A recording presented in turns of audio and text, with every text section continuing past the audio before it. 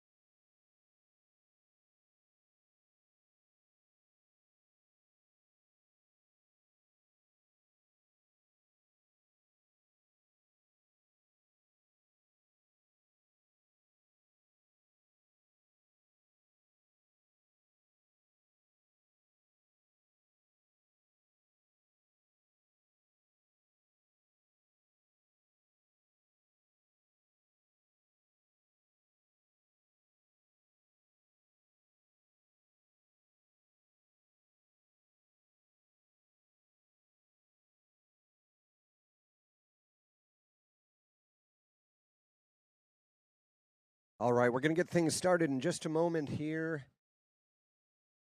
Well, we had a little scare with the weather, but it looks like our weatherman did his job and is going to bring us a little bit of warmth. And, there's a little bit of sunshine almost trying to peek through out here. So it looks like conditions may be a little better than expected, even. So that's a blessing. As here comes our Mastercraft towboat down the lake, running our second simulation pass. Today is all about the finals. We're having a head-to-head competition between some of the best water skiers in the world. Starting with our female competitors, this head-to-head format is going to run as follows. We'll have the top seed skier running against the number 8 seed skier from yesterday's preliminary rounds. We've got everybody all organized here in a bracket, and we'll get started here in just a moment. The way things run is top seed skier has a choice of either choosing their favorite boat and boat crew, or they get to choose to go first or second, depending on which they prefer. One little catch, though, is whoever goes first sets the score that then the second skier has to beat in order to move on in the bracket. So there are no ties here. If you go second, you will need to beat your competitor in order to continue on. We saw some really great performances yesterday. A couple of highlights. Brooke Baldwin went out there and ran all the way through her 39 off and got one buoy at 41 off. That put her at the top of the bracket right now. And so she'll have the choice now which boat she would like to ski behind, or she'll have the choice of whether she wants to go first. And then that will leave Taryn the option of choosing the other.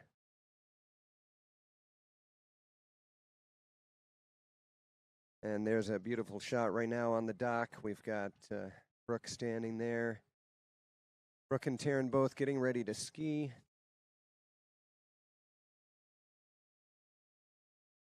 I would say the temperature's probably in the high 60s right now. A little bit of a breeze coming out of the east, but really not too much wind. Looking like conditions are really good to give these athletes an opportunity to perform at their highest.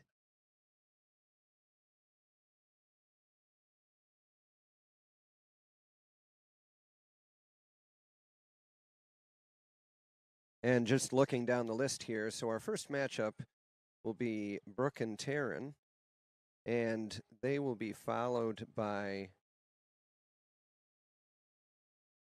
another matchup. That'll be between Whitney McClintock and Allie Nichols. Excuse me, Allie Garcia.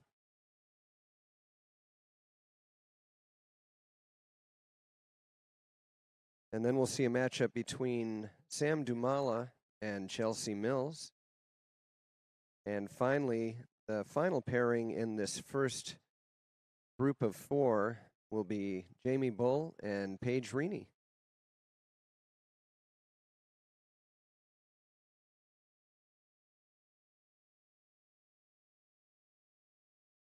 All right, looks like Brooke Baldwin in the water now, so she made the choice to go first.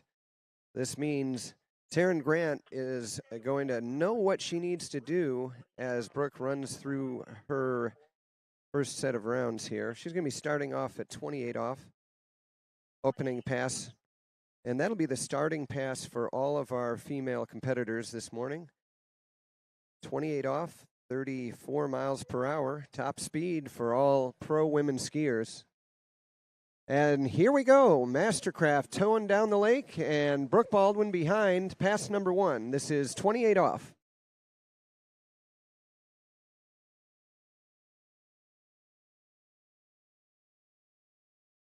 .28 off is pretty much the standard starting line length for a lot of the female competitors. Some choose to start at 32 off for their opening pass, but either way, this is strictly a warm-up pass to bring the body up to the speed and your brain up to the tempo of going down this lake at 34 miles an hour and making those turns and accelerating probably upwards of 50 miles an hour as they pull behind the boat, especially when they get to the shorter line lengths. And that is the thrill of slalom skiing.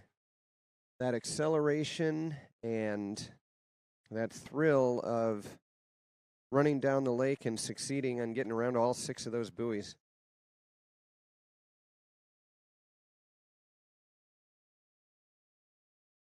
Yesterday, we talked a little bit about, for any viewers out there who aren't as familiar with the slalom skiing, it's a pretty straightforward sport. We've got entrance gates at the beginning of the course that the skier has to go through. They're the orange buoys. And as they go down the course, they need to zigzag down the course, first to the right, get around the 1 ball. And there are a total of 6 buoys that they have to go around as they continue down the lake. And finally, go through the exit gate at the very end. So it looks like the water is settled down now, and Taryn is in the water ready to go, so she will get her first pass here at 34 miles an hour, 28 off. So, pretty straightforward sport here. Let's get around all 6 buoys, get out the gate at the end. But it is then made a little more challenging on each successful pass. So after the skier gets down to the end of the lake, they're starting off at a particular line length. This is the 28 off, or in this case, we call it 14.25 meter line. Basically, your 28 off is starting with a 75-foot rope and taking 28 feet off of that rope. So when I'm saying words like 28 off, 32 off, 35 off, what we're talking about is a 75-foot rope and removing segments from that rope. Each segment is color-coded, so we can tell very clearly which line length segment we're on. So the yellow loop is going to have the yellow rope attached to the pylon in the boat, and that is your 28 off segment, or the 14.25 meter. And the meters is strictly, that's the length of the rope. A very simple way of looking at it. There are 14.25 meters between the pylon and where the skier is holding onto that handle on that 28 off line length. So warm-up pass complete. 28 off, opening pass. So now we will shorten up the line. And you will see the green loop on the pylon as we're now going to be at 32 off or 13 meters. Here comes Brooke Baldwin, pass number 2. She's pulled out to the left, and she'll get a nice gate, nice easy gate, as she cruises through this pass. Just getting things into a really nice rhythm there, turning around that 5 ball, and she's around the 6, and as I mentioned earlier, getting out that exit gate. Another successful pass. So with this head-to-head competition, Brooke runs that pass. That means Taryn will now need to run that exact same pass. So she's down at the end of the lake. We'll wait for just a couple of moments here for the lake to settle, and then Taryn will be coming down the lake on the same pass.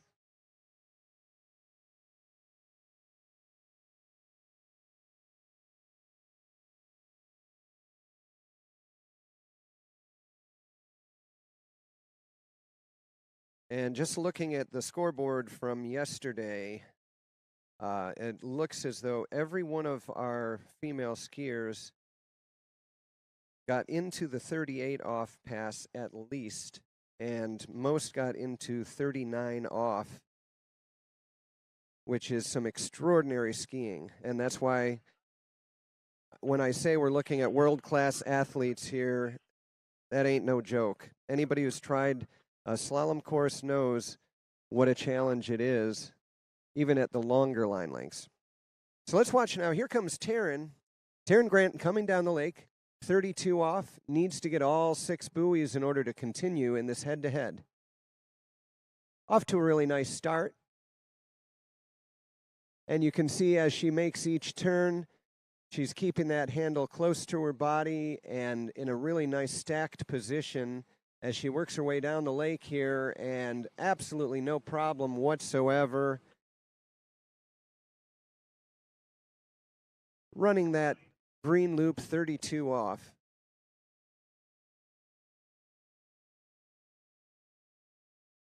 Looking at the replay here, you can see Taryn is just in total control at every turn, and then just getting just the right timing, let the ski cast out around each one of those buoys.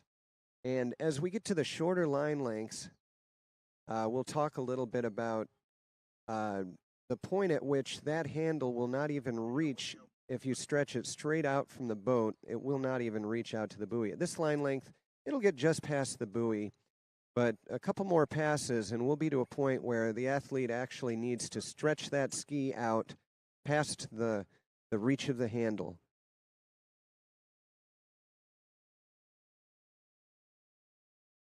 All right. Well, the water's settled now, and we will now be on the blue loop. So next loop is blue 12-meter line.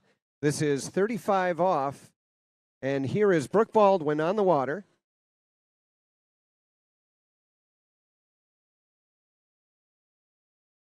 Great view from the boat on the webcast here, and we can see Brooke being really nice and patient as she does a very, what I'll call, fluid release of that handle at each one of those turns, and a nice looking 35 off pass.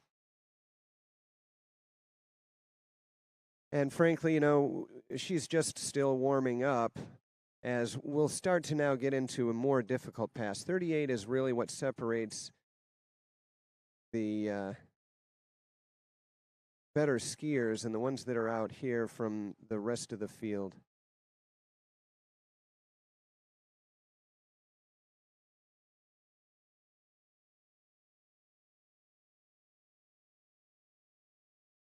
I'll take a few seconds now and let's thank Tony Drake for putting this whole thing together here at the Stillwaters Pro Challenge.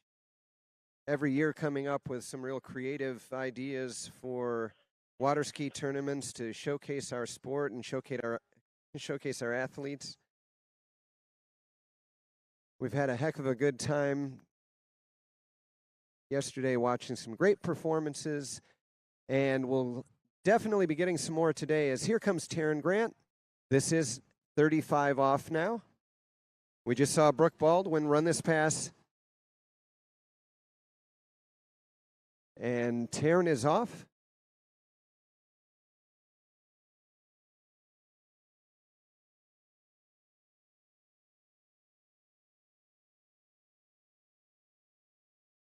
Nice start there, and she works her way through the course. All 6 buoys on that pass and out the gate. Good looking 35 off pass. Now I'm looking back yesterday in our preliminaries. This next pass, 38 off, that is where Taryn ran into some trouble. She got out around the 5 ball, but couldn't quite get that ski turned and out to the 6. Had a score of 4.5 at 38 off yesterday. And so she's going to need to work hard today to try to match up against Brooke Baldwin. Brooke had a stunning performance yesterday, 1 at 41 off. That's 2 more passes beyond here. But this is slalom water skiing, and we know anything can happen here. So let's watch now. You've got to run every buoy, all 6 on each pass, in order to keep going.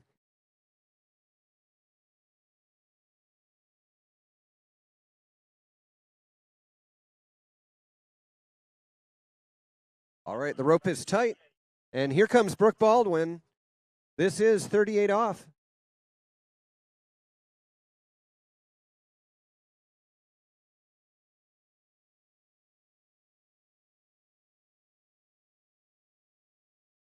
Brooke's off to a good start. A little slow turn there at 2 ball. She needs to work hard here. She gets around 4, I believe. Had a real slow turn there at 2 ball and couldn't get the angle she needed for 3. Had to work hard just to get from 3 to 4. So that is a surprise right there as Brooke leaves the door wide open. And we'll have to see what Taryn can do now. She knows what she needs to do. Needs to get beyond that 4 ball and get any piece of 5 in order to continue on.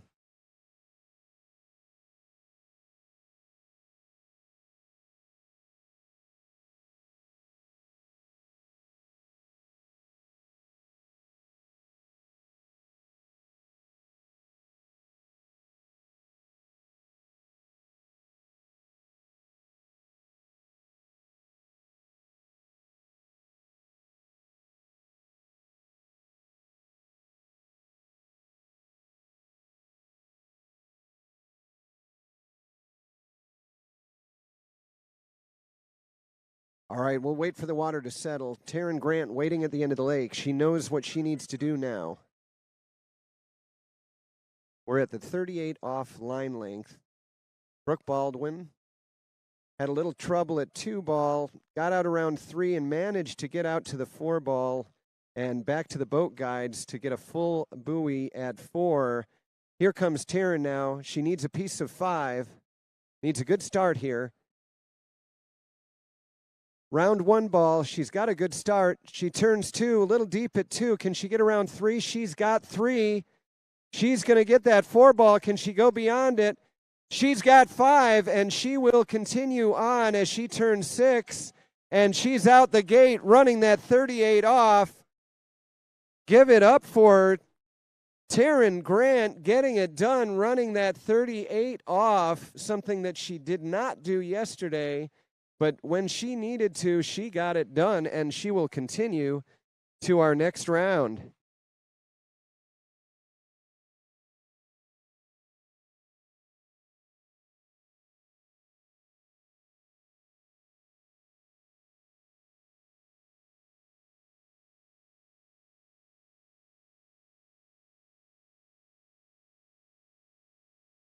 Wow, I'll tell you what, that is a bit of an upset when the top seed is taken down by the number 8 seed from yesterday. But as we said, anything can happen.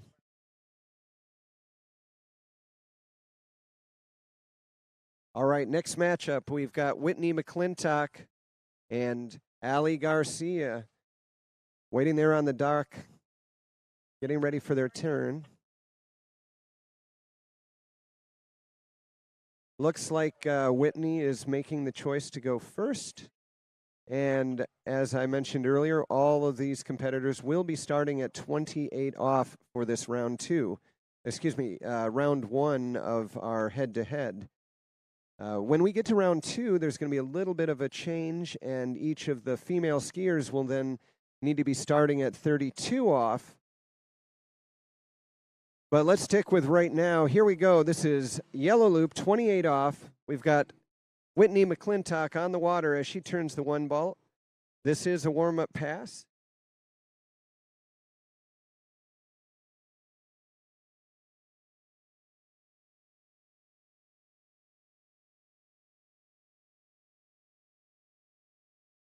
And as expected, Whitney gets around all 6 buoys. Yesterday, Whitney had a score of 4.5 at 39 off.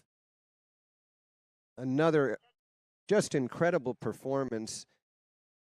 Getting through 38 and nearly clearing that 39 off pass. Whitney had a really good day yesterday.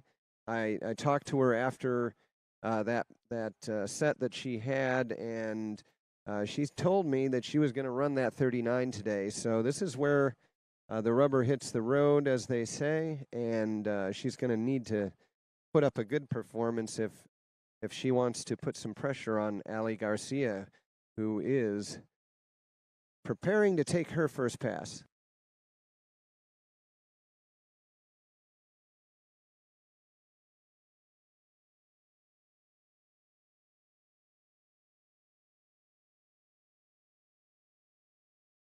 All right. The towboat at the end of the lake says the lake is ready, so they will tighten up now, and here comes Alex Garcia. First pass in this head-to-head against Whitney McClintock-Rainey.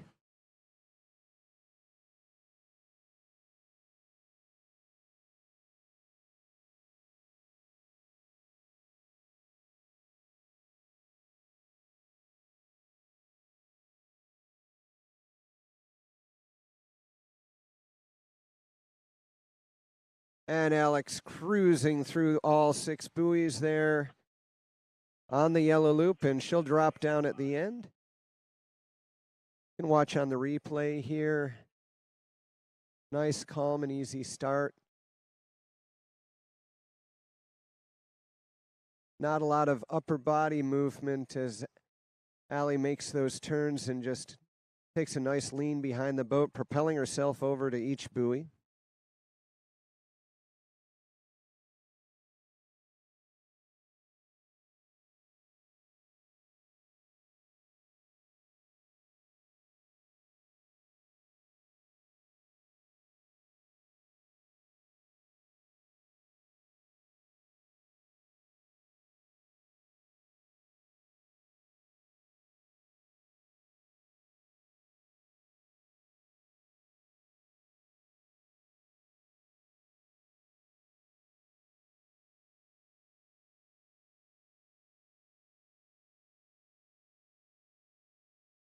All right, now on the water, here comes Whitney McClintock-Rainey.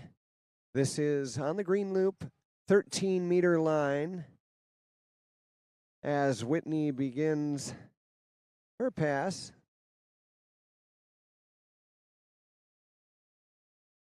Nice turn there at 4 ball. She comes around 5, broken forward a little bit, pulls a little long there to 6, but at this 32 off line length, Whitney can afford to make a little mistake and shake it off and just finish the pass.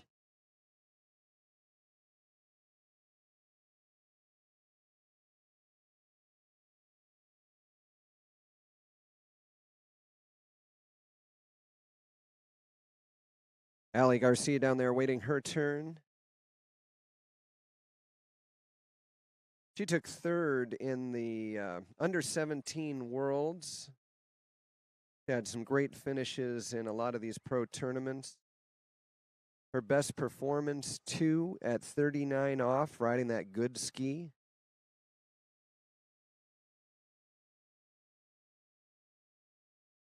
Did a lot of skiing down in Louisiana at UL Lafayette. But now she's in Oconomowoc, Wisconsin, right here at the Stillwaters Pro-Am, and she's in the head-to-head against Whitney McClintock-Reaney, and this is 32 off, pass number 2. As Alex comes down the lake, and nice turn at 1 ball. And she's in a really good rhythm as she turns 4. She's got the 5 and no problems turning 6 ball and out the gate.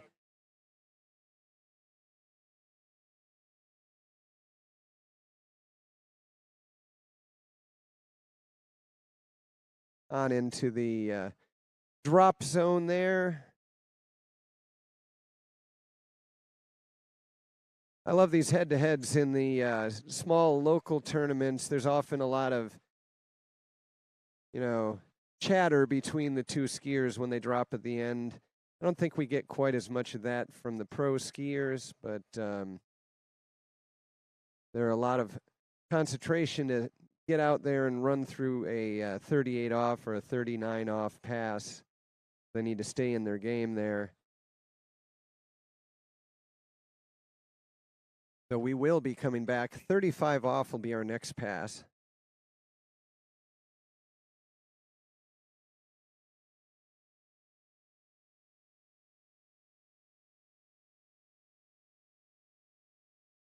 So Whitney McClintock-Reaney now, 35 off. That is 12 meters separating her from the pylon. As she comes in, nice view from the boat camera on our webcast here. And we'll watch her now turn a really good 4 ball. She's in good shape as she turns 4. And she's around the 6 ball, looking really nice there. Of course, Whitney, proud new mom, baby Zane. I've seen baby Zane hanging out around the lake here this weekend. Just as cute as can be.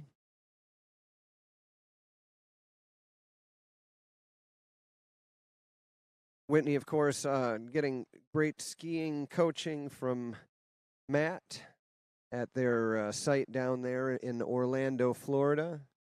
I mentioned yesterday I'd been down there and gotten some coaching from Matt down there a few years back. They've got a great setup there, not too far from the airport in Orlando.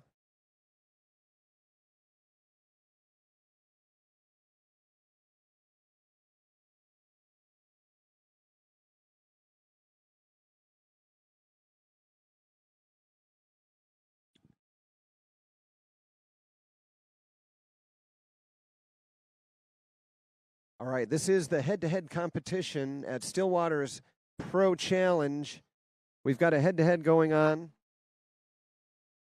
Whitney McClintock-Reaney just running her 35 off pass. Ellie Garcia now needs to match that to continue on as she gets off to her start.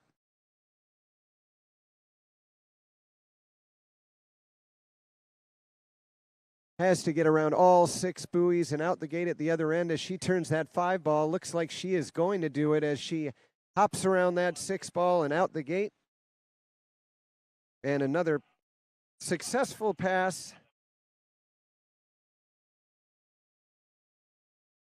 And as I mentioned earlier, when you start getting down to this 38 off pass, this is where the work really begins.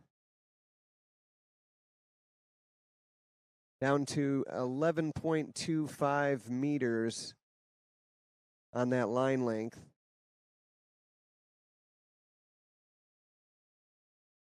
Our 2 skiers waiting down at the end side by side. Taryn Grant just got around all 6 buoys at 38 off, ran that pass, putting her into the next round. Which one of these 2 is going to be able to outski the other? That's what head-to-head's all about. Whitney McClintock-Reaney and Allie Garcia. Here comes Whitney.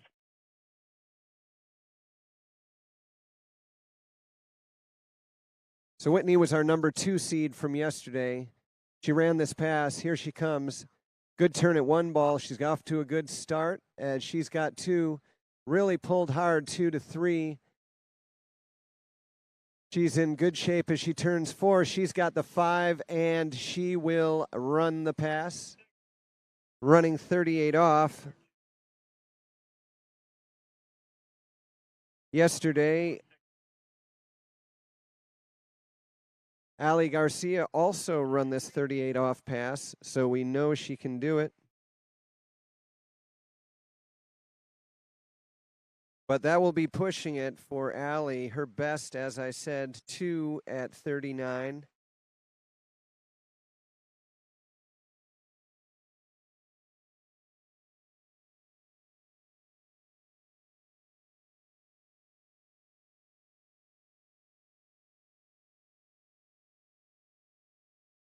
A little bit of wind out of the east, really not playing much of a part at all. This lake is just beautiful, well protected, and unless the wind is coming straight out of the south or the north, our conditions here are pretty much pristine.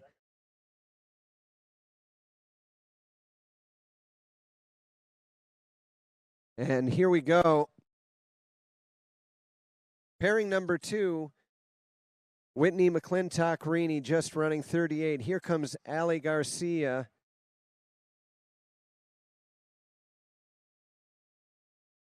Nice 1 ball. She turns 2, gets pulled up a little, and she will not continue. Just gets pulled up out of that 2 ball. See if we can see what happens on the replay here. She looked good coming out of 1 and just couldn't get that ski between her and the boat and just couldn't get that leverage. As she'll ski into the dock and her day is done, she'll be a spectator and watch Whitney McClintock-Reaney go on to the next round.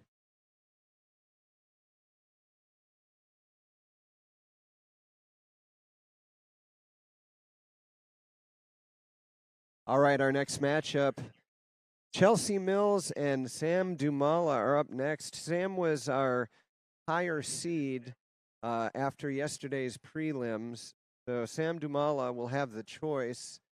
So far, in both of our previous pairings, the top seed skier has chosen to go first.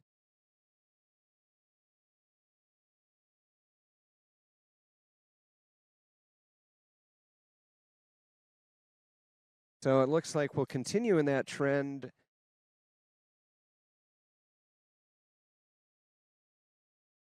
As Sam Dumala will go first off the dock here. And that gives Chelsea the choice of which of the 2 towboats she would like to ski behind. So it looks like she has chosen the blue Mastercraft.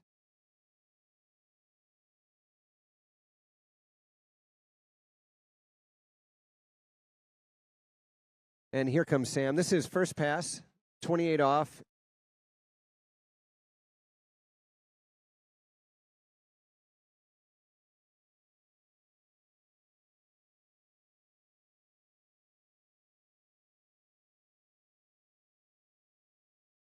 Really beautiful, calm style as Sam just makes it look so easy as she glides down this pass at 28 off. Looks like she's barely working out there.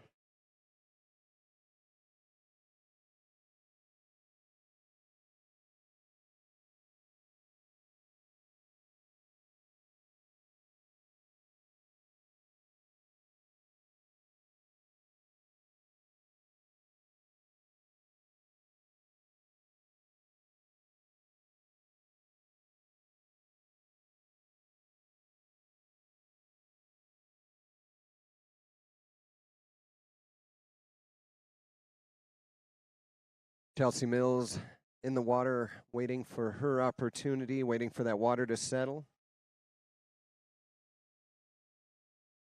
Sam Dumala at the other end of the lake just ran the 28 off pass. You can see the good ski that Chelsea is riding there.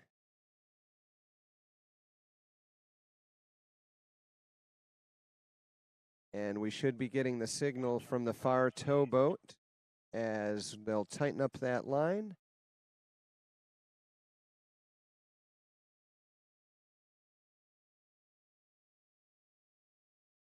And here we go, Chelsea Mills. This is our third pairing of the day. We've got 4 pairings total. 8 skiers made it through the preliminary rounds yesterday into this final round for the cash prize.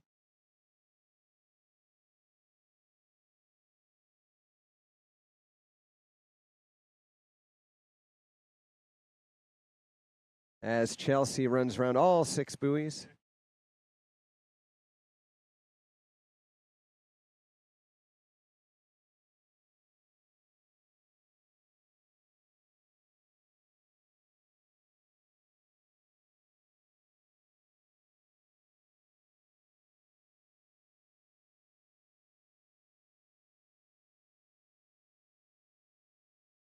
So Chelsea attended Bucknell University. She lives down in Cornelius, Florida right now. Skis with Chris Lapointe and Jen Lapointe down there. Drew Ross, another one of her mentors.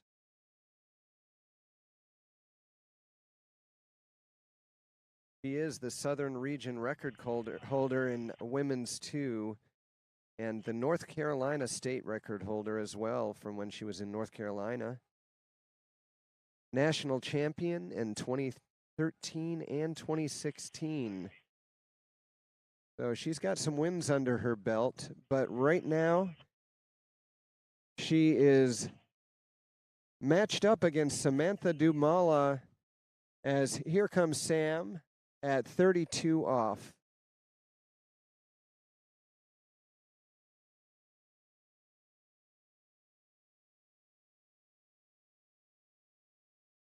Again, working her way through the course in a very nice rhythm as she is out around 6 and absolute perfection as she comes down the lake and just looks so nice.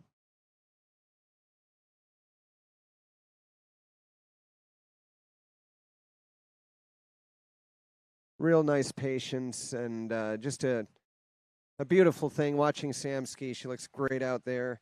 As here comes Chelsea up next for this 32 off pass.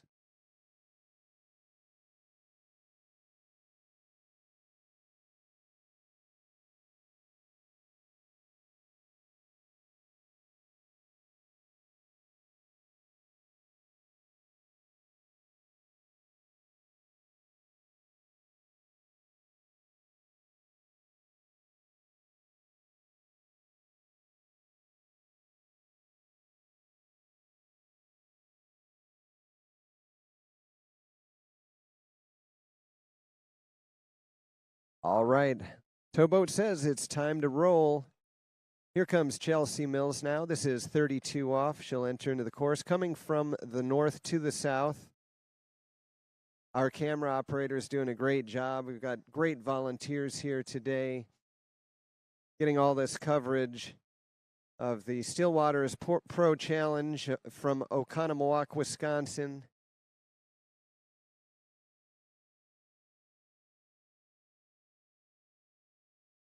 Chelsea with that up and forward reach as she turns each buoy and gets around all 6 at 32 off. All right, the warm-up passes are over. We are now to the 35 off line length, the blue loop. This will be 12-meter line.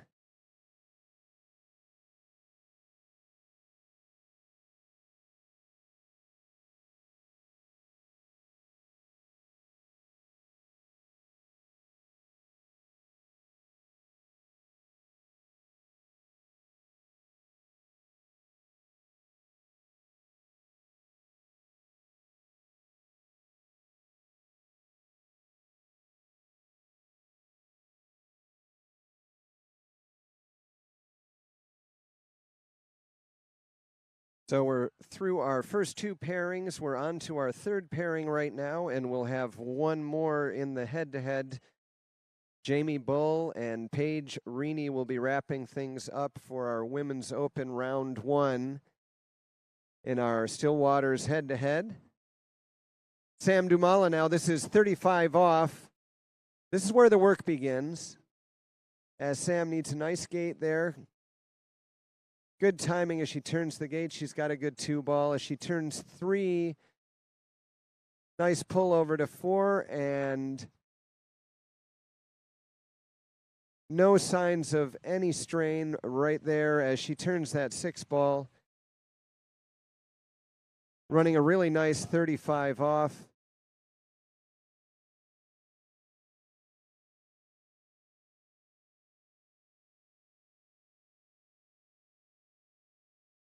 Little breezy today, but the wind is coming from east to west across the lake. And down on the water, they're really not seeing much of an impact. Temperatures in the upper 60s, I would say, right now. We're hoping to get into the 70s, low 70s maybe if we're lucky today. So a little bit of a different temperature than what a lot of the athletes experience down in Florida where they train a lot.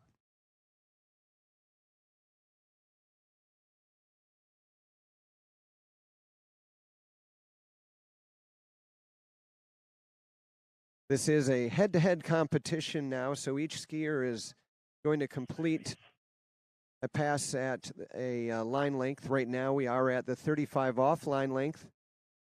This is the blue loop, as here comes Chelsea Mills now. Needs to match the complete pass that we just saw Sam Dumala. And 35 off is the line length as she comes down the course. And watching the camera in the webcast, looks like Chelsea throwing up a spray down there at 6-ball and looking like she's in good shape at 35 off.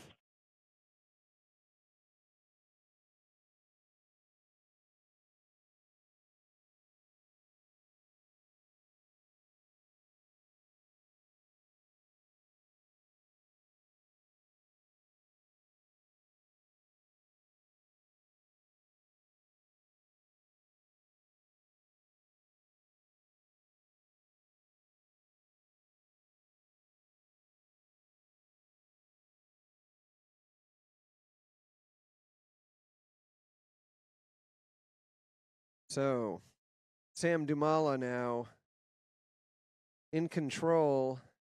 She's going to set the bar for Chelsea Mills as the top seed.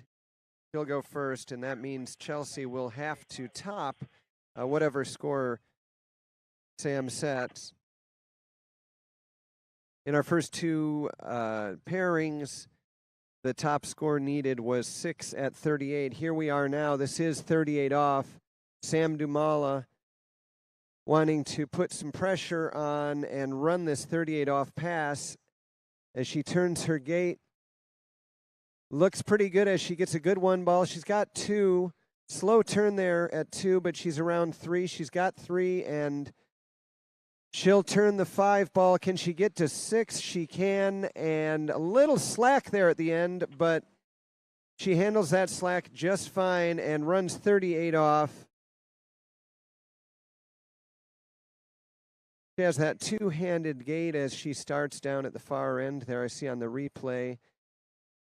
Had a little trouble there at 2-ball, but cleaned it up by the time she gets down to 5-ball. Pulls a little bit long to get out to the 6, generating that slack, but no problem getting out around the buoy and completing that 38 off pass.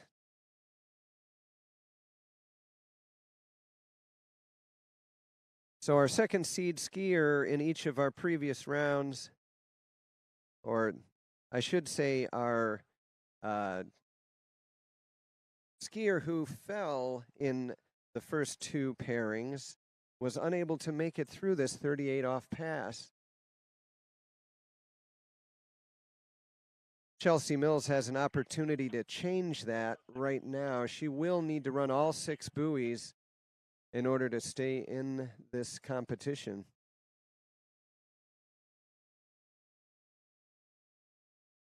And here comes Chelsea now. This is 11.25 meter line. Has to run this one. Gets a good one ball. She turns 2. Little slack there at 2, but she's around 3. 4 ball again, not too bad. She turns 5. I think she is around the 6 and out the gate. And we have 2 complete 38 off passes for the first time today. And we will get a look at some 39 off action.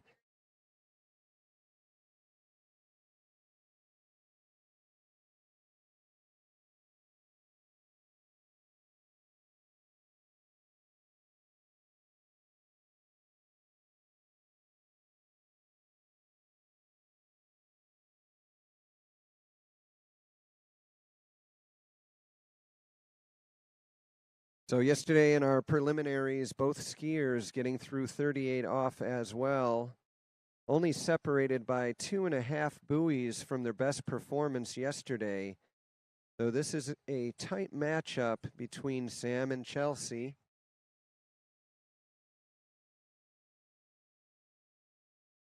Yesterday, Sam getting around the 3 ball, putting in a score of 3 at 39. Chelsea getting a half. Sam now goes out. She needs to set the bar as she pulls out. Two-handed gate. Needs perfect timing as she turns that gate. Nice one ball. She's got 2. Pulls up a little there, and it will be 2 at 39 off. And Chelsea knows what she needs to do now.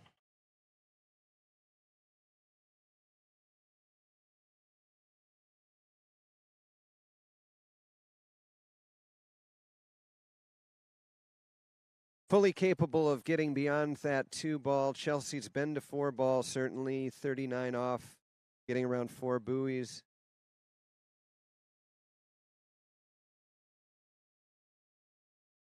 But this is head-to-head competition.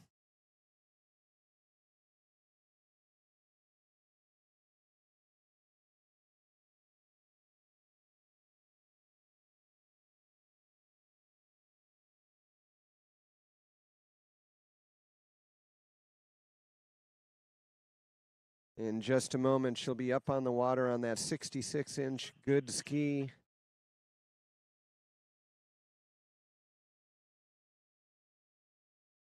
Being towed 10.75 meters back from the boat. And the loop color is neutral on the pylon. And here we go. This is 39 off. Needs a piece of that 3 ball to move on. Needs a good gate here as she turns through the gate. Turns that 1 ball. She's in shape to get 2. She's got 2. Can she get the 3? Ooh, it is close. Does she get it? We got a fist bump. Looks like 2.5. And she does have 2.5. And Chelsea Mills will continue on.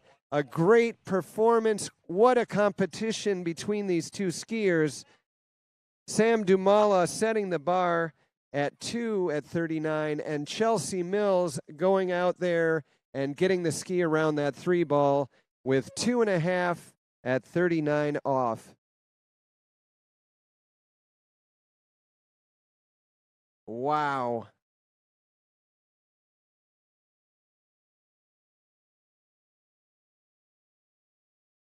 So we're setting ourselves up for a great finals. We've already got Taryn Grant seated up against Whitney McClintock-Reaney.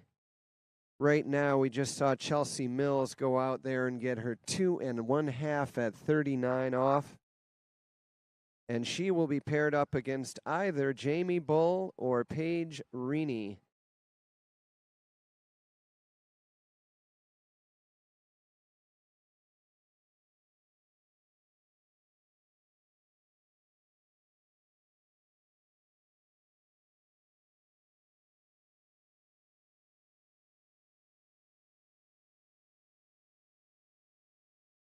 And here come our two towboats. Again, Jamie Bull and Paige Reaney.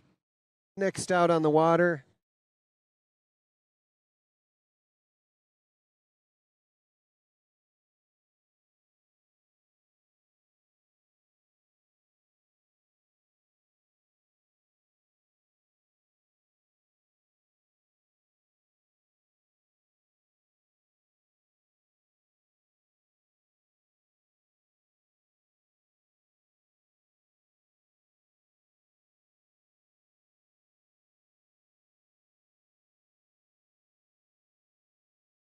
Good look on the dock there of Jamie waiting her turn. And Paige there prepping to take to the water. Looks like from where they're standing, yeah, Jamie is going to take the first shot. She'll be going out at 28 off for opening pass. And Paige will know what it is she's going to need to do on each one of these passes.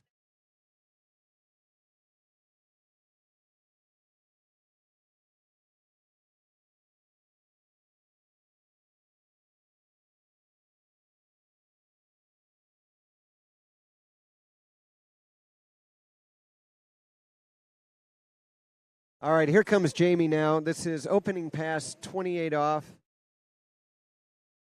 Going to get out here, get a feel for the water today. Of course, the skiers here already skied 2 rounds yesterday. All the comments I heard back were that the lake is skiing just great. Wind is shifting around just a little bit now, kind of out of a northeasterly direction, but more east than north.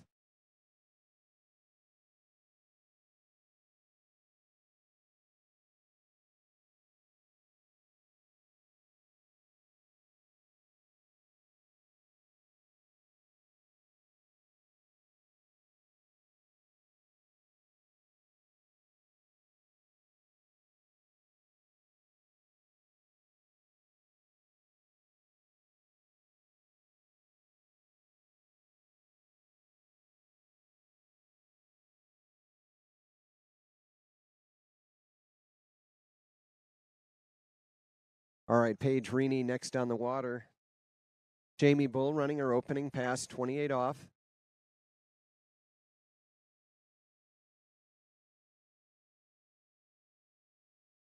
If you're joining us on the webcast, thanks for tuning in. This is Stillwaters Pro Challenge. We're in our finals right now. First round of finals, head-to-head competition. We had our top 8 skiers from yesterday doing our women first, and then we'll have top 8 men coming up in just a few moments. And right now you're watching Paige Reaney as she goes out for her opening pass in a head-to-head against Jamie Bull. One-handed gait, getting that timing as she turns in and works her way through the course. This is her warm-up pass as she works down the lake at 28 off.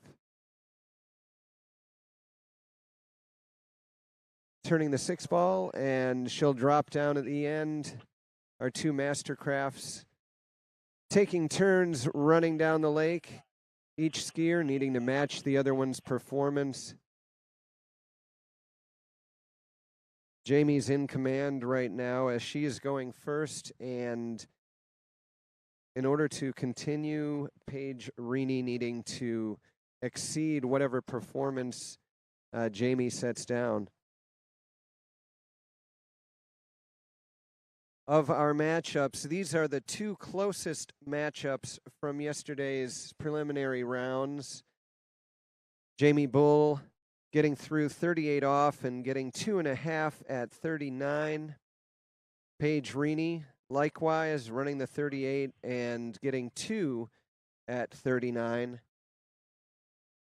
So this will be a tight matchup. And we're hoping we'll get through 38 and see how deep they can get into that 39 off pass. But we've got to get through a few more buoys before we get to that point.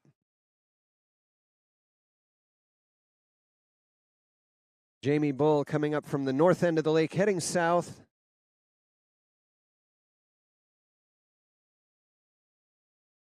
"13-meter line.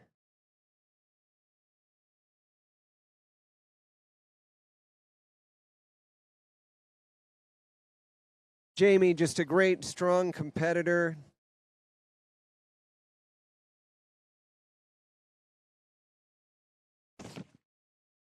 Coming off a great Masters Championship victory.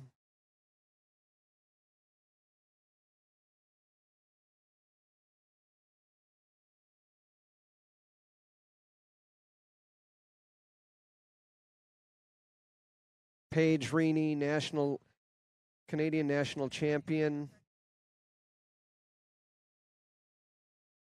Had great success at Pan Am Games, making podium in trick, slalom, and overall. Great overall skier. Down at the other end of the lake right now, looking at a 32 off pass number 2.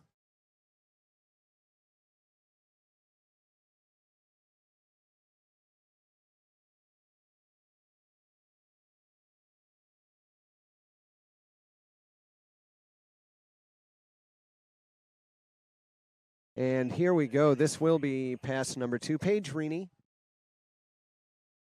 32 off.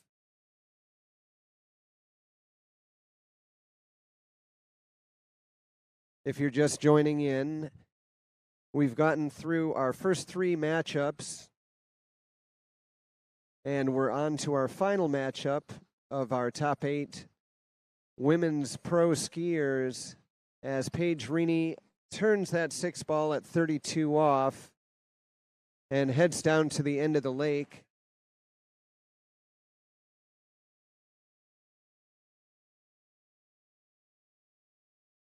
Brooke Baldwin matched up with Taryn Grant, and Taryn running that 38 off pass, got it done and is into the next round. Whitney McClintock-Rini and Allie Garcia with their matchup, both getting into that 38 off pass as well. Whitney completing and moving on. So in a little bit after we see the men, we'll come back and we'll do a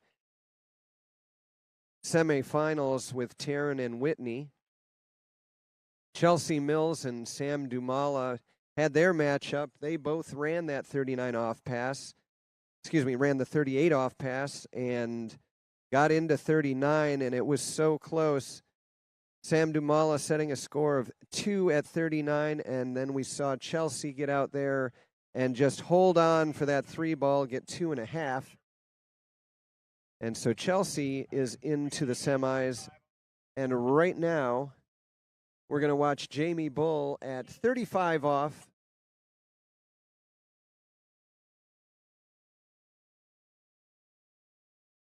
So first 2 passes, generally we're expecting 35 off. We start working,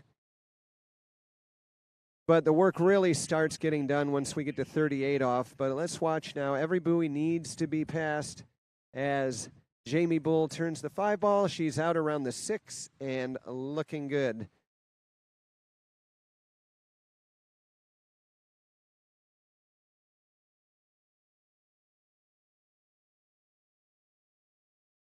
And we'll watch her on the replay here on our webcast.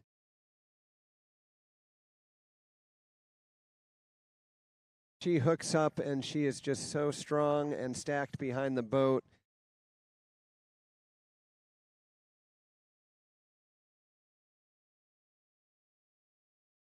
And there is Paige Rini waiting for her turn at 35 off.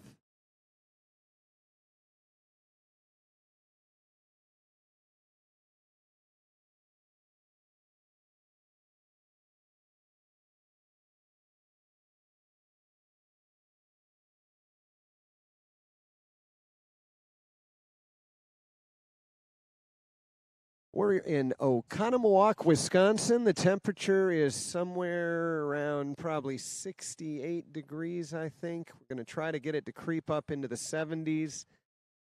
And we've got pro women's slalom skiing going on. This is head-to-head competition. First round have 8 skiers. We're down to the last 2. And Paige Rini taking to the water. This is 35 off. As Paige turns 2 ball, she's around 3. Nice turn at 4, no trouble there as she heads to the 6 ball and out the gate. 35 off, not a problem for Paige.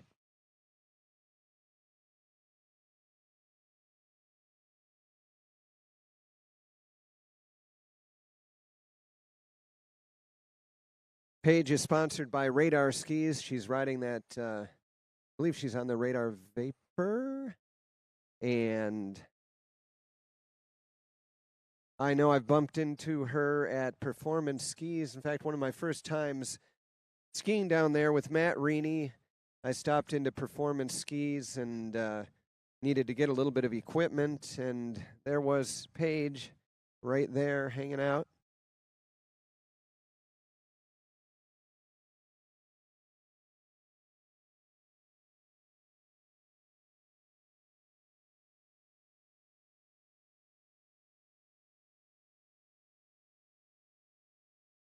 So we've gotten through the blue loop, that is 35. Now we are on the violet loop. So if you see on the pylon that violet colored rope connected, that is the 11.25 meter.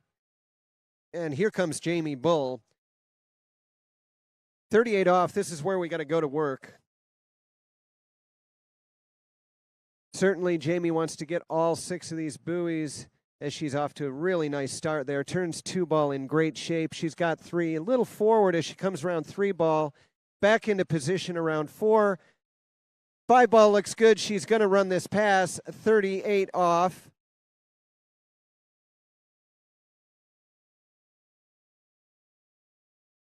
And that will force Paige Rini. She must run all 6 buoys at 38 in order to continue on.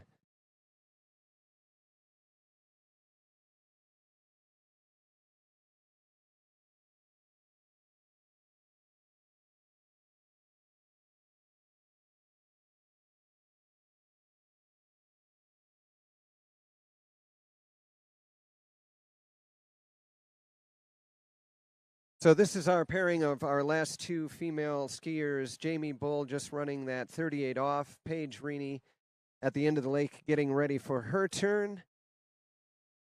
Coming up next, we'll have our pro men's slalom. 8 competitors in our pro men. We'll run through our first round of head-to-head for our men's skiers following the women.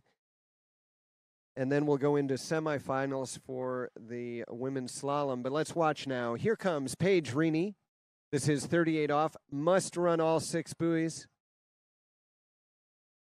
As Paige turning that 1 ball. Looks like a nice 1 ball. I'm watching the webcast as she turns 2. Turning 4 ball, a little broken forward there. She's a left foot forward skier. That 4 ball gave her a little trouble, but she holds on out around the 6 ball and running 38 off. We will continue with this head-to-head. Can we get through 39?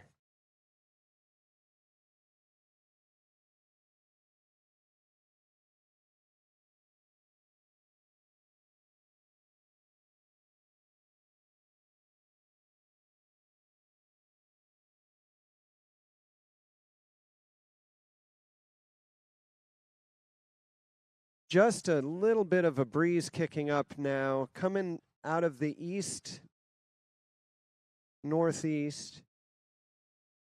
That will give just a slight headwind to our skiers as they're coming through the gate, heading for the 1 ball. They're probably going to feel a little breeze. On down the course, I'm really not seeing much of a change from the wind.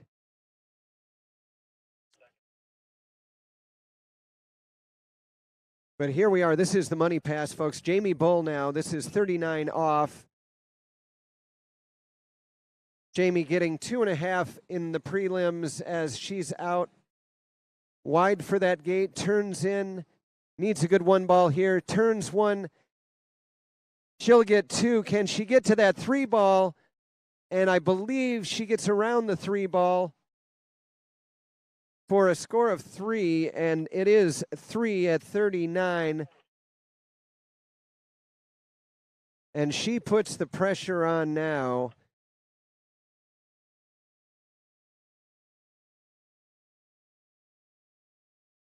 That is a fantastic score of 3 at 39 off. Paige in the water there, just smiling, thinking about, here's her opportunity. Try to get a good 1 ball, move her way down the lake, and continue on to that next round.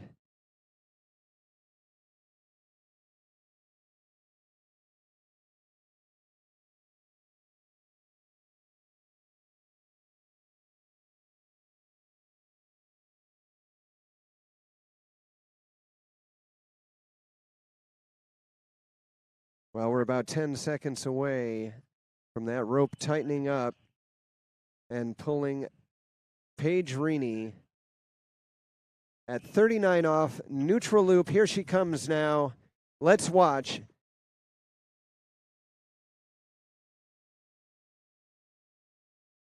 One-handed gate as she pulls around, turns through the gate. She'll get a good 1 ball there. Can she get around that 2? She might have 2. Can she get the 3? I don't think she quite gets to the 3 ball, and that will be 2 at 39 off. Just great skiing out there. I believe that is matching her tournament best of 2 at 39. Needed to have a personal best today and a tournament best in order to match what Jamie Bull did with 3 at 39 off. Just great skiing. And Jamie will be going through to our semifinal round, matched up against Chelsea Mills.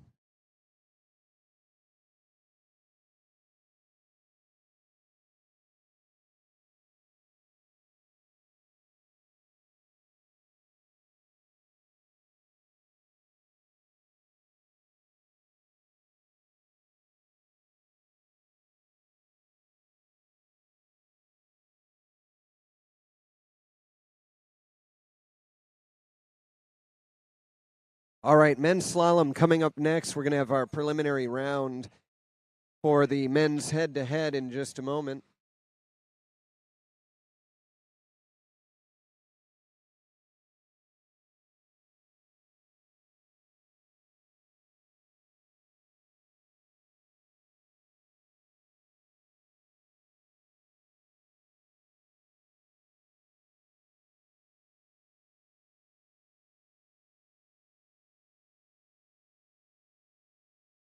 All right, our next matchup, our top seed from yesterday's prelim rounds, Nate Smith, number 1 seed, matched up with Zane Nicholson.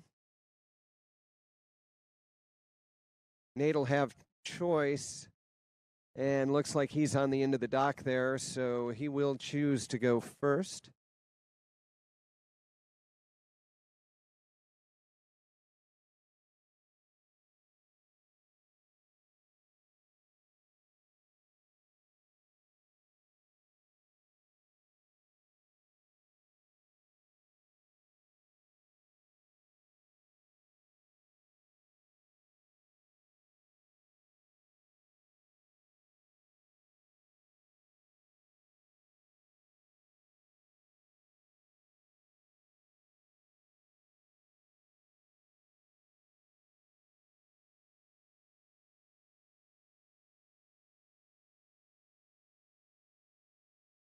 All right, starting off with our pro men's slalom first round of this head-to-head Stillwaters Pro Challenge. We've got Nate Smith, world record holder, on the water. All of our men will be starting at 32 off in this first round of head-to-head.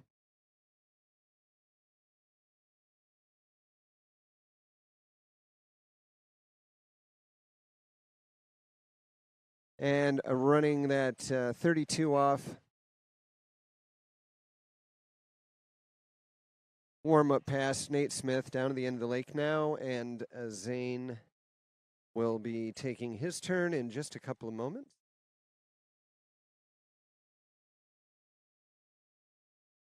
If you're just joining us on the webcast, we just completed our Open Women's first round of head-to-head. The way this is working, we've got top 8 skiers from yesterday's competition matching up in a head-to-head format. First skier goes out and sets the bar. Second skier needs to go out and beat the first skier in order to continue on.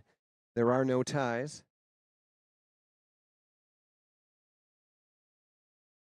We'll get through our first round of 8 and bring it down to 4 for our semifinals, and then our final head-to-head for the women and then the men. But right now we're in our first matchup for our open men. Nate Smith just running 32 off on his first pass, and Zane Nicholson is in the water getting ready to roll down that lake. 36 miles per hour on the 13-meter line.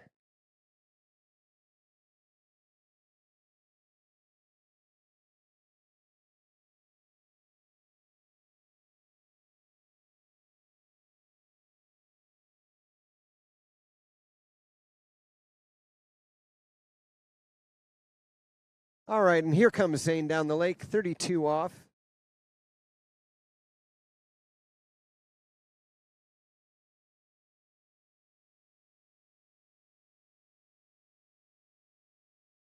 Zane out of Gallatin, Tennessee.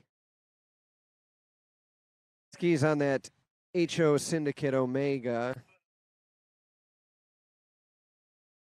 And has no problem running that 32 off pass. We're just watching on the replay here on our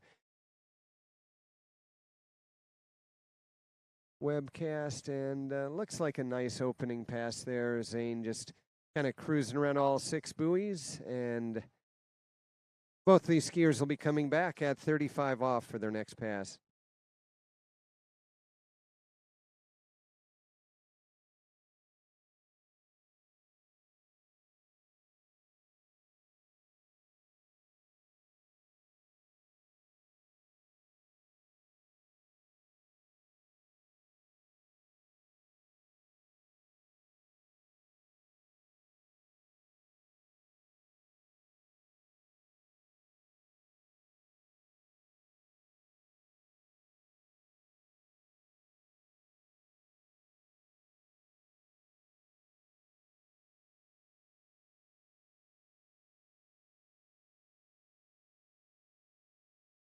All right, now at 35 off, Nate Smith, 36 miles per hour.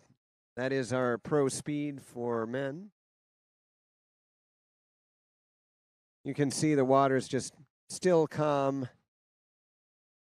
And 35 off, no problem for Nate Smith.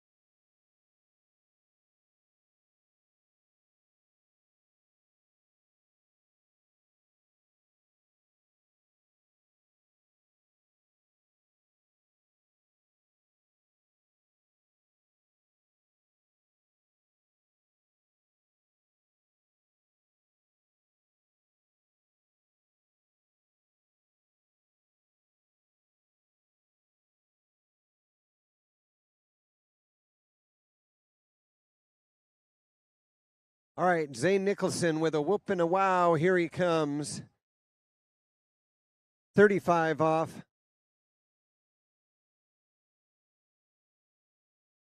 Oh, it's making some fun and excitement. Zane Nicholson as he comes into the course. Nice turn there at 5 ball. He's got the 6 and he's out the gate.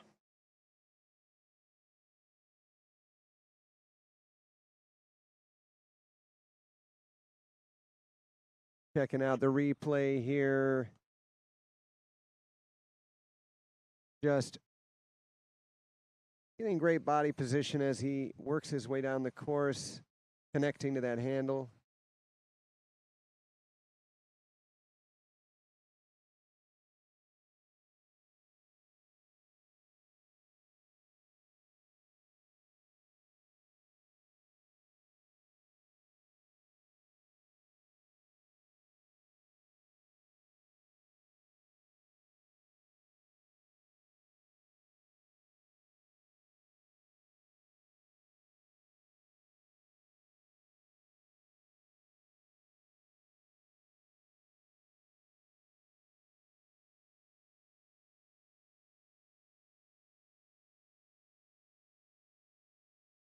All right, water's calming down. We're ready for our next pass. This will be 38 off. Nate Smith in the water down here at the south end of the lake.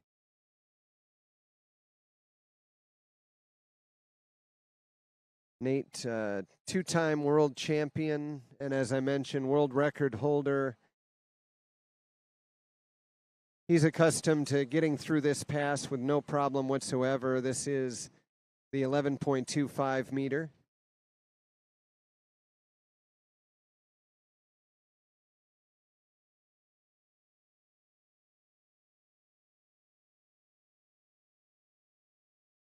And a nice looking 38 off pass.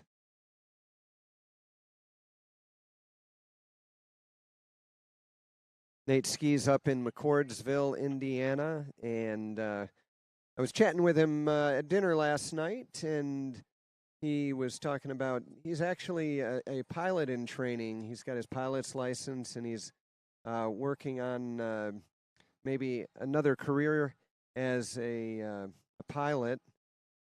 So he's been spending a lot of time this winter behind the wheel of an airplane instead of a boat.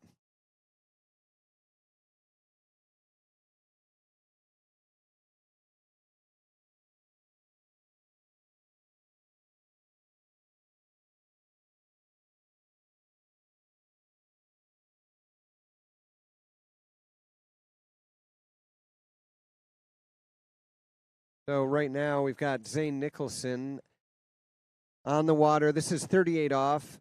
Nate Smith just running this 38 off pass.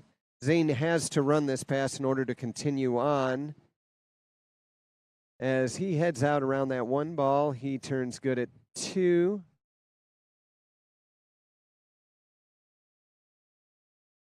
And no signs of trouble as he turns 5. He's around the 6 and little bit of he got some slack there at 6, and he doesn't hold on.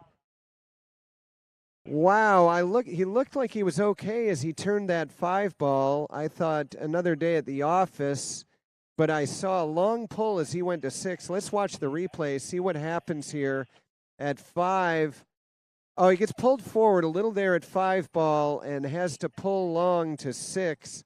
And just can't manage the slack that he gets.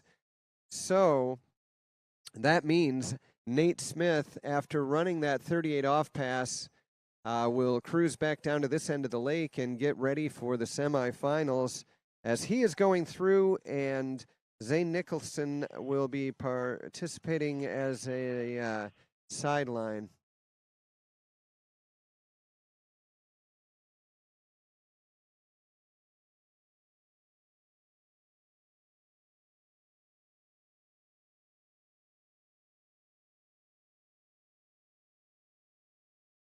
So we've got an opportunity here. Nate Smith wants to get a feel for this 39 off pass. He's going to go ahead and run back on down the lake at 39. Let's see what he can do.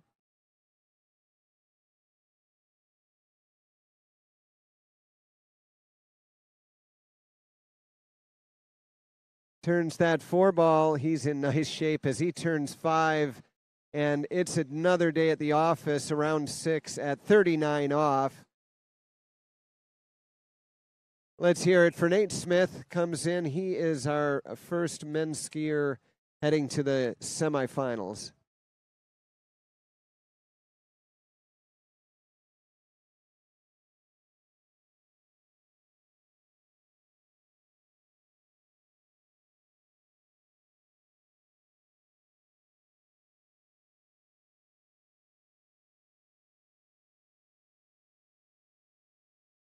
Okay, down on the dock, getting ready. Who do we have? Looks like Joel and John. Joel Poland and John Travers will be our next matchup.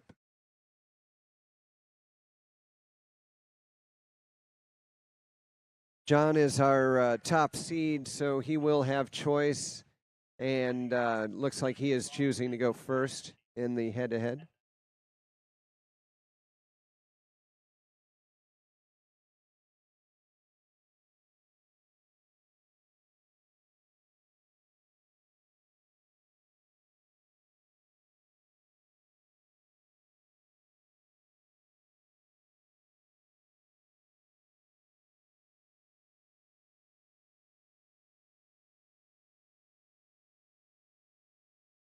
All right, as mentioned earlier, all skiers will start at 32 off in this round. When we move into the semifinals, the next round for men's slalom, the skiers will be starting at 35 off for their first pass. But right now, here's John Travers on the water, 32 off, green loop.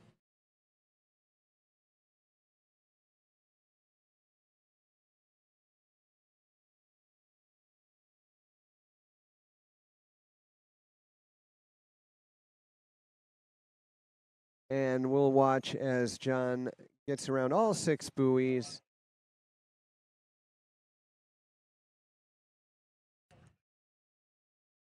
Waking up and getting ready to get the job done here on the lake.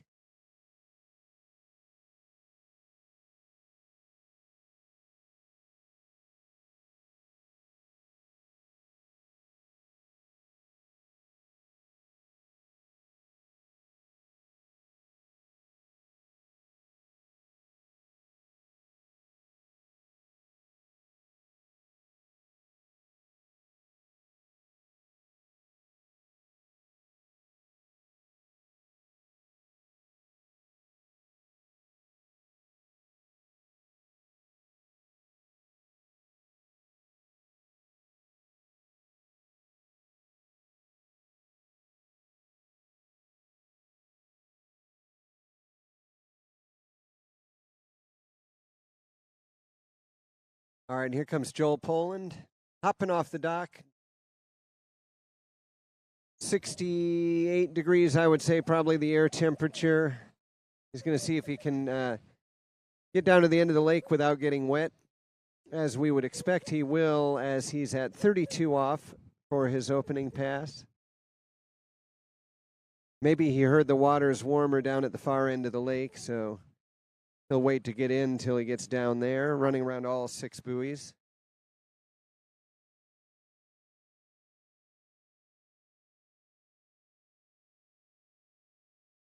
Recently set the overall world record for free event skiing. He's taken 3rd at Worlds in jump and overall.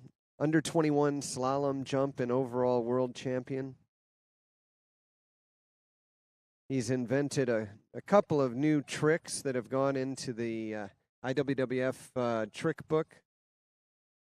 So a great overall skier and doing a really good job slaloming this weekend into the head-to-head here.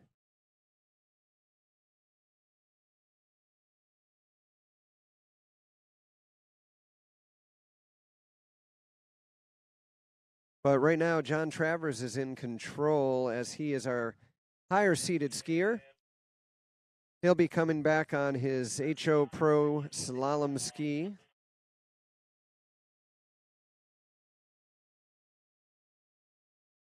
All right, towboat up at 36 miles per hour. This is 35 off. Here comes John Travers. Good turn at 1 ball. He's looking very comfortable as he turns 3.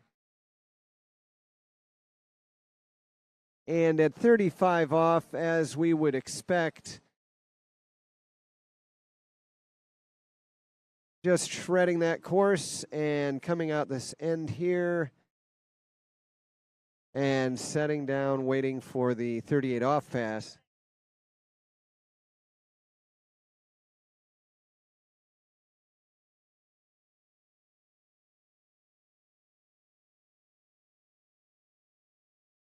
So John Travers with his own accomplishments, U.S. Masters, Pan Am, Lake 38, under 21, World Slalom champ, just great resume, keeps going. He's down there at Sunset Lakes, outside of being an amazing water skier. He does so much work down there, keeping the water ski courses all working and keeping up with the technology down there. Expert on all things water skiing.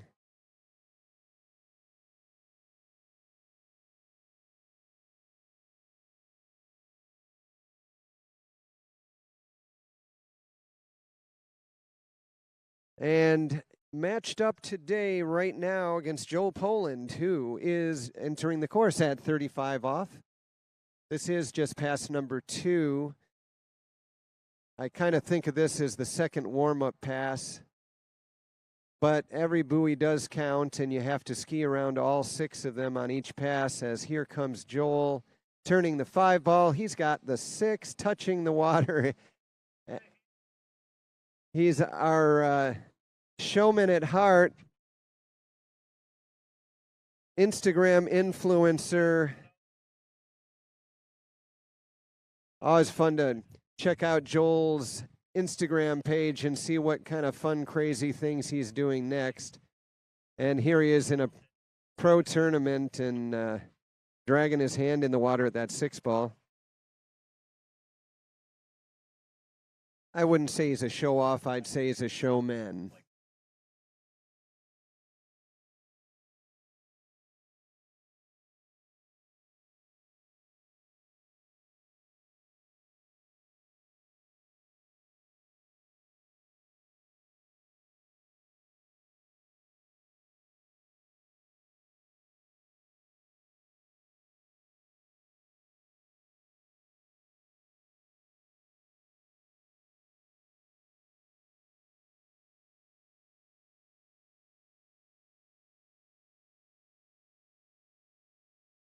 All right, here we are. This is the Stillwaters Pro Challenge. We're in Oconomowoc, Wisconsin, and we are in the semifinals. No, sorry, we are in the preliminary head-to-head round for today. Semifinals coming up. We've got our top 8 pro skiers on the water right now. Jonathan Travers heading out 38 off. This is pass number 3 for our skiers. 38 off. We're going to start working here.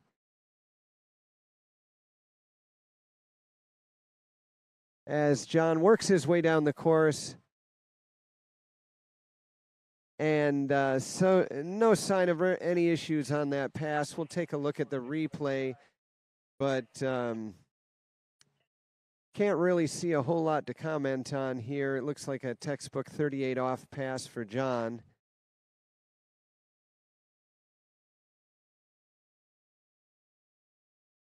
As he's turning all 6 buoys there and out the gates and just waiting to come back at 39.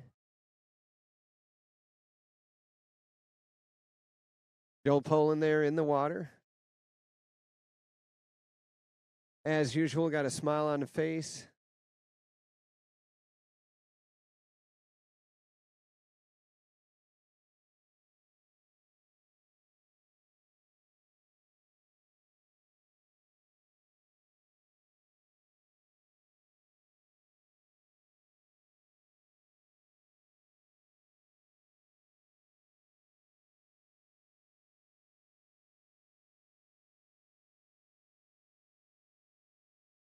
Okay, the violet loop is on the pylon. That means we are at the 11.25 meter line. Joel Poland on the water now.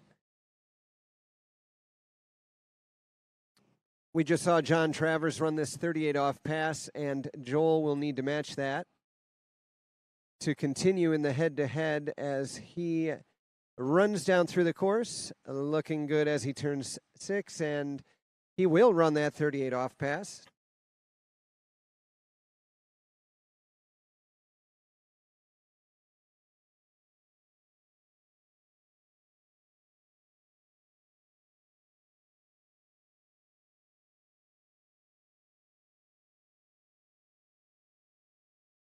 Yesterday, both of these skiers getting through 39 off, getting into 41.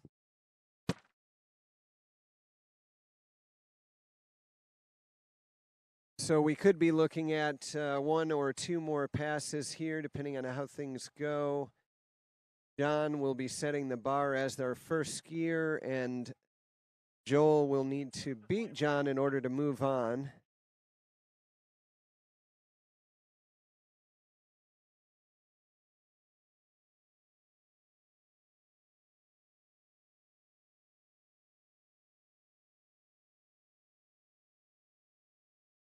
Okay, we've gotten through the violet loop. Violet is the 11.25 meter line. We're now on 10.75. Neutral loop, this is 39 off. John Travers on the water. Matchup number 2 for our head-to-head. Needs a good start here, and he looks like a good start as he turns 2 ball. He's got 3 and turns 4. Has to work hard as he goes from 4 to 5, breaks forward, and he is down around 5 ball.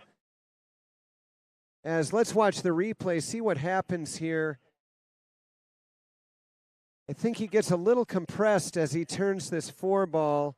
Pulls hard and long as he gets out to 5 and cannot handle that extra speed. Spins out the tail of his ski around 5 ball. So that will be 4 1/2. Yeah, he had a hard time getting the ski in the water coming around the 4 ball. Kind of rose up on the tail. And when he turned 5, he had that rock forward that kicked the tail out. And that was it. So 4 1/2 at 39 off, and that will open the door for Joel Poland. Joel ran the 39 off yesterday, and I believe, let's see, it looks like he got 3 1/2 at 39. He got into 41. I think it was a half at 41 yesterday. So we know Joel can get through this pass. But this is head-to-head competition. He must beat his competitor, John, as he's around the 1 ball. Let's see what happens as he comes down the lake, turns 2, and he spins out the tail at 2 ball, going down early at 39, 1 1/2. That means John Travers will go on with that 4 1/2 at 39 off.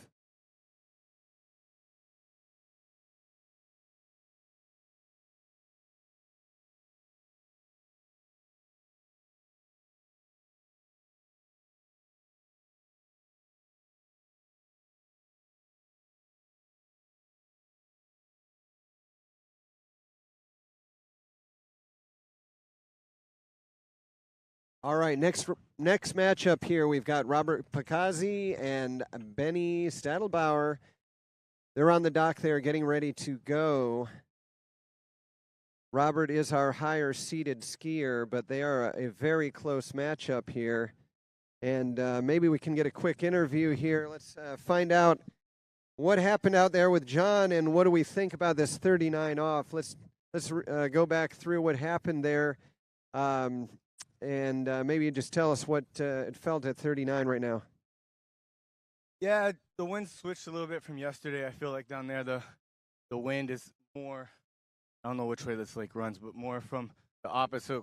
Yeah, so out of the east, and I just trying to get a good gate. My gate at 38 was terrible. I was just like, with the boats not getting up quite up to speed, it's kind of tricky in the gate. So, but I just was worried about the 2-4 offside turn, so I got a really good 2 there, and then when I got a really good 2, I lost the line in the 3 a little bit, but I got it done. It was good. Yeah, you got it done. I saw you a little rock back around 3 there, or excuse me, it was 4 ball. You rocked back a little bit and then took that hit coming around 5, kicked out the tail, but that was enough. Joel went down early at that 39. I don't know if if you saw what happened with him. Yeah, he was giving me, talking his know-it-all at each end, and kept telling me about my 2-4. So that's karma right there for him at 2 ball. Karma at 2-4. Well, good job there. We'll see you in the semifinals in just a little bit.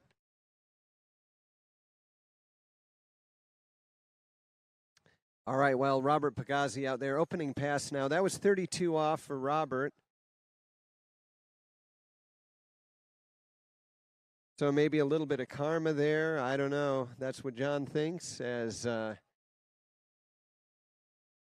Joel goes down early at 39, and we will see John Travers move on to the semifinals with that 4.5 at 39 off. And Robert Pagazzi running 32 off, and that means that Benny Stadelbauer will be our next skier.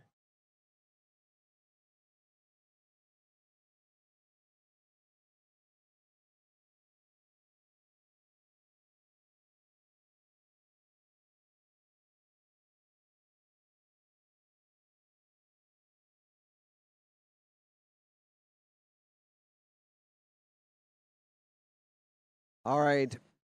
Team Syndicate, Benny Stadelbauer out on the water. Loves to work on water ski development when he's not out here chasing the buoys himself, as he is on his opening pass here. This is 32 off on the green loop. Pass number 1.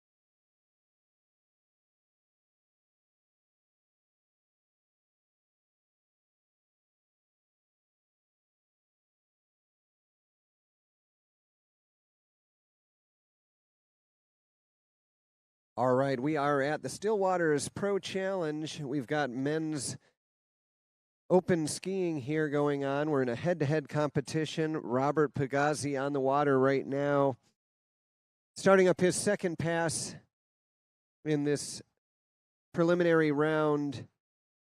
This is 35 off. Robert seemed to break forward there a little bit at 1 ball, but looks good as he continues through the pass now, as he turns the 5 and out around the 6. Looking down at his ski, I don't know what he's seeing down there. Let's watch the replay here as he gets his start.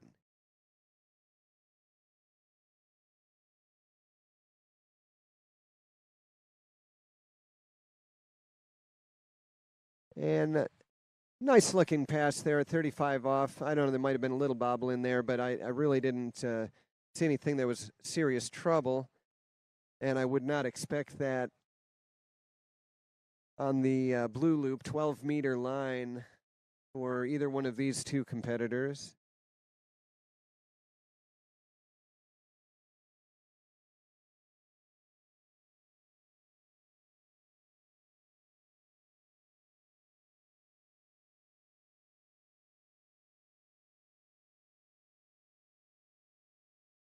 So yesterday in our first 2 rounds of skiing, Benny Stadelbauer getting 1.5 at 41 off to get him into these finals today. And in this matchup, against Robert Pagazzi. And here comes Benny now. This is 35 off. Watching Benny as he comes down the lake from the north to the south. Has that nice tall reach as he turns each buoy and gets around all 6. And he will move on to the next pass, which will be 38 off Violet Loop. Coming up next.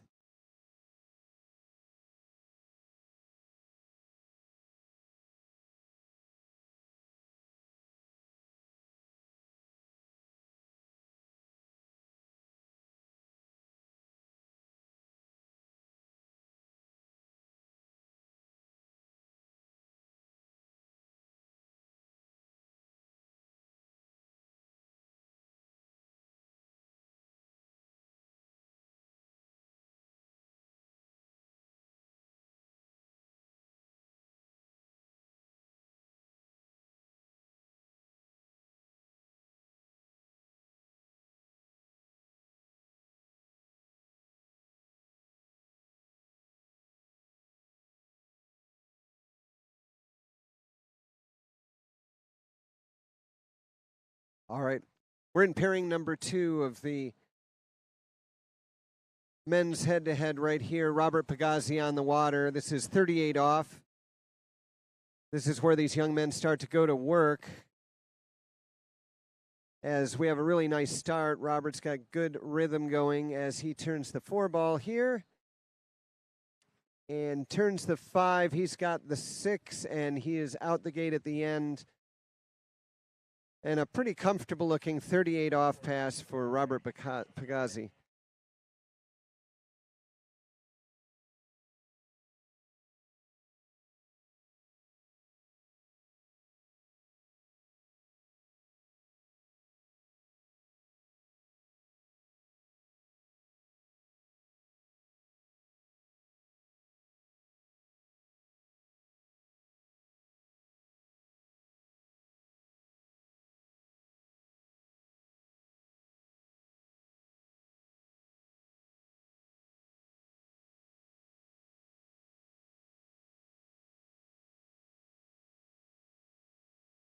So Benny Stadelbauer getting ready for his 38 off pass. We just saw Robert Pagazzi run down the lake at 38 off.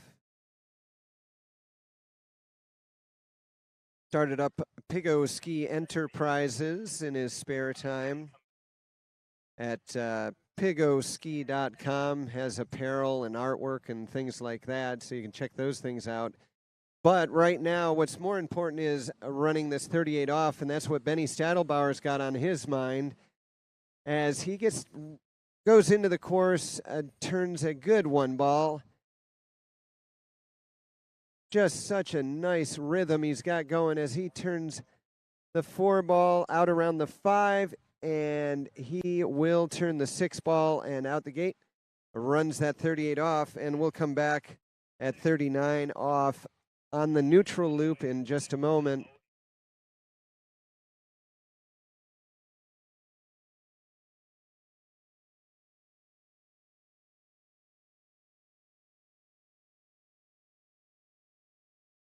Robert Pagazzi, who will be up next at this 39 off pass. He was the under-17 world slalom champion in 2014. He's been the Pan Am Games slalom champ. Won a lot of titles and is a very accomplished slalom skier.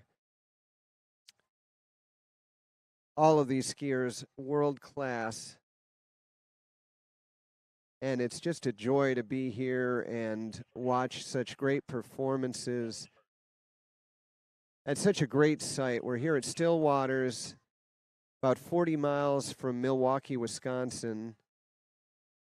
And the hospitality here has been fantastic. And here we go now. This is 39 off. Robert Pagazzi on the water. Wants to get through this pass, put some pressure on at 41, but we got to get around all 6.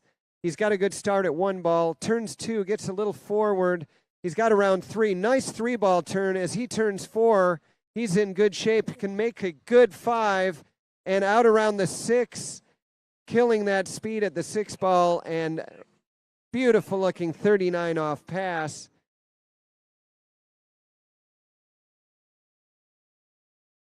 He's a left foot forward skier, so a little bobble on that 2-4 side, but he really makes up for it on the 3-ball side. Just an amazing 3-ball turn to stay in it at 39 off and run through that pass. And this will force Benny Stadelbauer to run 39 as well if he wants to stay in and move on to the next round.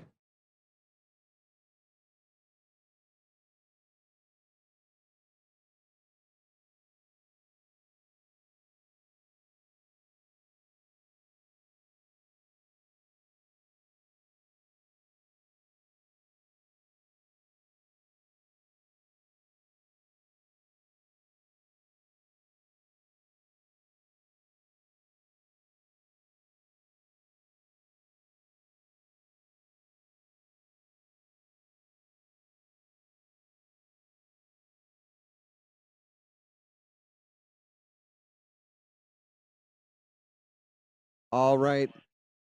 Doing a little check on the video gates, making sure that Robert Pagazzi got through both of his gates, and the result is he did. So he is successful with that 39 off pass.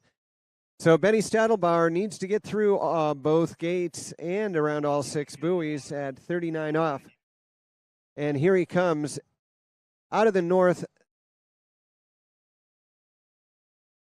Slight east tailwind as he comes around the 3-ball, and that is going to be it.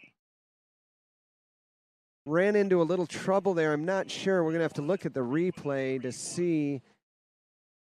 Looked like a pretty good start as he turns 1-ball. He's around 2. I guess he just got pulled up a little bit around 2 and lost some of his outward momentum as he went to that 3-ball and just couldn't make the turn to get back to 4.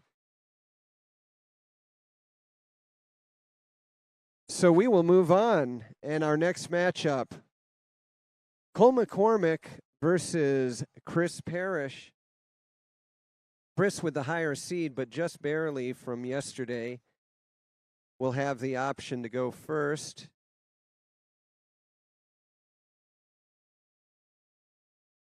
Both skiers will start at that 32 off line length.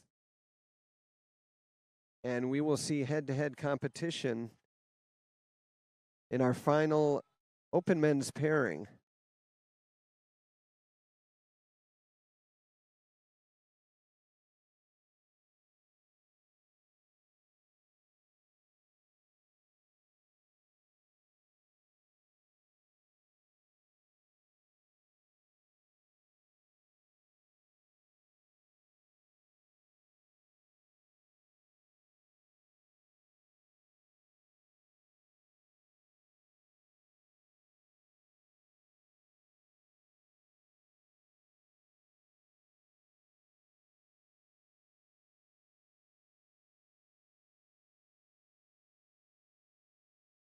All right, so our higher seed, Chris Parrish, looks like he chose boat, so Cole had the option of going first. So Cole is going out first. He's going to set the bar, and Chris Parrish will need to match whatever Cole does. This is opening pass, the warm-up pass for Cole McCormick, 32 off.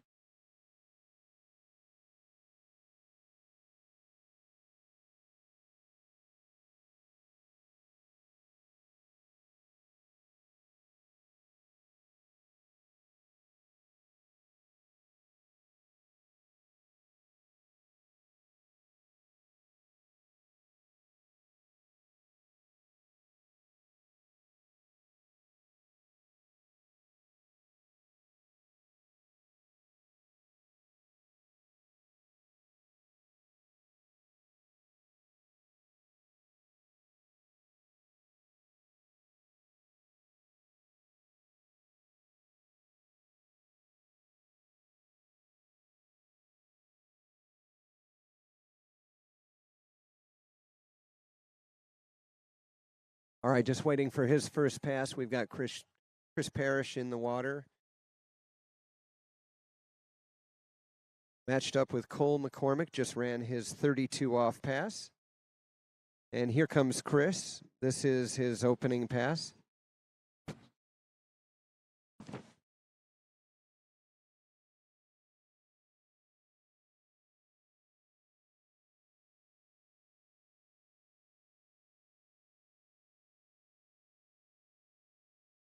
Chris, real excited to be in these finals today. Hasn't been skiing as much this season, so it's good to see him out on the water and running this first 32 off pass in our head-to-head final.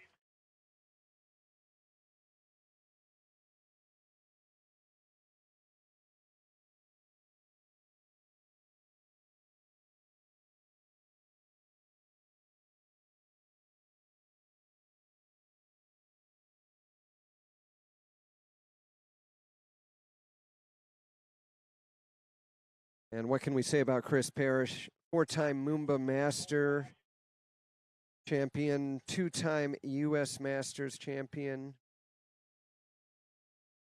U.S. Open champ from the World Cup season, 3-time world record holder. What a career this man has had.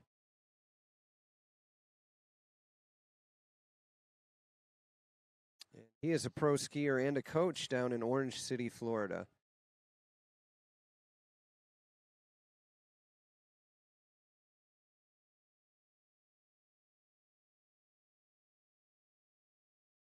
But now Cole McCormick on the water, and he is in command at the moment as he is our first skier in this head-to-head.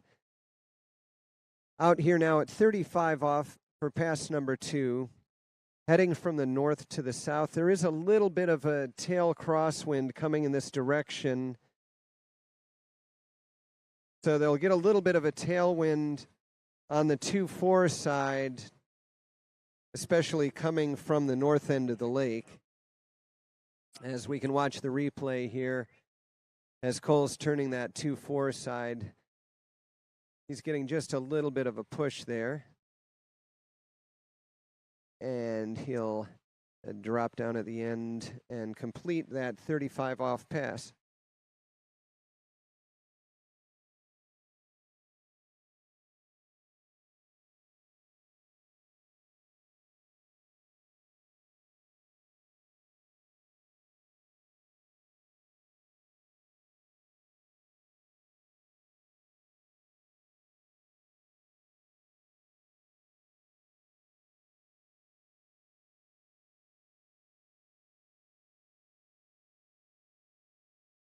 Well, I'll take a moment to thank all the volunteers that are helping out here in Stillwaters. We're at the Pro Challenge here in Oconomowoc, Wisconsin. We're watching some amazing water skiing. These are pro skiers in a head-to-head competition. Cole McCormick running his 35 off pass. That's a 12-meter line. And Chris Parrish on the water now needs to match that, get around all 6 of these buoys and out the gate at the end.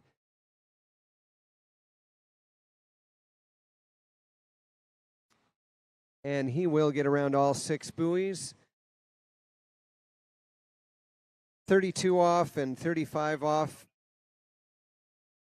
Generally expected to get through these passes and into 38 and 39.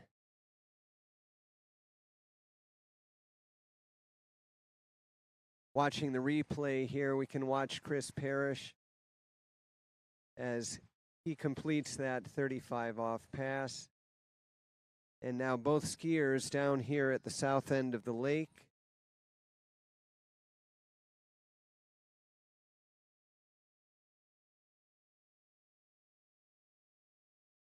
We've been talking to our competitors throughout the weekend, and they're all saying the conditions here are fantastic, the boats are great, the driving's fantastic. And we've been seeing performances that are up to that level.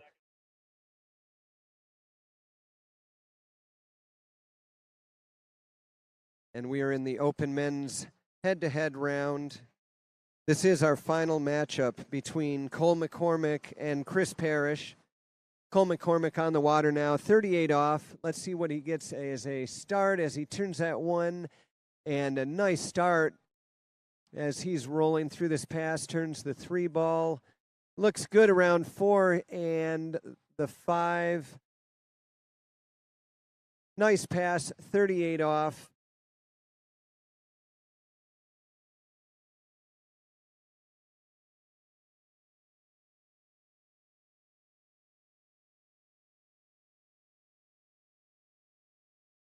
Skiers had 2 rounds of preliminaries yesterday, and out of those 2 rounds, the top 8 scores made it through to today's finals. And we're running this in a head-to-head format. We've got 8 female skiers and 8 male skiers. We've gone through our first 3 pairings, and our top seed, Nate Smith, getting through the 38 off pass, coming back, running all 6 at 39. So he is in the semifinal, and he will be facing whoever the winner is of this current matchup, either Chris Parrish or Cole McCormick. Right now, Chris Parrish getting ready for his 38 off pass. This is the 11.25 meter line. 36 miles an hour heading down the lake.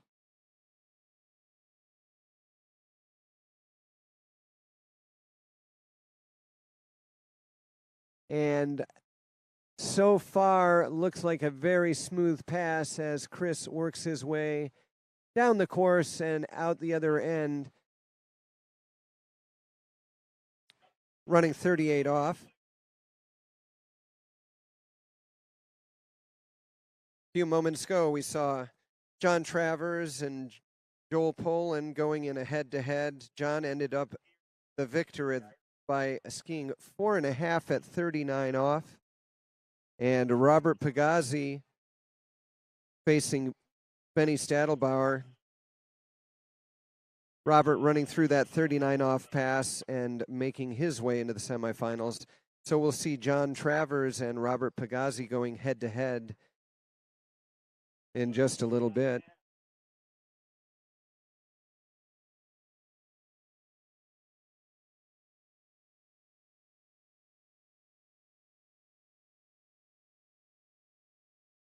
All right. Who will blink first? That's the question. We've got Cole McCormick and Chris Parrish down at the north end of the lake right now. This is 39 off. All eyes to the north end of the lake as here comes Cole McCormick looking to set the bar high for Chris. Through the gate and gets a nice 1 ball. He's off to a good start as he turns 2. Little slow turn at 2. Ski turns coming around 3, and can he get back and get a full 4?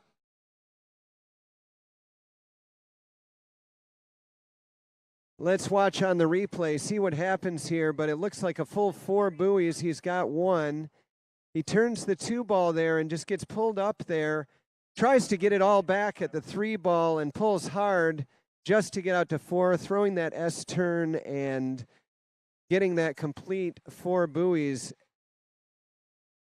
Every half buoy counts here, so just getting out to that 4 ball, he's got a lot of slack to deal with as he pulls really hard and long, throws a double S turn just to get back through the gate, must get back through that boat guide in order to score a full buoy. So Chris Parrish now knows what he needs to do, needs to get a little piece of that 5 ball.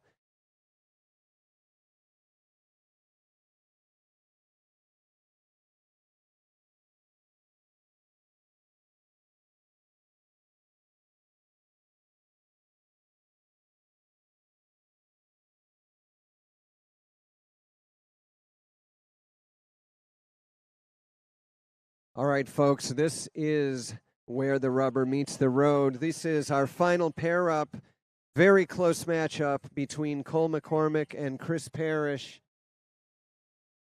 Both of them capable of running this 39. Cole set the bar at 4. Here comes Chris. Good looking 1 ball. He's off to a good start as he turns 2. He's got the 3 ball. Looks pretty comfortable as he turns 4 ball. He holds on and he's got 5. He's going to keep skiing out around the 6, and he will let go of the handle with the arms raised. As he does it, he will go into the semifinals. 5.5 at 39 off. Getting it done in our final head-to-head of this first round. Semifinals for the ladies coming up.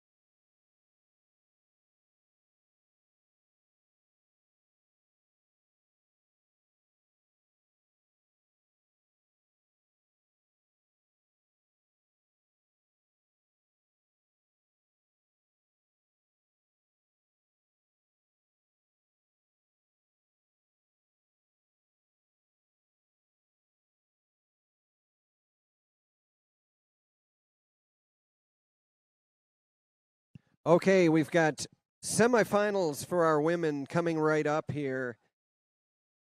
A little earlier, we saw Taryn Grant earn her way into the semifinals along with Whitney McClintock. Chelsea Mills and Jamie Bull also making it through to these semifinals. And it looks like, who's our first matchup here, folks? It is Taryn Grant and Jamie Bull.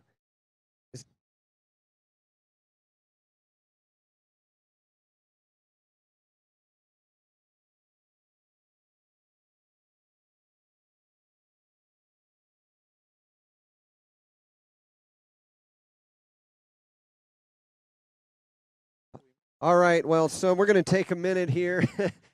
Coming off the water, man. Unbelievable, man. Into that 39, and the energy was out there. I saw you turning that 5 ball, and then I just saw your arms go up in the air. There's a little bit of excitement. Tell us all about it. Oh, man. I mean, when somebody gets 439, that's no easy task. And I want to thank this week of training to my teammates, Will Asher, John Travers, and Jamie Bull. And a big thanks to Will this week. He kind of helped me get dialed in. And, he's one of the best engineers in the business and, one of the best in the world, one of the best ever. And he kind of helped me out a little bit, too, and got me dialed in. Well, great. Yeah, it takes a heck of a support team to, ski at the level that you're skiing and, get the ski tuned up and get the body tuned up and the mind tuned up. Tell me a little bit about what you were feeling and what it was like at that 39. Oh, man, I was just like, okay, do your breathing, get a good start, hit your keys, but keep it simple, and just get down the lake, one buoy at a time, don't blow it, and just work yourself down the lake. And this is a new ski, too, as well. I've only had about 10 sets on it, so it's feeling really good as well. And so how many tournaments you been competing in so far this year? This is my first tournament. So there's got to be some excitement. You're in the semifinals, first tournament of the season. Got to be feeling a little bit of a high. So now how do you keep that into check going into the semifinals? What are you going to be thinking about there? Yeah, that's a great question. I would just say and just try to hit your keys for the day and just let it do its course. All right, great. Chris Parrish, nice job, man. Great skiing. All right, we'll start up our semifinals for our young ladies here in just a moment.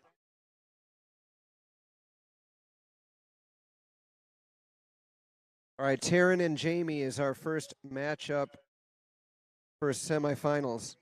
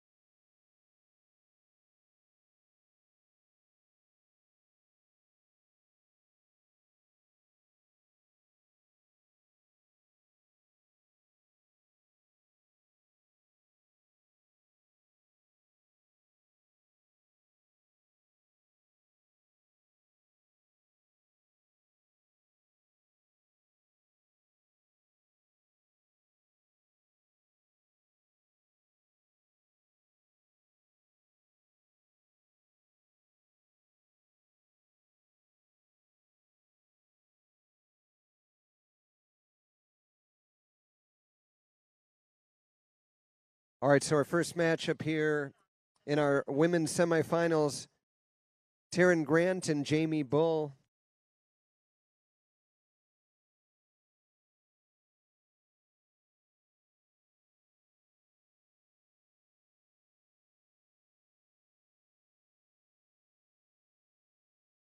And I believe Jamie Bull will be our higher seed, so she will be having the choice to go first.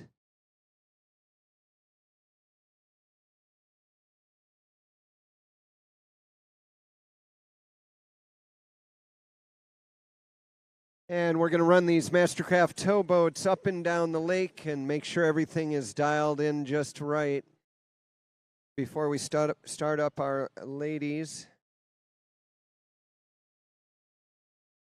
Top-notch drivers and top-notch boats on the lake to make sure that our athletes get the best opportunity to perform to their maximum potential. We're here at Stillwaters Pro Challenge. This is day 2 of our competition. We had 2 rounds of slalom and 2 rounds of jump yesterday, leading us into this head-to-head competition where we've just gotten through the preliminary head-to-head rounds, whittling things down from our top 8 female skiers to our 4 semifinalists. And they will be Taryn Grant and Jamie Bull, and then a matchup between Whitney McClintock-Reaney and Chelsea Mills.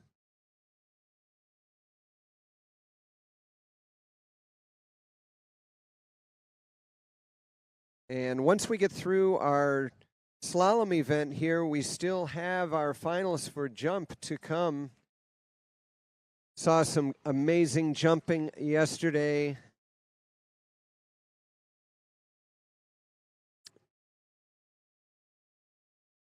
Set a couple of lake records on the jump course. Joel Poland finishing up the day yesterday with a 225-foot record-setting jump on Stillwaters Lake. Wind is picking up just a little bit now, and I'm looking at the flagpole at the end of the lake, and it looks like it's primarily out of the east, maybe just a smidge out of the north, but almost directly east. So it'll be a cross breeze that the skiers will have to deal with as they come up the lake. Their starting pass will be from south to north, so they'll be hitting just a little bit of a headwind as they go into the 1, 3, and 5 buoys. And here's Jamie Bull in the water, getting ready for pass number 1.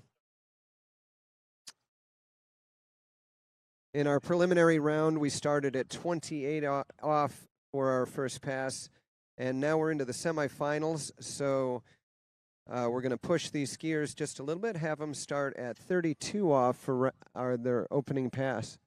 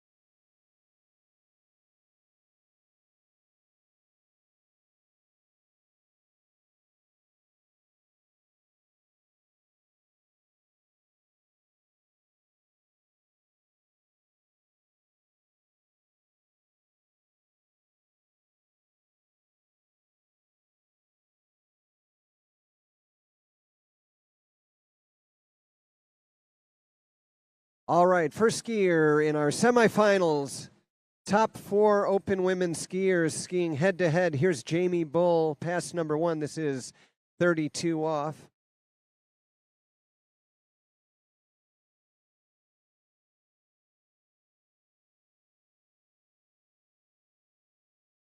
As Jamie works down the lake, turns that 6 ball, she's got complete opening pass at 32 off.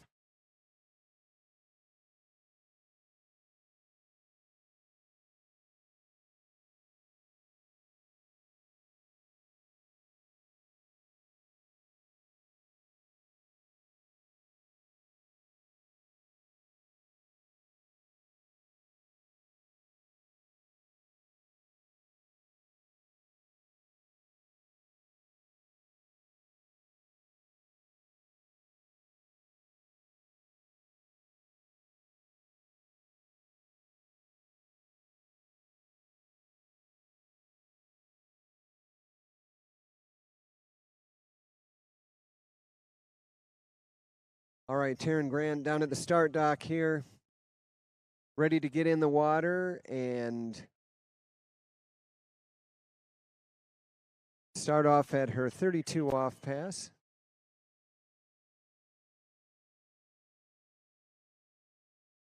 So here we go. This is second skier in our head-to-head.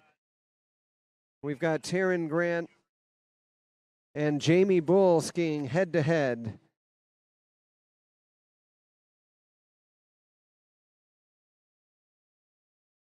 Taryn off to a good start. This is 32 off. Some of these skiers normally start at 28. So starting at 32 off adds a little bit of a challenge, I would say, to the equation, both in this round and in our head-to-head final. The women will be starting at 32 off.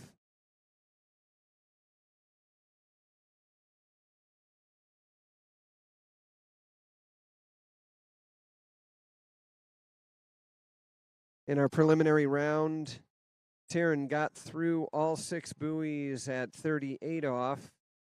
And that's all she needed to do to get into the semifinal.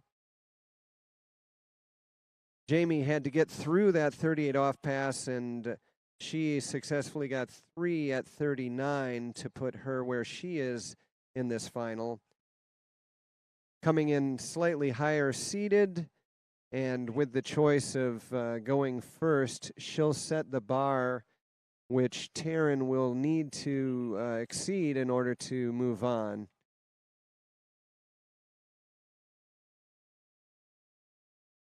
All right, we're all the way to 35 off already. This is pass number 2. So it's going to take a little work here. Jamie Bull, very smooth 1 ball. She turns 2. And she's looking good as she turns 3, out around the 4 ball, looking nice. She's got the 5 ball and will run 35 off. Watching the replay here, I just see all kinds of calm as Jamie works her way down the course.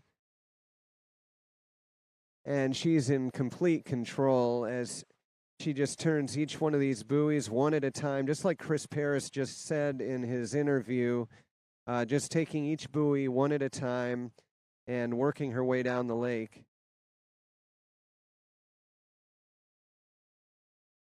Getting into that strong position behind the boat, letting the 34-mile-an-hour towboat pull that line tight and propel you across to the other side of the lake.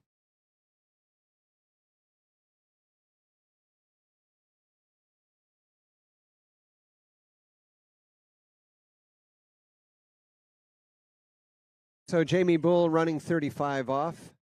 Taryn Grant needs to match that performance to stay alive and move on.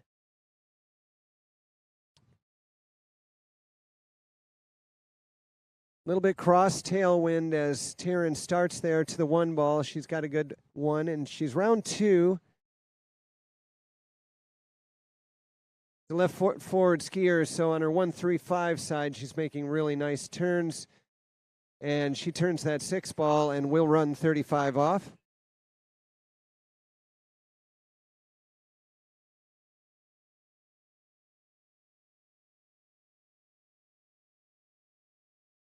Settling down at the end there. We'll check out the replay here on the webcast.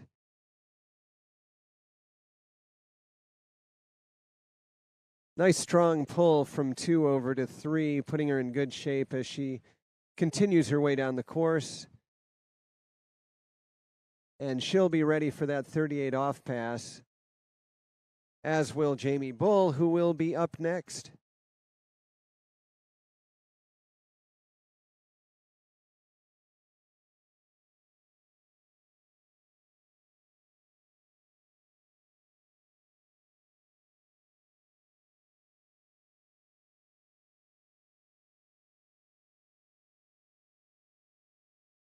Jamie Bull out of North Bay, Ontario, Canada, but right now about 40 miles from Milwaukee, Wisconsin. We're in Oconomowoc.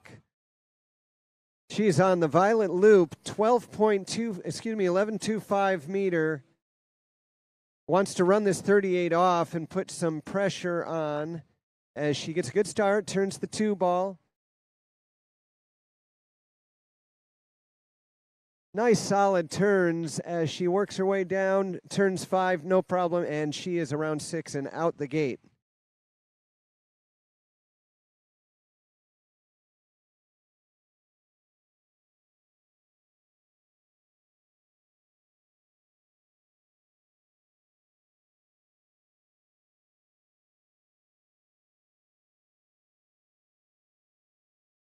Jamie, a 2-time NCWSA national champion, under 17 and under 21 Canadian record holder, and recently coming off that U.S. Masters championship, taking the top of the podium. She's familiar with being into the finals and ending on the podium. Taryn Grant now in the water, getting ready for her 38 off pass.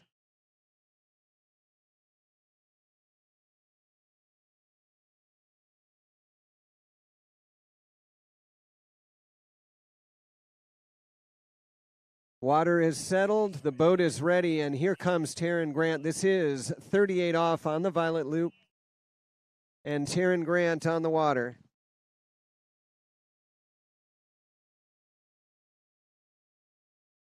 Taryn runs this pass in the previous round. Let's see what she can do in the head-to-head with Jamie as she turns 2. Good turn there. She's got 3. A little forward coming out of 3 ball. Just broke forward and could not handle that pull from the boat. And that is 2.5 at 38. Let's see what happened on the replay. As she turns 2 ball, looks pretty good as she comes into 3. And yeah, I think she's just really surprised as the right shoulder just came forward just a little bit, turning that 3 ball. And when that rope comes tight at 38 off, if you are not in that position, you are going to go down. So Jamie Bull now moving on into the final head-to-head.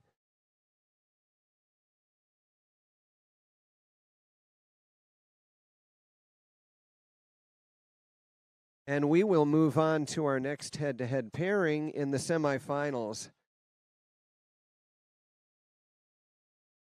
We have Whitney McClintock down on the dock along with Chelsea Mills.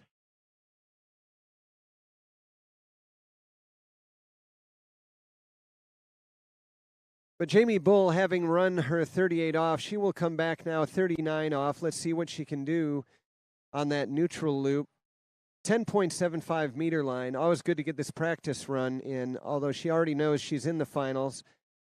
Nice looking 1 ball. Great start at 39. Gets pulled up a little bit at 2 ball, and maybe she'll take that knowledge with her into the final head-to-head and make an adjustment so she can get further into that 39 off.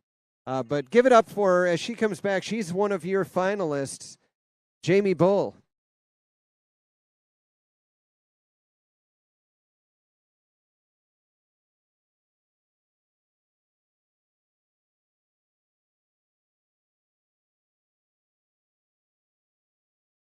All right, our next matchup, Chelsea Mills and Whitney McClintock. They're our final two open women's skiers. This is the semifinals of the Stillwaters Pro Challenge here in Oconomowoc, Wisconsin.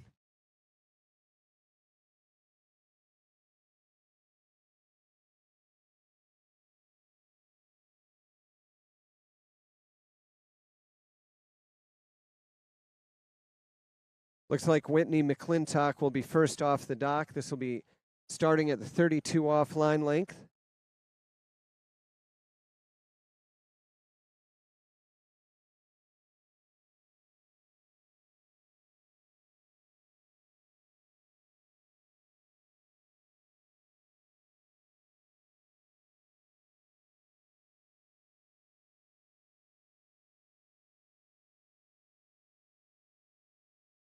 And Whitney McClintock now on the water. This is 32 off.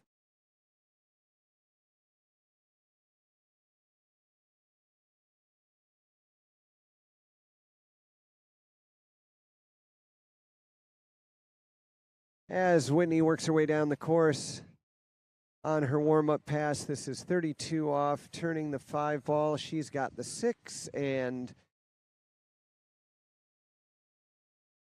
she'll settle down at the end and wait for her partner, Chelsea, to join her down there.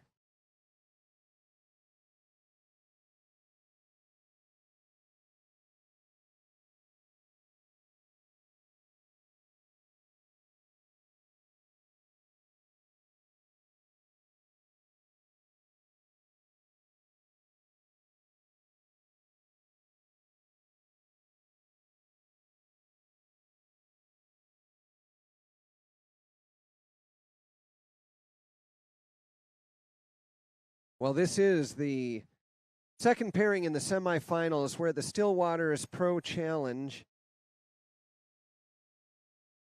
We're probably still hanging around 69 degrees, I would say. We've got a breeze now coming out of the east-northeast. Start dock down at the south end of the lake as Chelsea Mills is ready to start her semifinals head-to-head, paired up against Whitney McClintock-Reaney. And here's the 32 off pass.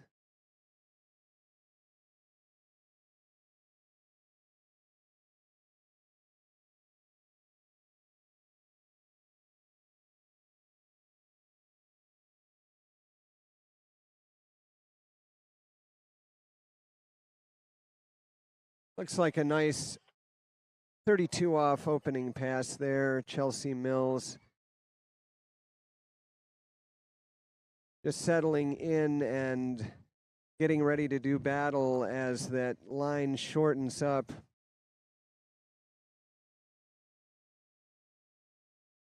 The battle against that pull from the boat, getting the body into the right position as that rope comes tight and making sure that the ski stays in the water and maintains the angle to get to the next buoy.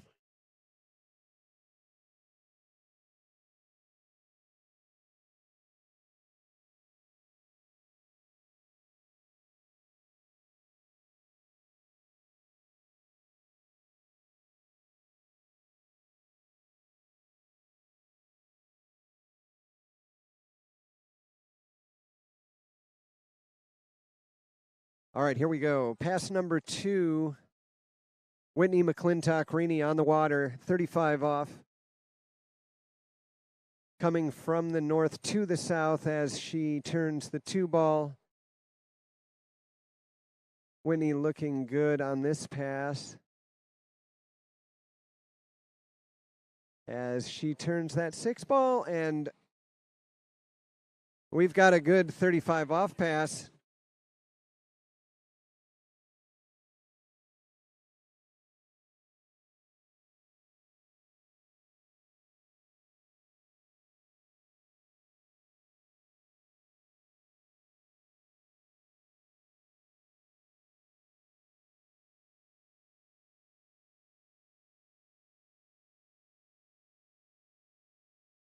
All right, I'm here with Taryn Grant on the side. So walk us through a little bit about what went on. This is a head-to-head competition. So have you been in a lot of head-to-heads? No, this morning was actually my first head-to-head, so it was pretty exciting to be out there, and making it through to the semifinals was amazing. Right, yeah. So, tell us, let's take a step back then to the first round of the head-to-head, facing top seed. What are you thinking about as you're starting out with that? You know what, I just wanted to go out, have some fun, try and get as far as I could, and it worked out. I ran 38 for the first time this weekend, which I was wanting to do, so it was great. Great, yeah. So I guess you can't really think too much about, who you're competing against. You're really skiing against yourself in terms of, trying to put up the score that you want to put up. So that's fantastic. And so now in the semifinals, the pass that you ended on, what happened there? Yeah, I had another great start, which I'm really happy about this weekend. My starts at 38 were pretty good, so I'm excited about that. And I just got to 3-ball and couldn't really hang on to it, so I went down. But I'm still pleased with how the weekend went. Right, yeah. So that shoulder come forward a little, and then once that body gets in that vulnerable position, that's tough, right? Well, thanks a lot for stopping by, and great job, and getting into the semifinals. Congratulations on that, and enjoy the rest of your day. All right, bye.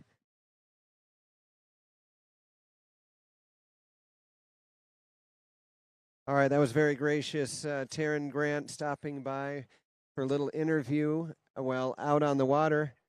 We still have some action going on out here. Whitney McClintock ran that 35, and she'll be coming back at 38 now.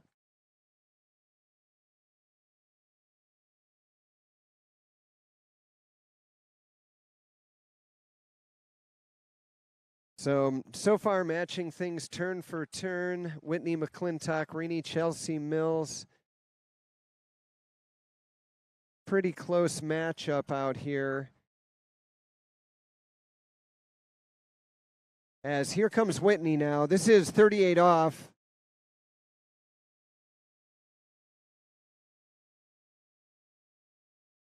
And Whitney is off to a really nice start as she turns 2-ball. She's got 3 in great position going into 4. No signs of any trouble as she turns 5. She's got the 6-ball. She's out the gate. And that is a beautiful looking 38 off pass.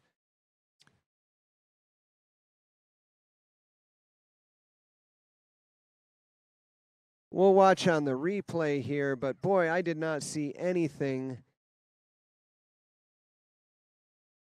Just real solid at each turn, just making those turns, getting right on the handle, keeping that handle close and not giving up to the boat, and just making it happen at 38 off.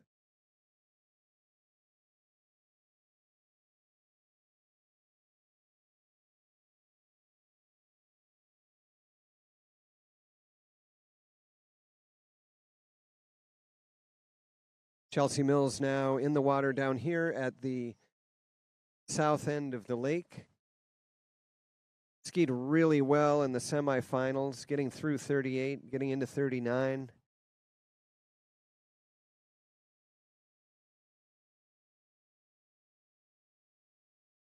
And so let's see if she can get through this 38 off again and continue this round. Turning in, she gets a nice gate. Breaks forward there a little bit at 2-ball, but holds on to it. She's got the 3. She turns 4. A little bit of slack there, but she will continue as she turns 6, and she will run that 38 off pass. Let's look at the replay here.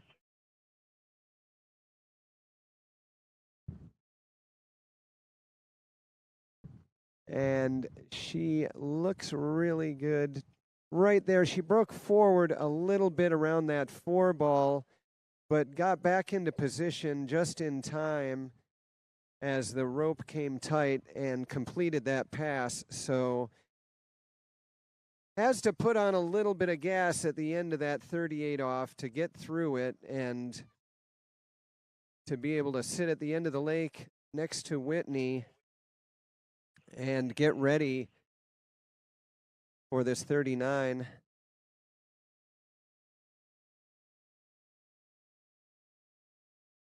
So getting into the semifinals, Whitney went ahead and ran all 6 at 38, but didn't really have a chance to try the 39 today.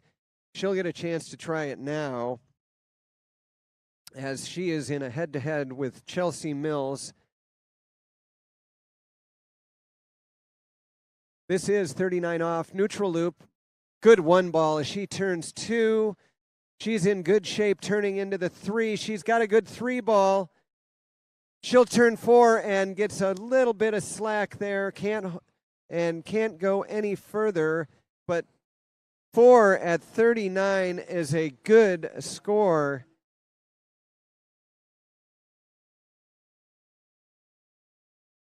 And she has put that bar way up high with 4 at 39 off. Let's watch on the replay as Whitney comes in. Looks really great, solid 1 ball, looking good at 2. Around the 3 ball, great position, turns 4, and looks like she just compressed a little bit there. Couldn't see exactly what happened, but couldn't get the angle to get out to that next buoy. And we'll take a 4 at 39 off, but an amazing performance. Just a great start at that 39 off pass.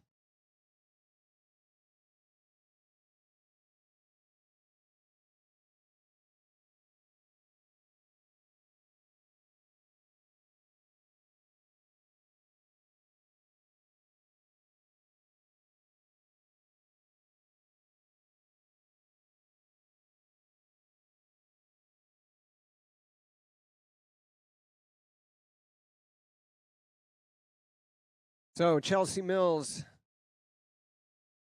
as our number 2 skier, she will need to beat Whitney McClintock, who set a score of 4 at 39. Let's watch her now. She needs a piece of 5. And just cannot get a good 1 ball there. I'm not sure if that cross tailwind might have played any part in that. Just kind of got pushed and couldn't get the ski around at the 1 ball. So that'll be a half at 39, meaning Whitney McClintock will be in our finals.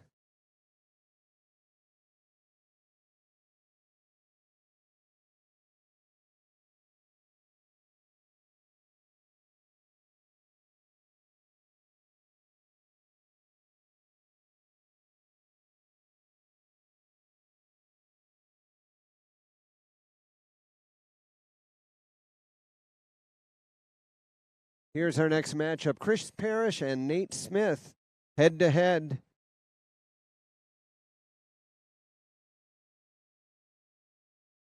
Talk about 2 skiers with amazing accomplishments and resumes. This is one that I don't want to miss.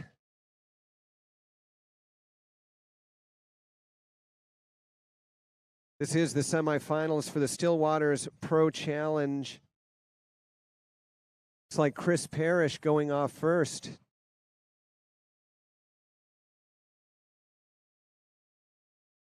They'll be starting at 35 off in these semifinals.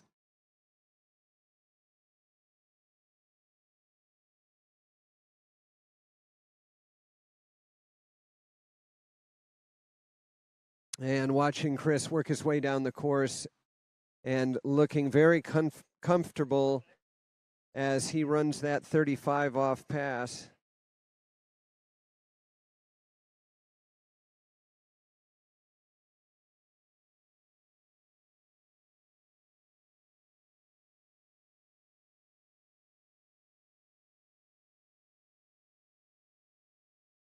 Chris skiing 5.5 at 39 off to earn his way into this semifinal round. Nate Smith running 38 and then going ahead and taking another pass and running all 6 at 39, getting that 39 off practice pass.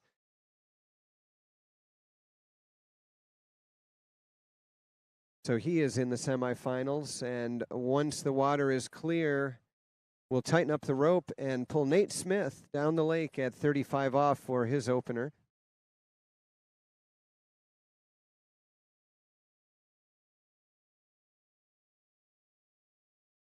If you're just joining us on the webcast, we just had a semifinals. We had our top 4 skiers facing off of our open women, Taryn Grant and Jamie Bull facing off head-to-head. Jamie with a score of 2 at 39 off ends up in the finals. And then Whitney, McClintock-Reaney, and Chelsea Mills in a head-to-head where Whitney prevails with a score of 4 at 39. And now we have Nate Smith coming off the dock second behind Chris Parrish. 35 off is the line length.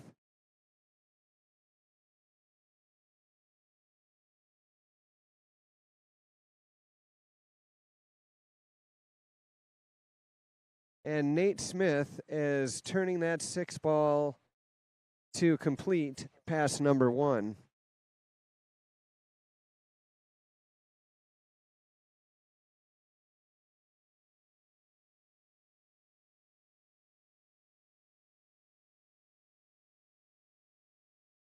So we are in the men's semifinals now, down to our top 4 skiers. Nate Smith and Chris Parrish right now on the water. Up next will be John Travers and Robert Pagazzi. They'll face off head-to-head, and then the winners of those 2 head-to-heads will face off right after the women to find out who is going to be our Stillwaters Pro Challenge champ.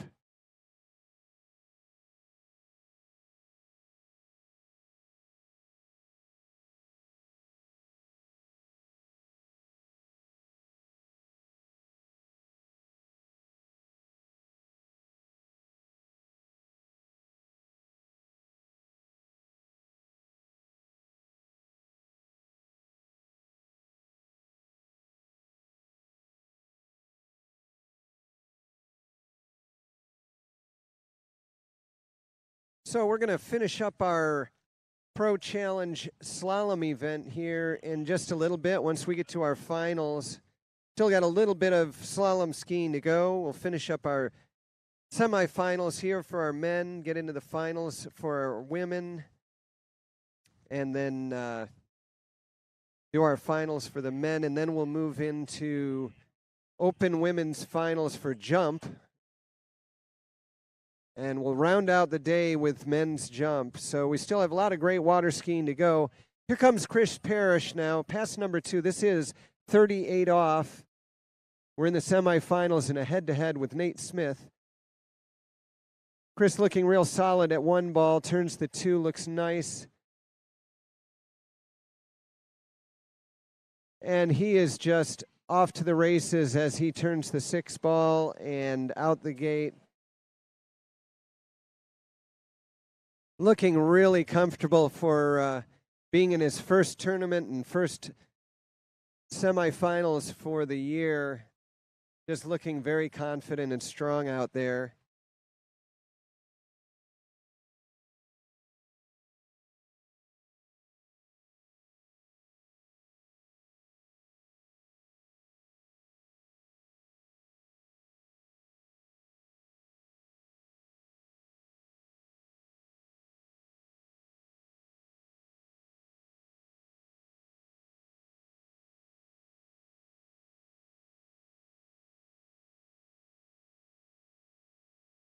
All right, just checking out the replay there on the web.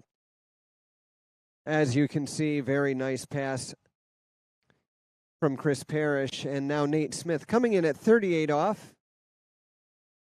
for his second pass. He needs to run all 6 buoys on this pass to continue in this head-to-head.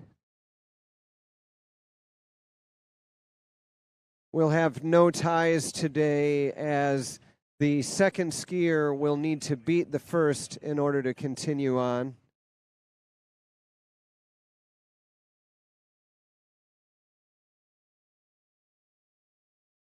Checking out the replay here, Nate Smith coming through the course, and nice solid turns there as he gets his head around at each buoy and has a little hop around that 6 ball and through the gates.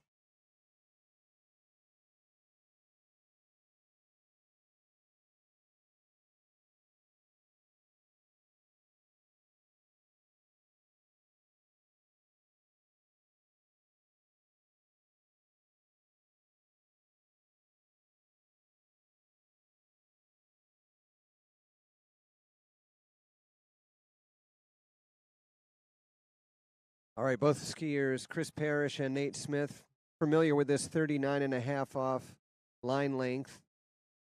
Both completely capable of running this pass. As Chris Parrish now will head out, he'll set the bar for Nate.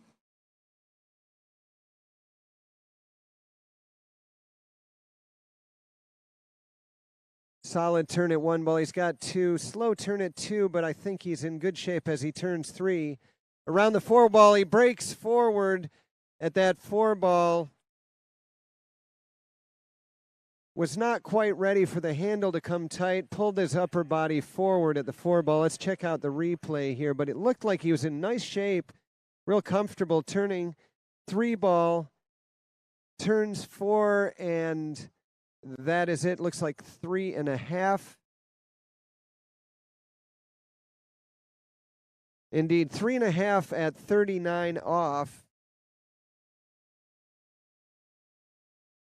Just a few moments ago, we saw Nate Smith in his head-to-head against Zane, and he came back down the lake, ran all 6 at 39. But he'll need to do it again, or at least get beyond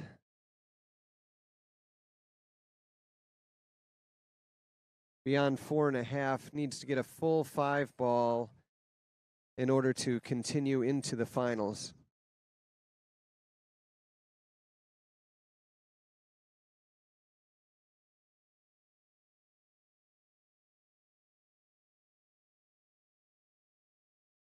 And here comes Nate Smith. 39, needs a piece of that 5 ball, full 5 ball, as he turns 1. Got the 2 ball, turns the 3 ball. He's in good shape. Turns 4. He's going to get out to that 5 ball. He's got all 5, and he will run the pass all 6 at 39 off, making his way into the finals.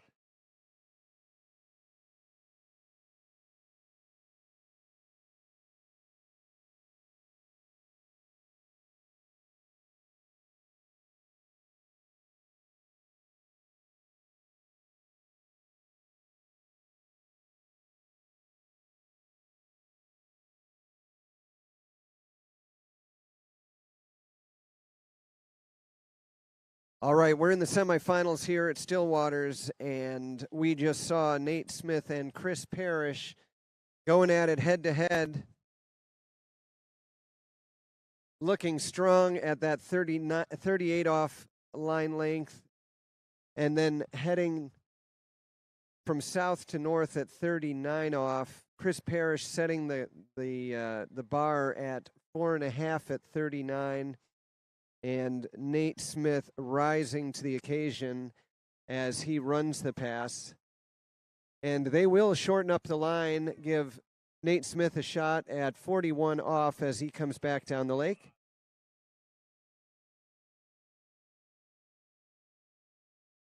Beautiful turn at 1 ball. He's good at 2. Turns 3 at 41 off. He's got the 3 ball. Turns the 5 and the 6 out the gates, running that 41 off once again.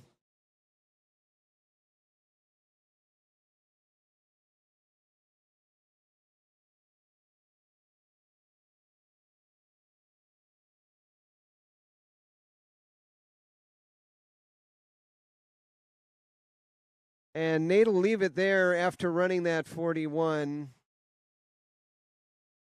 He'll take a little rest and come back for that final. We still have our head-to-head between John Travers and Robert Pagazzi to come, and that is going to determine the other half of the finals for our head-to-head.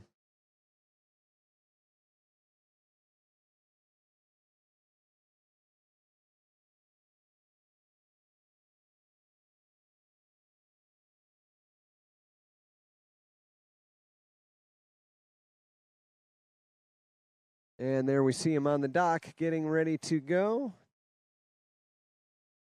Looks like John Travers down there. Feet in the water. Ready to hop on in and take that first shot at 35 off. Men will be starting 35 for the semifinals round as well as our head-to-head final.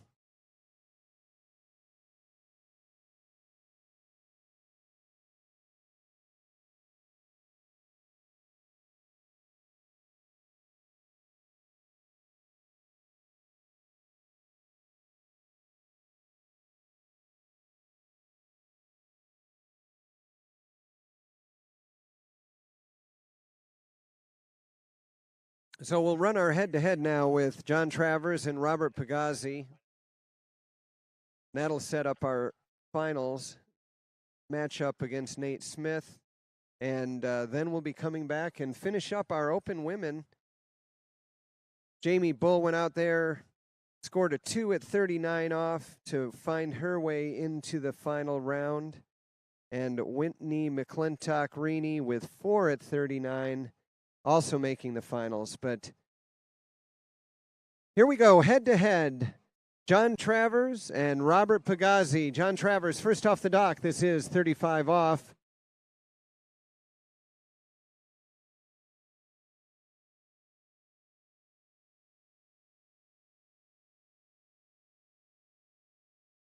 John getting warmed up and getting used to this wind direction. Just a little bit different than yesterday, although there was an easterly wind yesterday as well. I think it's a little bit more out of the north and a little bit less out of the south today.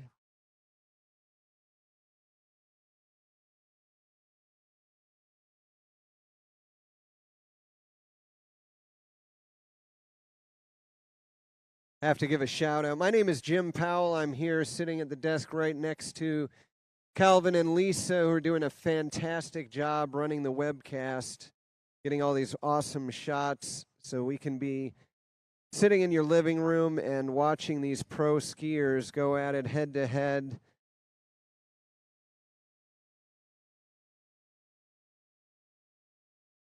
And we'll also have to thank all of our officials and especially our camera operators doing a great job out there volunteering. And tell you what, that's not a very that job of sitting in that boat watching these pro skiers. I mean, I'd probably pay to do that, but they're getting some great shots for us, and allowing everybody at home on the webcast to be right here in Oconomowoc, Wisconsin with us. Here comes Robert Pagazzi now. Opening pass, 35 off.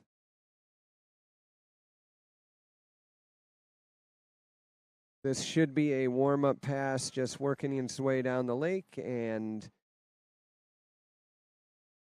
he'll run this pass and be ready for a shorter line length to come.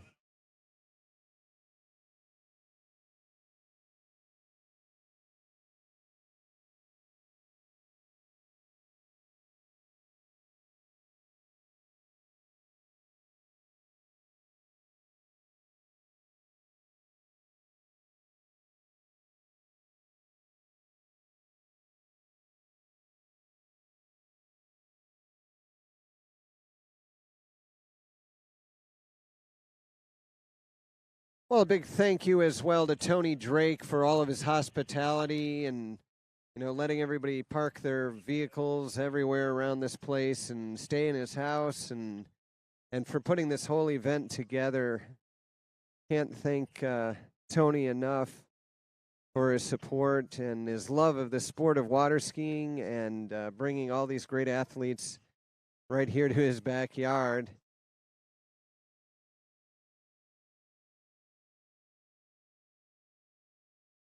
This is the 38 off loop. We're on Violet as John Travers is now coming from north to south down the lake, turning each buoy with great confidence as he gets around the 5 and will run that pass at 38 off.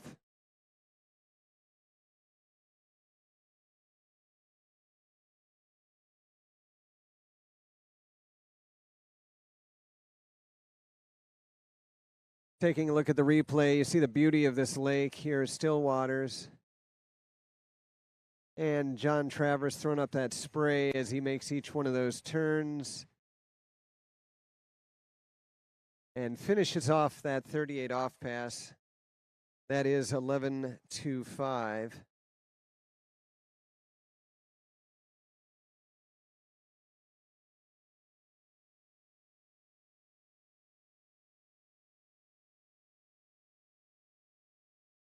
I was talking to some of the athletes last night, and they were telling me, boy, this is actually kind of a relief, this cooler, drier weather than what they've been dealing with down in Florida. A lot of rain and humidity and plenty of heat down there, so actually refreshing being up here in Wisconsin. And here comes Robert Pagazzi. 38 off, Jonathan Travers down at the south end of the lake watching from the water as Robert comes into the course. Good turn at 1 ball as he comes out, turns the 2. He's in good shape as he turns 3. And he will complete 38 off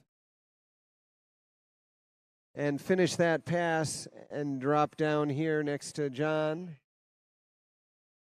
And be ready to go at it now on that neutral loop. 38 off coming up next. Excuse me, 39 off coming up next.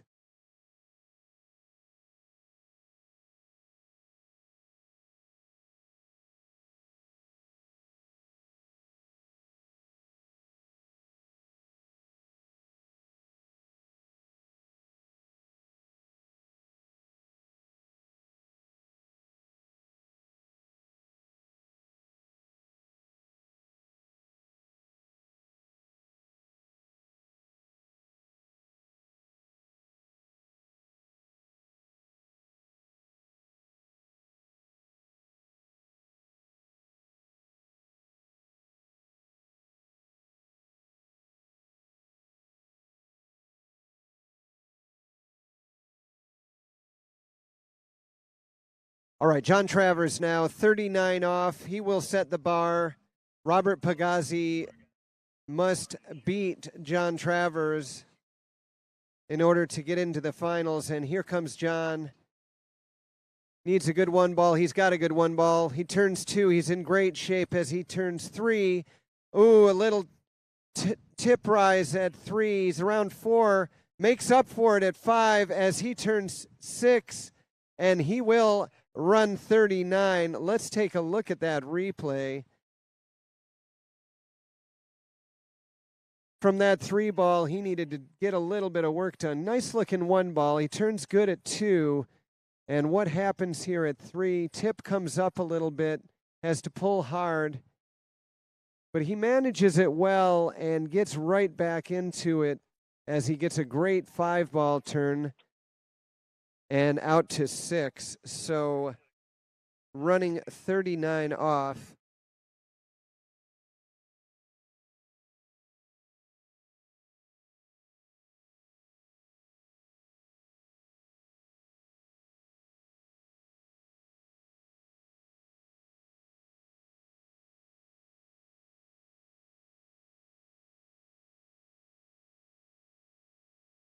All right, Robert Pagazzi in the water now. Just saw John Travers run that 39 off.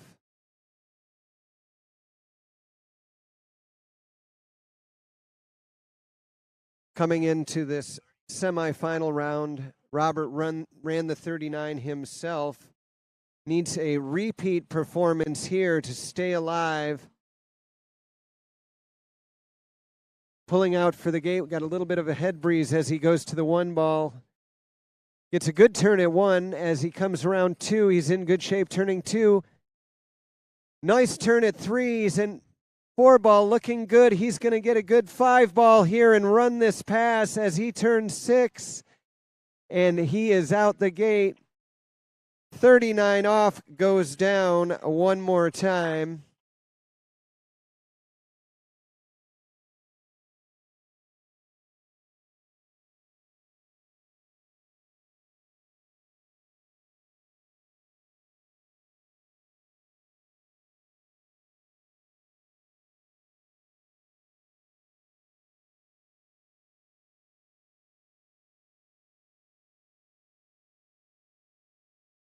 All right, folks. Well, just a moment ago, Nate Smith and Chris Parrish faced off. Nate coming back down the lake had already run his 39 off, ran the 41 on his way back. That is the task at hand now for John Travers and Robert Pagazzi.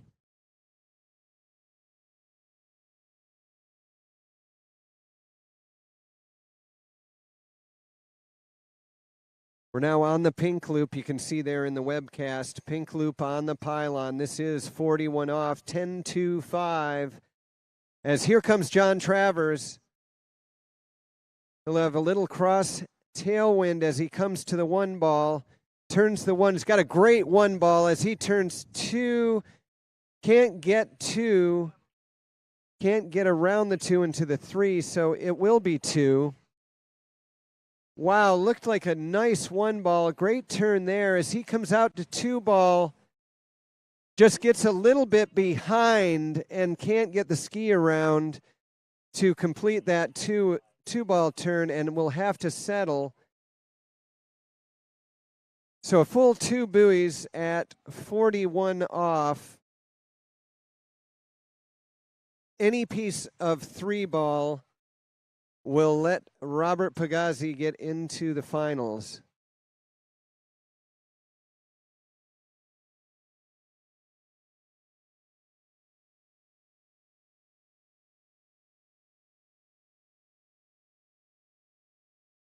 The timing is so critical at these short line lengths. If you are not in the right position as the rope comes tight, coming around each buoy, it's just impossible to get your body into that position, and it's just a magnificent effort to get that full 2 buoys as that rope came tight, and John wasn't in that position. So now Robert Pagazzi knows what he needs to do. Needs a good 1 and 2 and got to get a piece of that 3 ball as he comes through the gate. Good turn at 1 ball. He's in great shape as he turns 2, breaks forward, and that is 1.5 at 41. And we will see John Travers go on to face Nate Smith in our final right here at Stillwaters. Boy, both of these gentlemen looked like they had a really nice 41, 1 ball. Coming across and just couldn't get the ski in the right spot at the right time to get around to that 3 ball. So our next matchup, waiting on the dock, we've got Jamie Bull and Whitney McClintock-Reaney.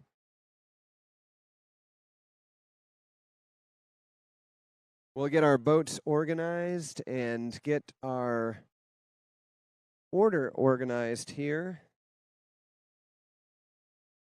And we'll get started with the finals for Open Women.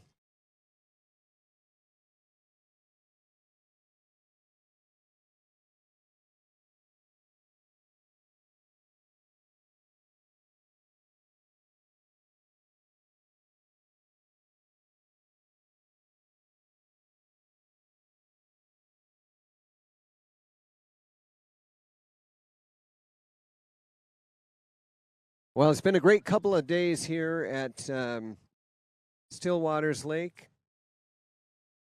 about 40 miles from Milwaukee, Wisconsin. Weather's held out nicely for us. There was a threat of rain today, but we're holding on. Cool temperatures. And predominantly east to west wind here. We've set the stage for quite a battle. We've got Jamie Bull and Whitney McClintock facing off in a head-to-head for our cash prize here. And then we'll finish up slalom with another head-to-head, Nate Smith versus John Travers.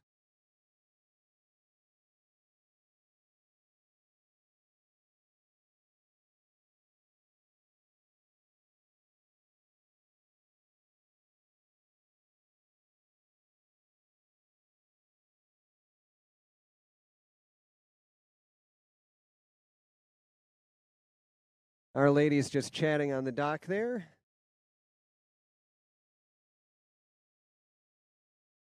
And in just a moment, we'll figure out our running order here, who's going off the dock first and who's choosing a boat.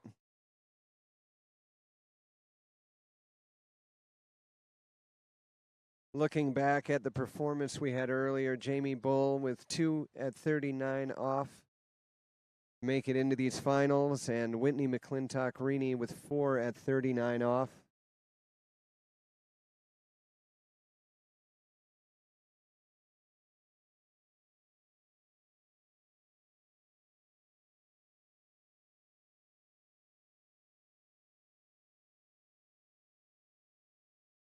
We'll be following this slalom competition with our jump competition. Finish that off. We had 2 rounds of jump yesterday. I mentioned earlier, course record set on the jump course. Actually, course record set 3 times yesterday. First by Joel Poland.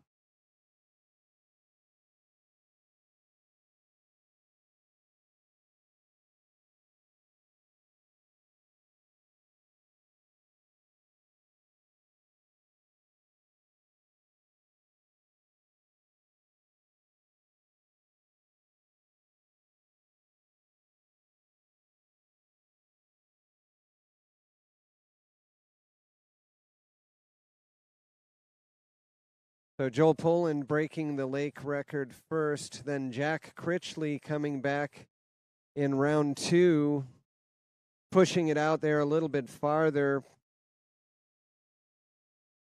out beyond that 220-foot mark. And then finally on the last jump of the day yesterday, Joel Poland kicks one out there.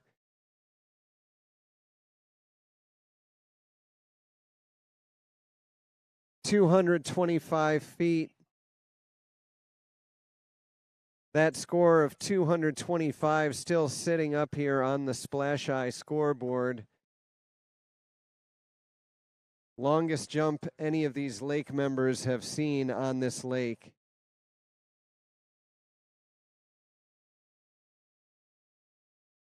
So we're just about to start up with the Open Women's final head-to-head. There's that scoreboard on the webcast, 225 feet.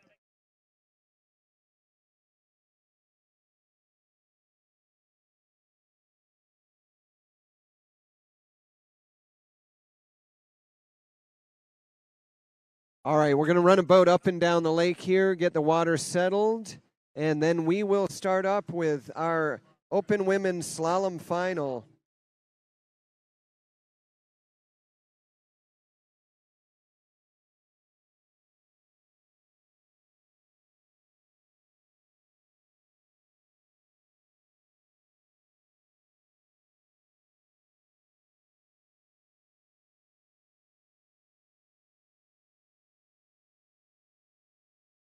All right, and as with the semifinals, the women will both start at 32 off line length, and when we get to the men's finals, the men will once again start at 35 off for their opening line length. You can see with the cool breeze here in Wisconsin right now, ladies on the dock starting, wanting to keep themselves warmed up, keep those muscles moving. It is a little chill in the air with that breeze, and the wind and the sun has kind of sunk behind the clouds right now.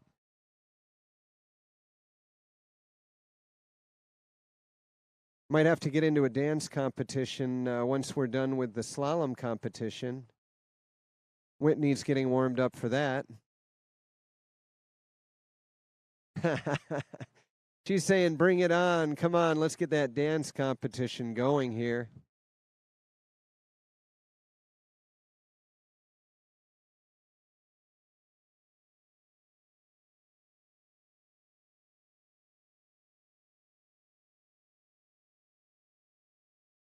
They're ready to get it moving here. Well, here comes the Mastercraft down the lake. As with the preceding rounds, we've got 2 matched up Mastercraft towboats. And we'll do each skier 1 pass at a time, starting off with our ladies at 32 off. That is the green loop. 13-meter line will be our starting line length, and of course, our open women's speed of 34 miles per hour.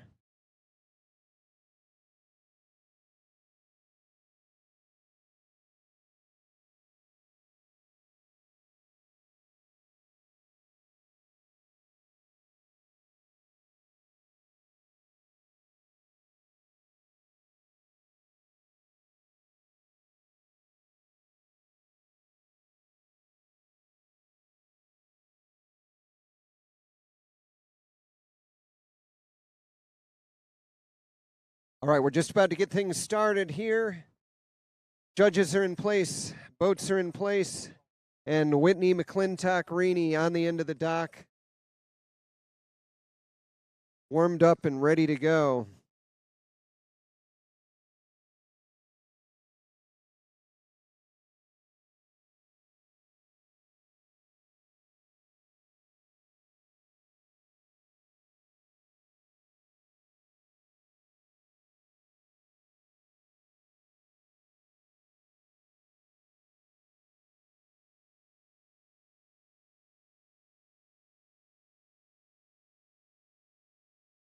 All right, we're ready to go here. Whitney McClintock-Reaney in the water.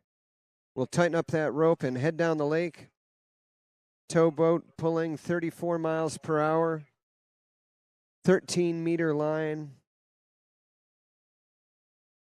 And here we go, women's finals. Stillwaters Pro Challenge.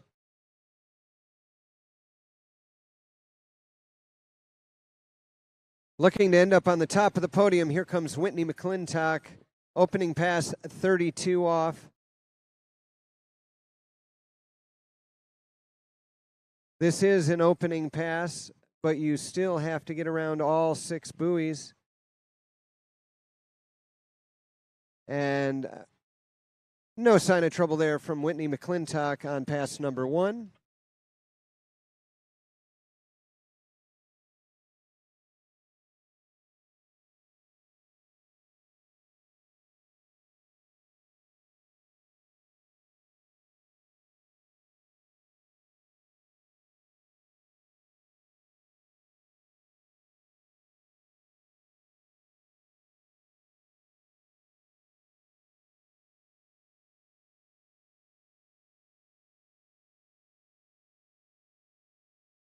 So nice opening pass from Whitney McClintock-Reaney. Whitney going off the dock first. This means that Jamie Bull will need to exceed whatever score Whitney sets.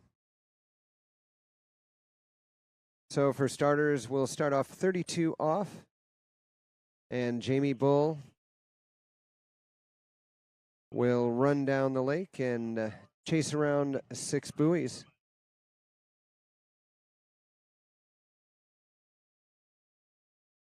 All right, let's watch her now. Here comes Jamie Bull.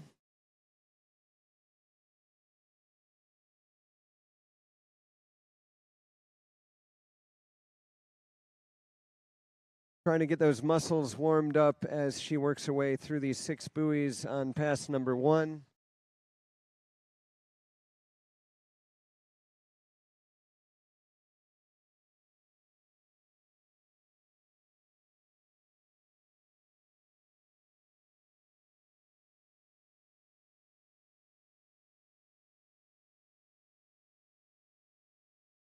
And this really is something special, being able to hang out at the lake and watch these pro skiers get it done out here.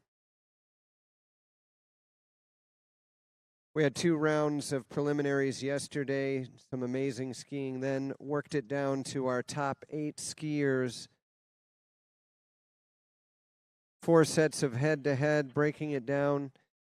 Taryn Grant making it into the semifinals, running 6 buoys at 38 off. Whitney McClintock then winning her head-to-head, making it into those semifinals. Then Chelsea Mills and Jamie Bull both getting into that 39 off, able to make it into the semifinals. And now we are in the finals, and we are watching Whitney McClintock at 35 off.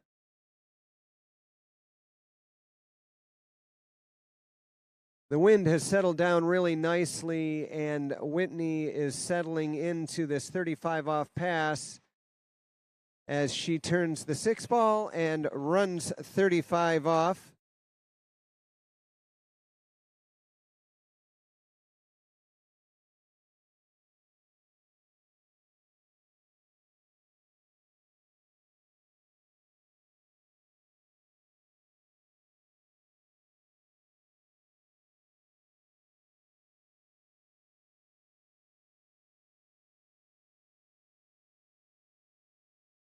Yeah, checking out the replay. Whitney McClintock, Reaney just looking really comfortable, in control all the way through this pass.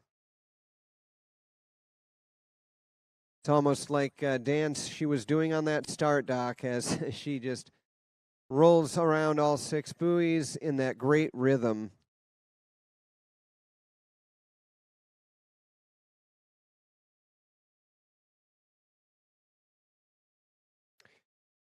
And water settling down nicely. Wind is just calm right now as Jamie Bull starts from the north end of the lake. She's coming right towards us at 35 feet off the line. That's the 12-meter line.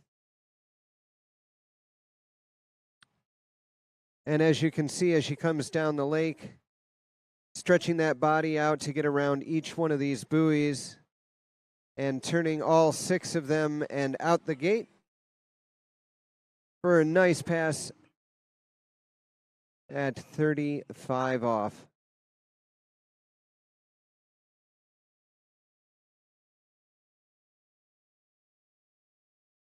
Towboat drivers doing a great job of pulling these skiers and giving them the opportunity to perform and excel.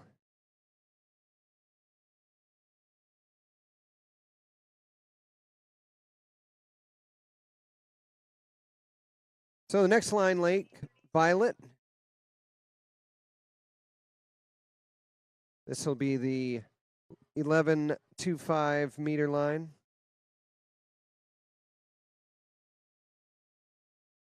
And 38 off is the line length at which the handle that's on the end of that ski rope will not stretch out as far as the buoy. Our skiers have to extend their body out beyond the buoy line in order to get around these buoys, and that's if you're perpendicular to the boat. So a little bit of work involved here at 38 off as Whitney McClintock-Reaney comes into the course. She gets a really nice 1 ball, and she's in good shape turning 2. in command as she turns the 4 ball. She's got a good 5 ball and around 6 and runs 38 off.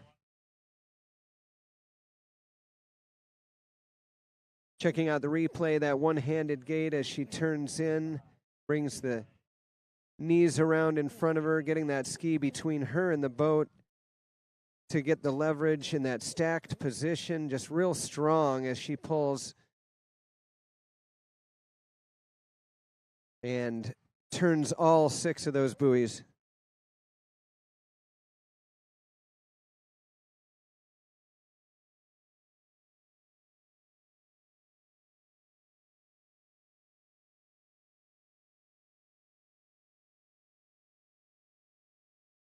Our skiers starting out at 32 off, running the 32 off pass, coming back 35, and now we are on the 38 off, 11.25 meter length line. And Jamie Bull now, she will need to match Whitney McClintock's score of 6 at this 38 off pass in order to continue. As she turns 1 ball. Nice turn at 2. And she's working her way down the course. She's got a turn around 5, looking good as she turns 6, and that is 38 off.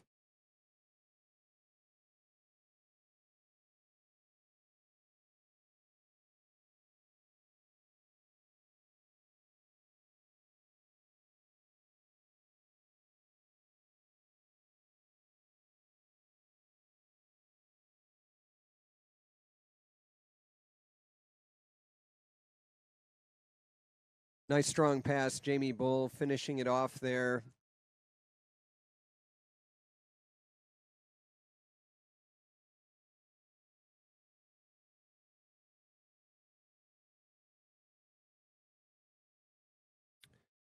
So in the semifinals, Whitney McClintock made her way here into the finals, got into this 39 off line length, 10.75 meter line. Got around 4 buoys, and that was enough to get her into the finals.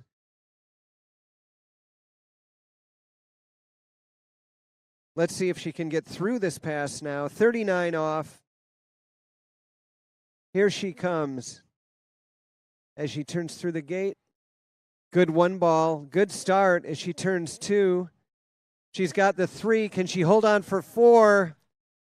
And she is inside the 4 ball. Take a look at the replay on this one.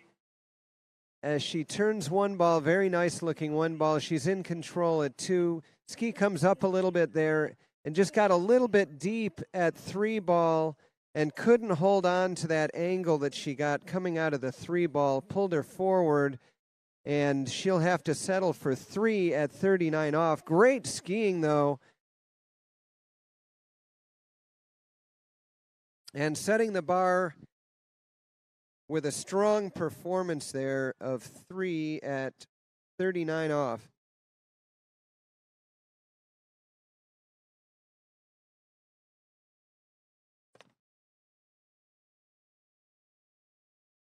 I think I saw a little disappointment as she knew she was off to a really good start there and just maybe overdid it a little bit. Got a little anxious at that 3 ball. And couldn't continue on to 4. So now Jamie Bull, end of the lake, coming north to south. This is it for the championship.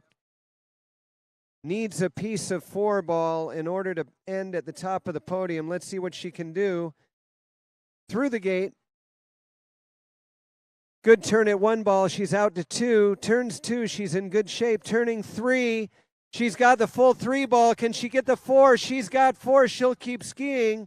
Got the 5. She's going to run 39 off with a fist bump. Our champion, Jamie Bull. And that's how it gets done at Stillwaters Pro Challenge, running that 39 and she wants more. She's not going to let go of that handle. She wants a shot at this 41 now.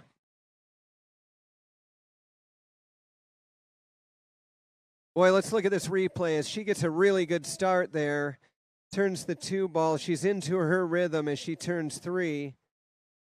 Around the 4 ball, and there is not any stopping her, turning that 5 and running that 39 with a command and a fist bump at the end.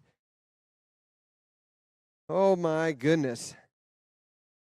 That was a strong 39, and now looking forward to getting onto that black.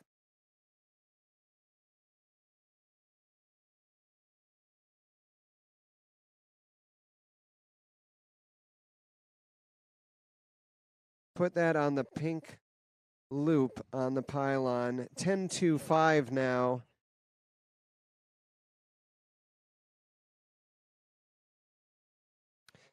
All right, here, let's watch as Jamie Bull now. She's our champ. She ran that 39. She wants this 41. Let's see what she can do. Turns in through the gate. Nice soft turn at the gate. Pulling hard to 2. Gets around the 2. Can she hold on? No. A little bit too much slack to hold on to. But give it up for her right there. Our champ, Jamie Bull. 1.5 at 41 off.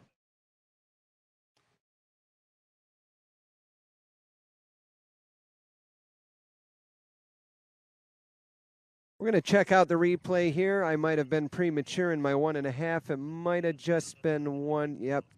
Looks like I do see a little buoy outside the ski there at that 2 ball. So final score still amazing. 1 at 41 off. And we'll bring the champ back down the lake in the back of that Mastercraft towboat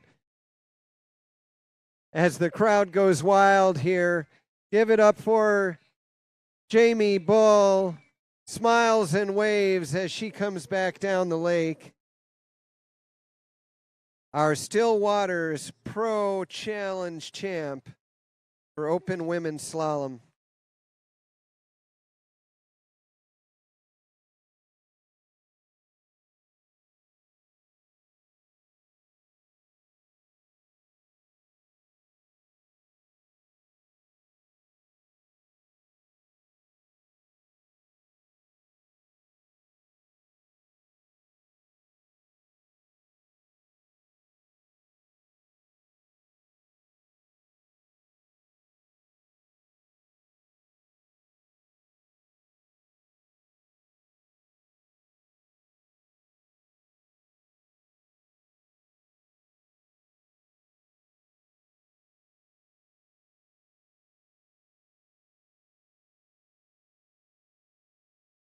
All right, we're going to let Jamie Bull get warmed up. I mean, I'm sure she's pretty warm after getting out there, taking a shot at 41 off.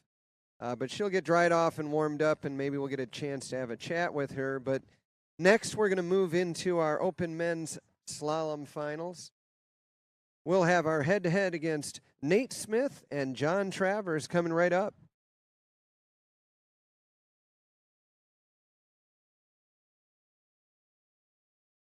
And a nice celebration right down there on the start dock. Got our men getting ready and our ladies congratulating one another.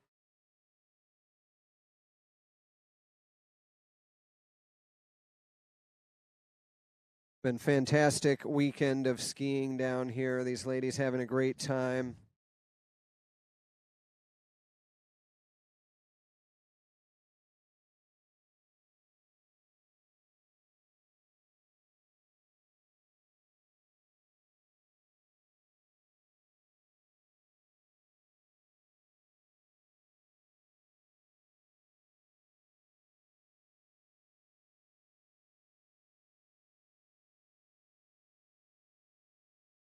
And here's our matchup. Got Nate Smith and John Travers coming up head to head. Get our towboats and our drivers ready to go. And in just a few moments, those two gentlemen will be hitting the water in a head-to-head challenge.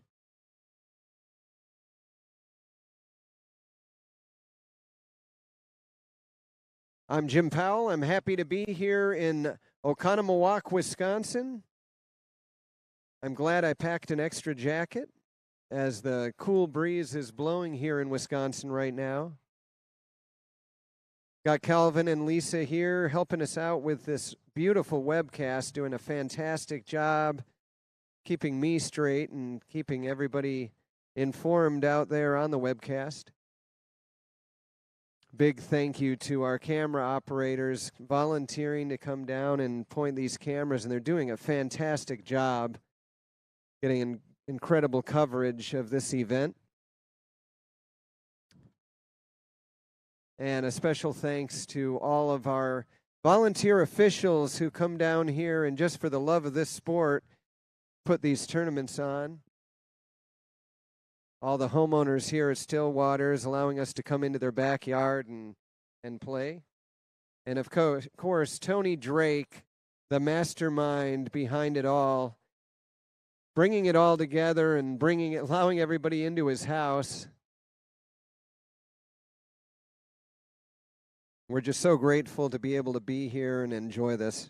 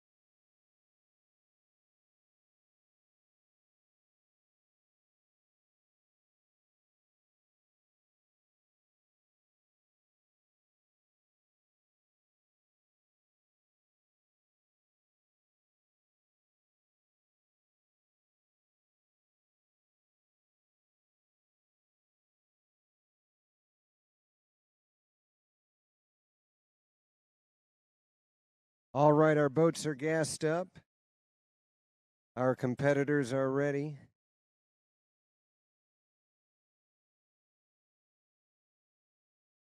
And John Travers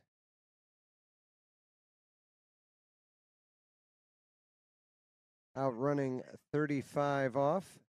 Setting the stage for Nate Smith, our Top seed coming down the lake now. 35 off start.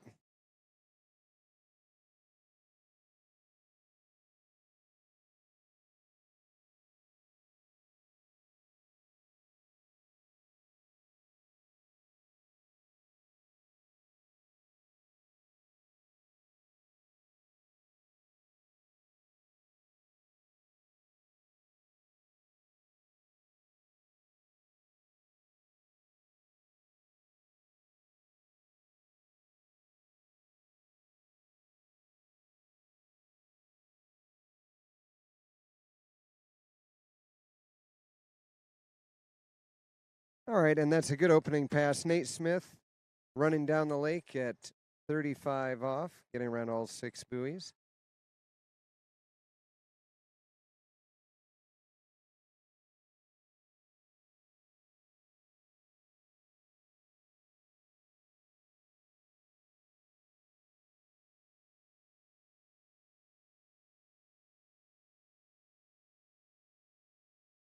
All right, we are in the finals for Stillwaters Pro Challenge.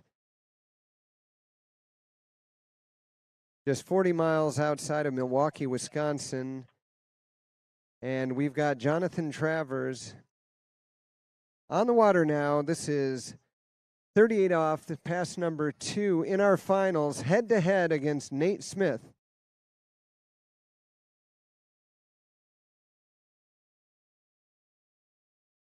John working down the lake now. Whoa, got a little deep out of that 2 ball. Looks okay at 3. Turns 4 ball. He's in pretty good shape, turning 5, and he'll run this pass. Gets all 6 at 38 off. Let's take a look at the replay here. As John gets maybe off to a little bit of a rough start, kind of lost the line there at 2 ball and picked things back up as he turns 3 and finishes off that pass, but a little bobble early on there. That could have spelled disaster, but he has such composure. You know, he's a pro skier and making up for that pretty quickly as he works his way down the rest of that pass.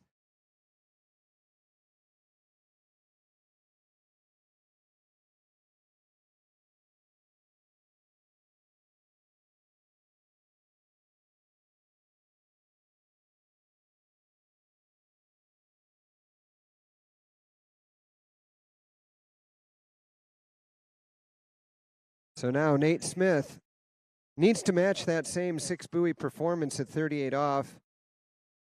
The way this works is first skier off the dock sets the bar. The second skier must beat the first skier in order to be crowned champion. So here comes Nate at 38 off.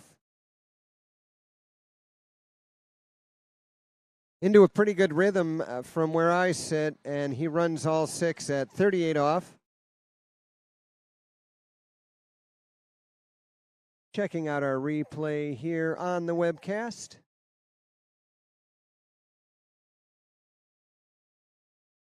And just a really nice, smooth rhythm working down the lake and looking really sharp.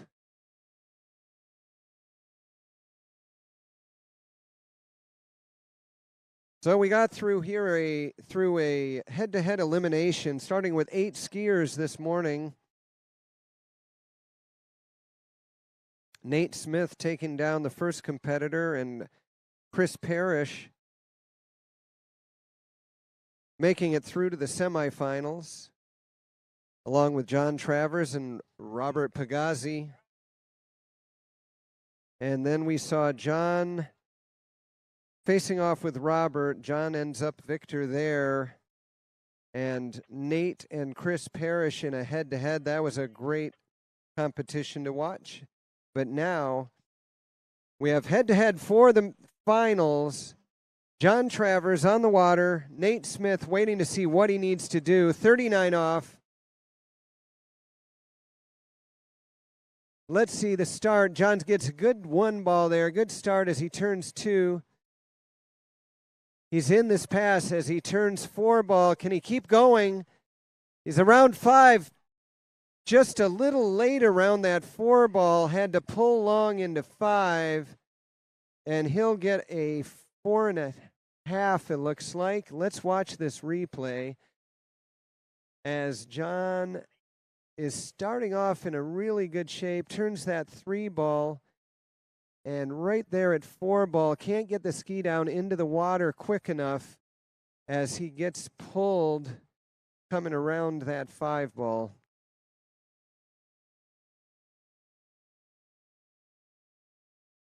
So Nate Smith now, knowing what he needs to do. We're on the neutral loop, 39 off, 10.75 line length.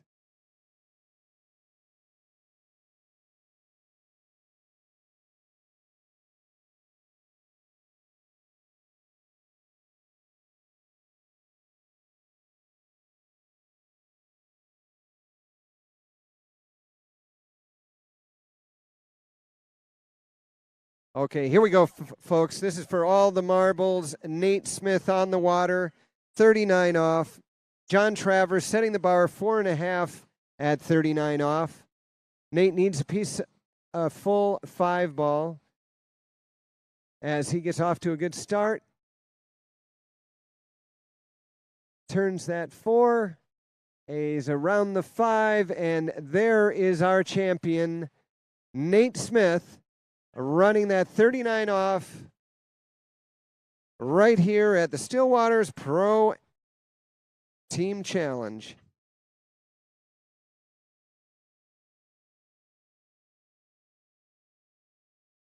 Checking out the replay here, Nate Smith in complete control all the way through this 39 off pass. And I imagine he will probably ski back on that 41 off line length.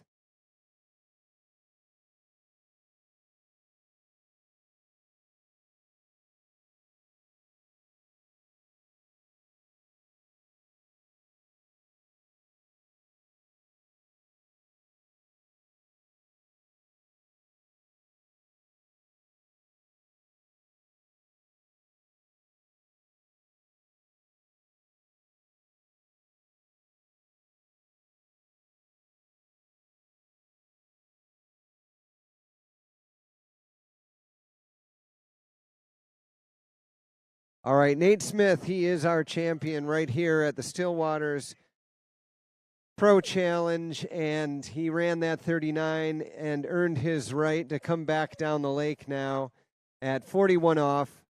He's already run this once today. He'll run it. Turns 2 ball. Got the 3. Long pull to 4, generated a bit of speed there, but he dealt with it. As he turns 5, and he runs that 41 off one more time. Fist bump at the end, and he's going to the dock. He says, "Show me the top of that podium."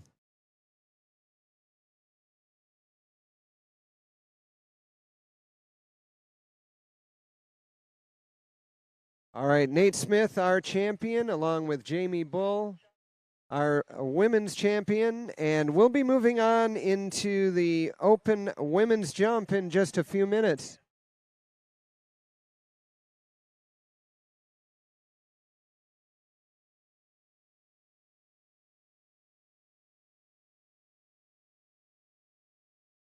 Looking at the replay on that 41 off, just amazing skiing. Nate Smith out there just running 41 for fun.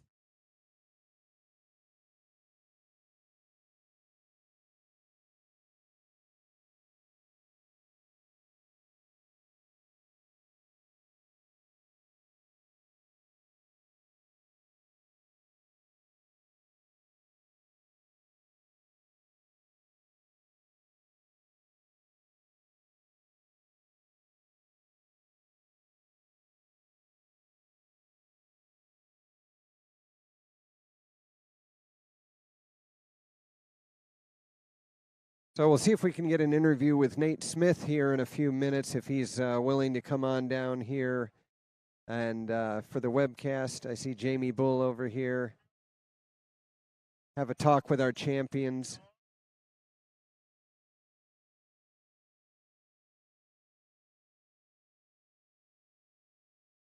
Jump appears to be all set, 5.5 feet for our lady jumpers. They'll be coming out here in just a few moments. And in the meantime, we've got our champ. So, Jamie Bull, here we are again.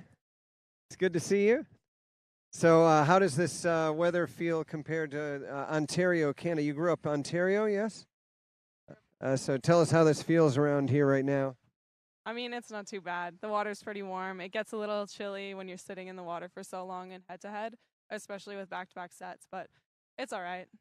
All right, fantastic. You want to walk us through your last head-to-head and tell us, what's going through your mind as you're going head-to-head against another person? I mean, I know you mentioned you're in the water a little longer, and so the temperature can play a factor.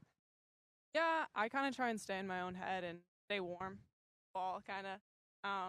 I've been struggling a lot this weekend or last week, so kind of finally got it together. Felt more like myself out. Well, great. Congratulations. Thanks for coming by and talking with us. And anybody else you want to say hi to out there, give you one more shot at it since you're on the webcast?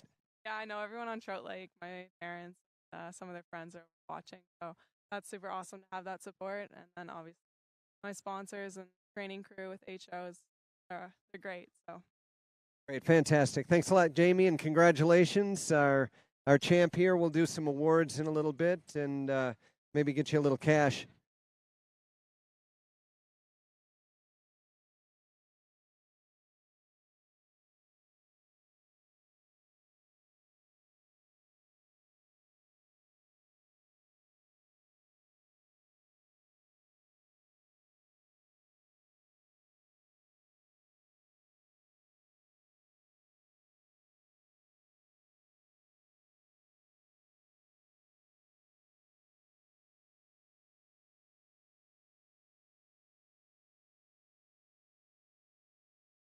All right, well, fresh out of the water here, we've got Nate Smith. He's our champion for the day. And so tell us a little bit how you feel about these head-to-head competitions. Do you approach these any different than you do just a straight tournament? I mean, maybe a little bit. I'm a fan of them. I think it's a lot of fun because it's a unique style where you get to go up against one person, not a whole group of guys. So, but what you do yesterday does not matter how it goes today. Like, you can't win the tournament yesterday. So each individual round is different, and you approach it a little bit differently depending who you're skiing against. And I don't know, I'm just pretty happy. Great. And so, for a lot of the competitors, we see the top seed chooses to go first. So they have a bit of an advantage because the other skier has to beat them. You chose to go second. Is that a normal strategy that you put in? So I chose to go first the first round, and then Zane picked the boat. And then the last two rounds, I chose blue boat, which I knew since I was picking the boat, the other person was going to pick first. It's just what you do because you get a quarter buoy advantage. And I just kind of thought that starting a little bit off to the side gave you a little bit longer run in the setup, with the setup being a little bit shorter here. So that was kind of my approach with that, and it seemed to work out well.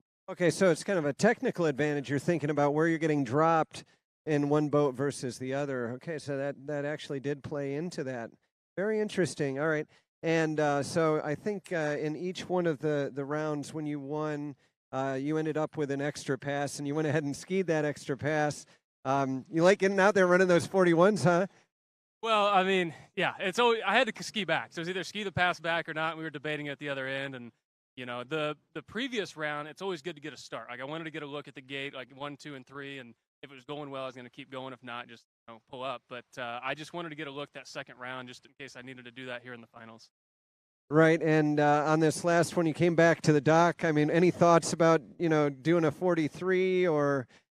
Well, yeah, I thought about it after running it, and I don't know, I was just going to ski it. I don't think this last round was truly scored in the rule or in the rec or whatever scorebook. So, there's really no reason to come back at it other than just fun. But 43 short. I'd rather end on a good note, I think.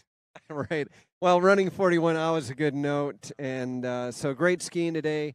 Anybody you'd like to say hi to? Anybody you'd like to thank? Yeah, I mean, everybody back at home that's watching again today. And then, I want to thank Tony Drake and everyone here at Stillwaters for putting on a great event. And you sitting here by yourself announcing. I know that's tough to do, but we all really appreciate it. So, everybody that's here, all the officials, webcasts, and everything that allow us to come up here and ski. It's a great place. Well, I know, all the officials, myself included, we love doing this. And, I'll sit here all day, any day, to watch skiers like you. So thanks again for coming out, and congratulations. A great victory here.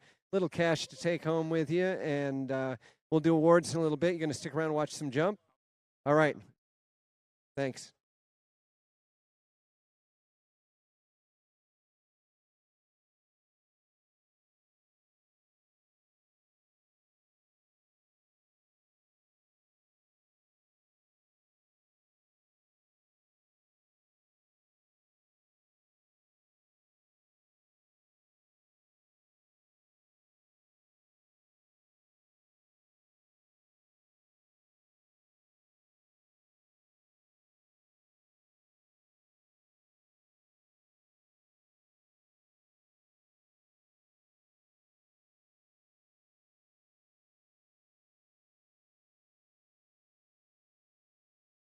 All right, upcoming women's jump. So we saw some great jumping yesterday from the women. And our running order coming up, as you can see here on the screen for our webcast, we've got Brooke Baldwin, Taryn Grant, Sasha Deniskaya, and Brittany Greenwood, and then finally Hannah Stretzlova. So those are our women jumpers. I'm going to take a look back in my paperwork here, see if I can find some distances from yesterday, and we'll do some note comparing. But stand by, coming up, a women's jump.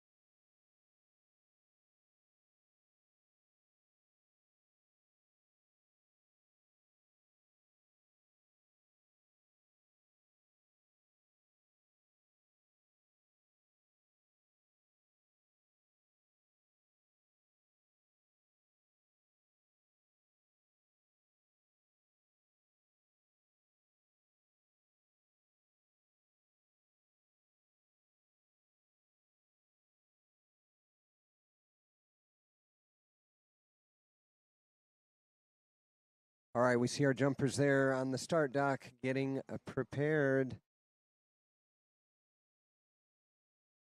I see the water is turned on the jump. Jump set for 5.5 feet for our ladies. And we'll take a look back. Yesterday, we had some great jumping performances.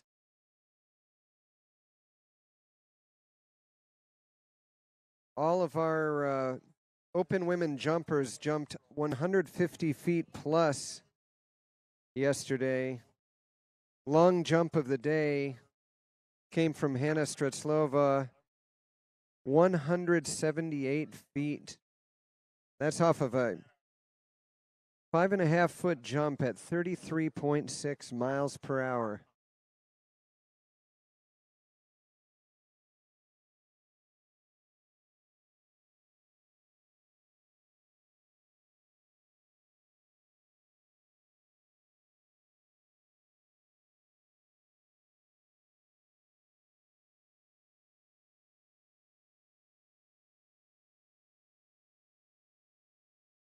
So they're getting the towboats all ready to go for our jump event here in just a few minutes. We'll be starting things up. And I'll echo what Nate Smith said. You know, a big thank you to Tony Drake for setting this whole thing up. I'm Jim Powell. I'm here from the Eastern region, visiting our Midwest friends here in Oconomowoc, Wisconsin.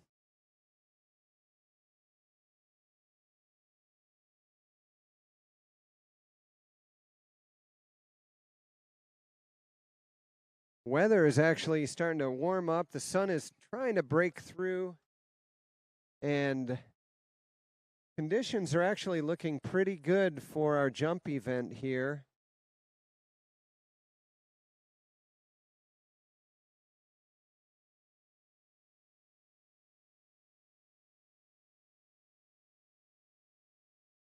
And I just heard on the radio from our chief homologator, things are looking good up there for measuring jumps.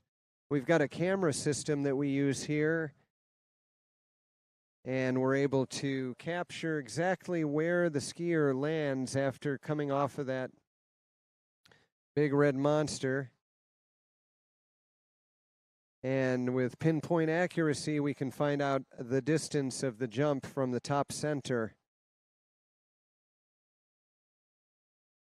Using a system here called Splash Eye.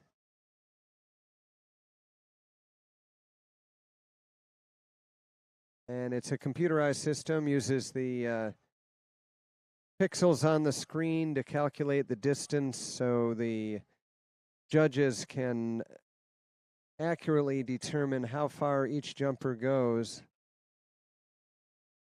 And it's all captured on video, so it's real easy to go back and make sure everything is measured to the closest accuracy possible.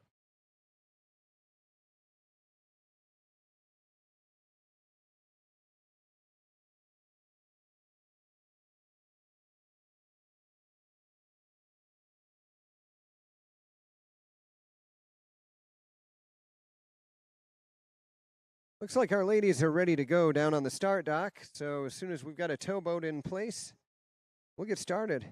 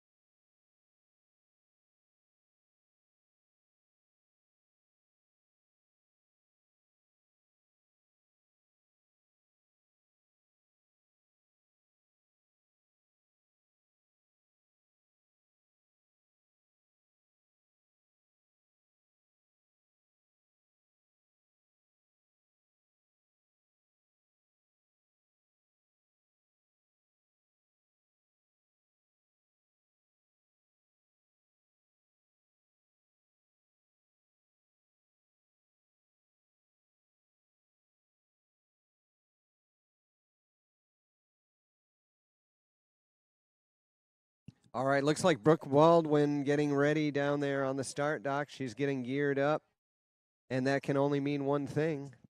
It's time to jump.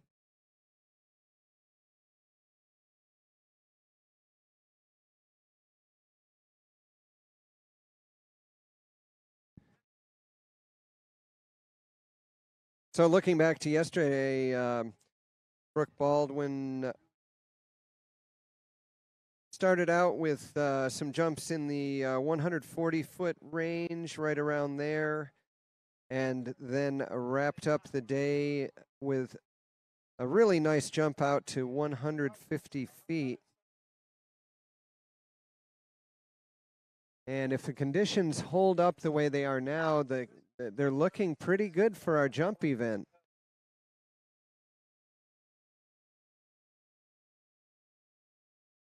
You see on the start dock there, we've got Brooke Baldwin getting ready, putting a little soap in those bindings. The jump bindings tend to be pretty tight. You don't want the skis coming loose while you're jumping.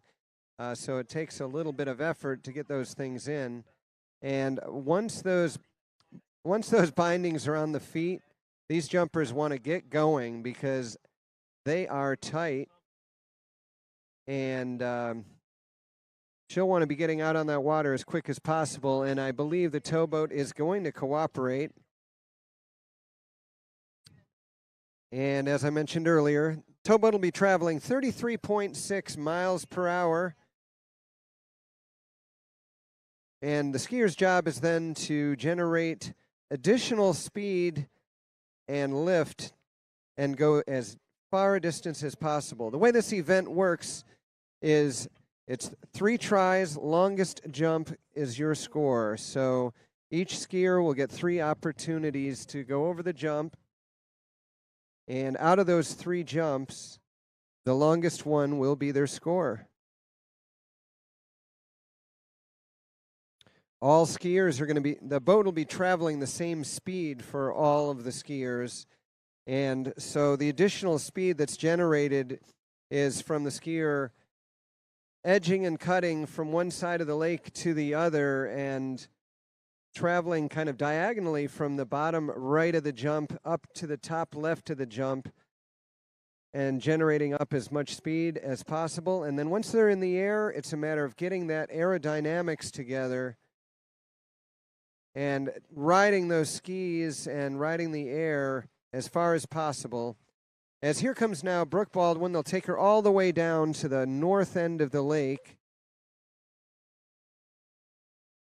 at cruising speed, as it were. And we'll turn down at the north end of the lake, and then that boat will crank on up to 33.6, and we'll get started with our jumping.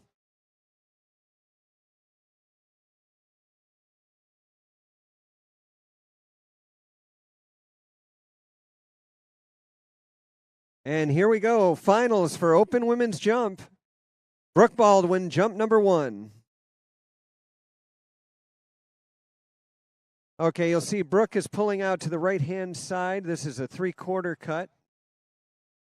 As she turns in for the jump, let's see what happens as she goes up and over. And a nice jump number 1.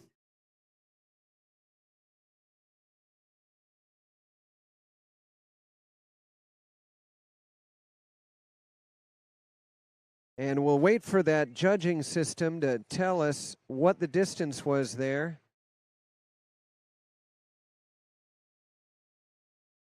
184 feet, so just 2 feet shy of Brooke's longest jump yesterday, 150 feet.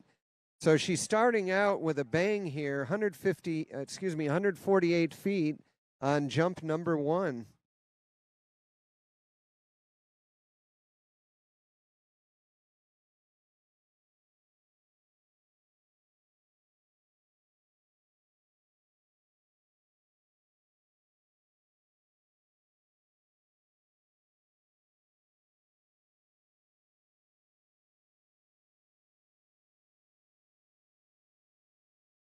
All right, jump number 1 for Brooke Baldwin, 148 feet.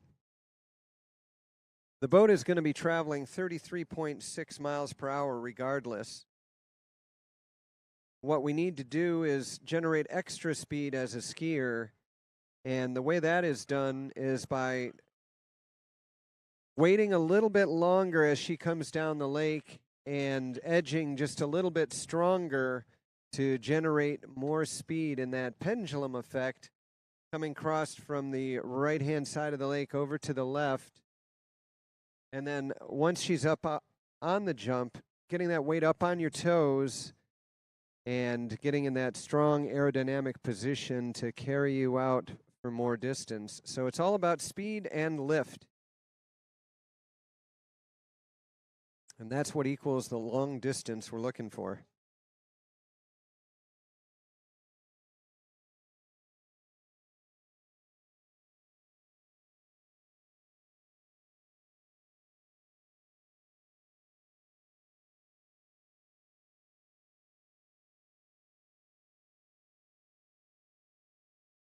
Okay, this is a re-ride for jump number 1. Apparently there was an issue with the boat timing. And so here comes Brooke Baldwin, jump number 1, a re-ride, and she will take a pass.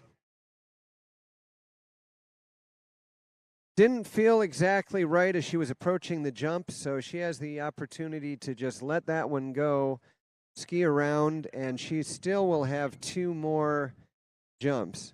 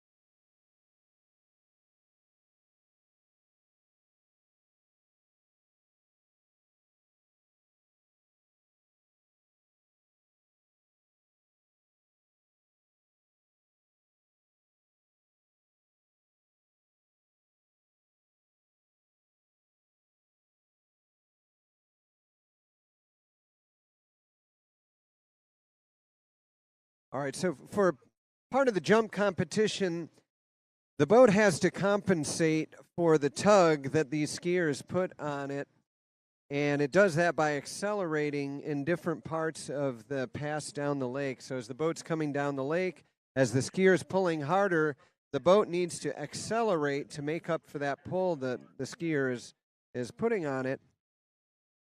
But at the same time, we have to maintain a certain range of timing through the course. And all of that's kept track of through the onboard computer on the boat. Unfortunately, on that first jump, the computer malfunctioned and they did not get a boat time. So that first jump did not count. Jump number 2, things didn't quite look right to Brooke Baldwin, so she did a pass. And now we're on to and that would have been a re-ride. So this is actually officially jump number 2 for Brooke as she comes in now.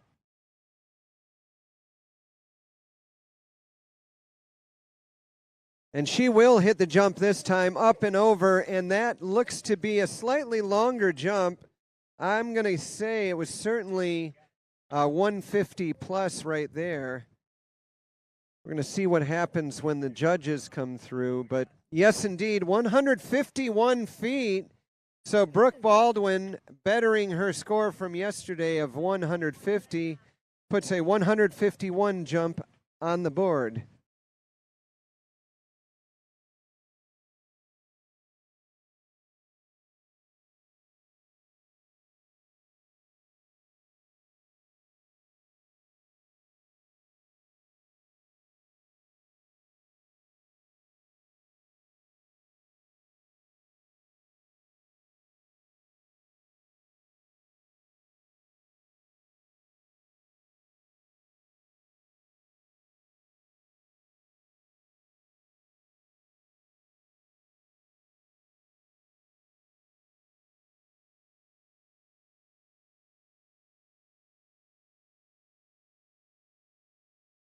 All right, that was jump number 2, 151 feet for Brooke Baldwin.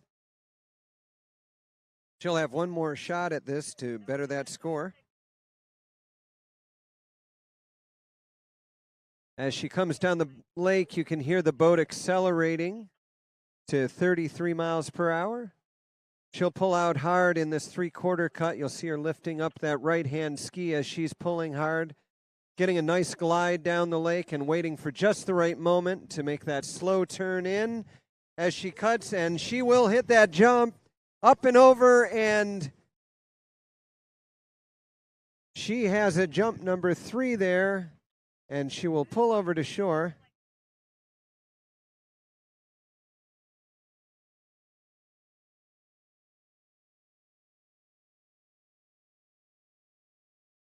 And that was 148 feet, jump number 3.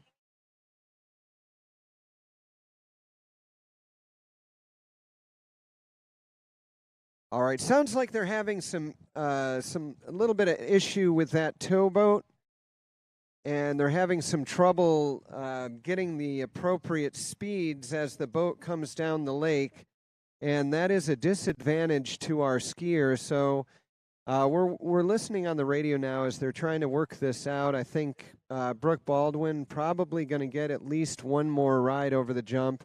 We'll have to wait and see which, if any, of those boat times were good, and we'll let you know once we get this worked out.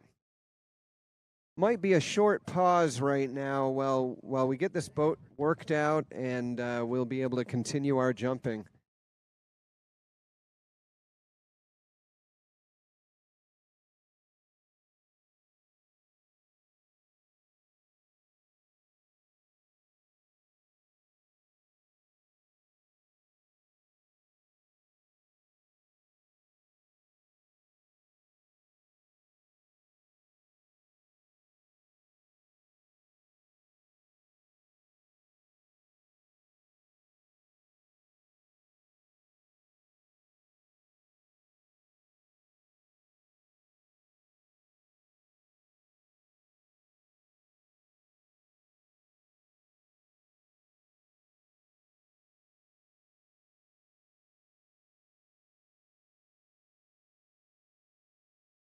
So if you're watching on the webcast, we are in day 2 of the Stillwaters Pro Challenge. We've got our pro women skiers out here getting ready to do the jump event.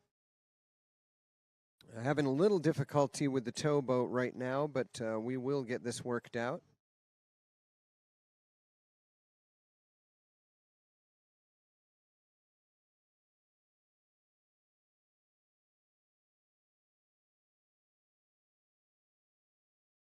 Saw some really good jumping yesterday.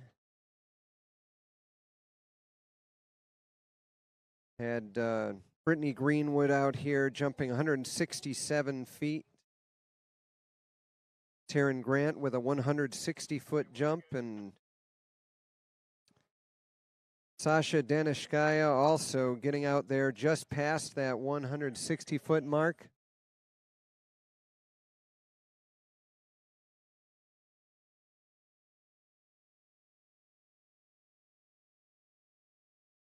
All right, and they're going to run this towboat up and down the lake here and see if they can get things dialed in, get the settings just right so we can have some good boat times and get Brooke Baldwin back out on the water.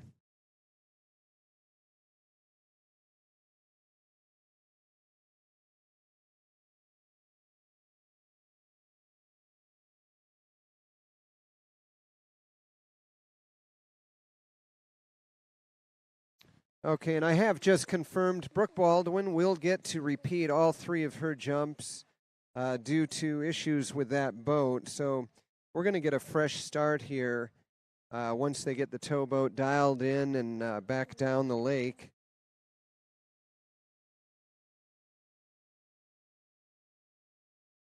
Had a great men's preliminary competition yesterday.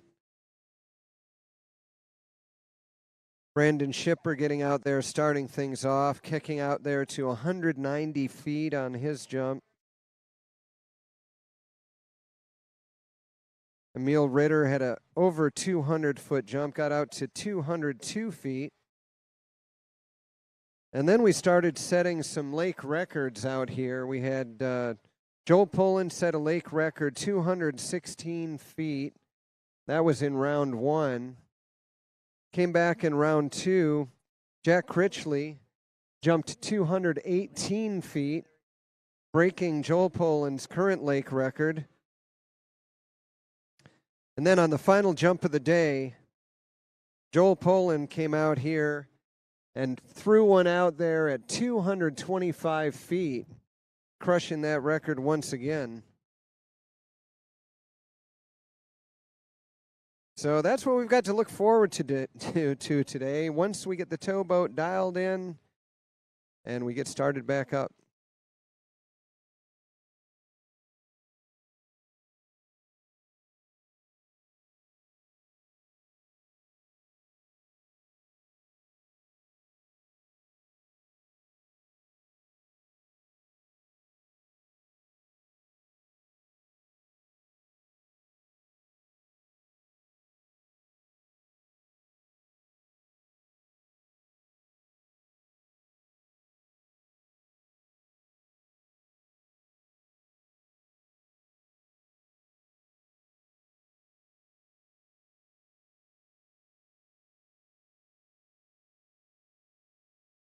Well, we are here at the Stillwaters Pro Challenge. And we are wiping out those initial scores as the boat time was not correct. So Brooke Baldwin will be starting up here again. We'll just call this a redo. Let's do a do-over here. And let Brooke get out there, start fresh.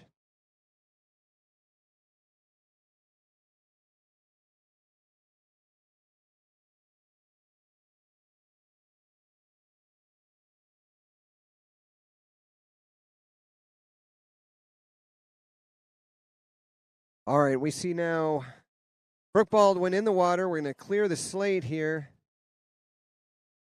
Starting fresh with jump number 1.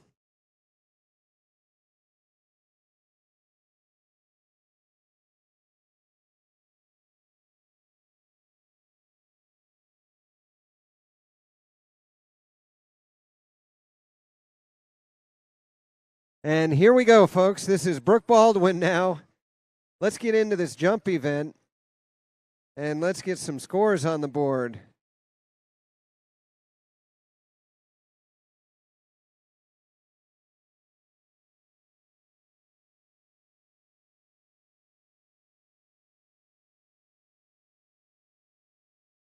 You see the boat takes a kind of zigzag pattern down the lake, and this is to give the best conditions possible to our skiers as the boat's going to drive back down the center of the lake, but the skier is going to go in that kind of zigzag pattern in order to generate that extra speed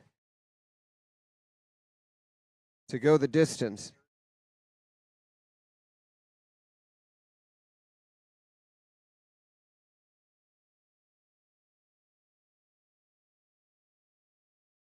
All right, all eyes to the north now. Here we go. Brooke Baldwin, jump number 1. This will be a 3/4 as she'll pull out hard to the right of the boat.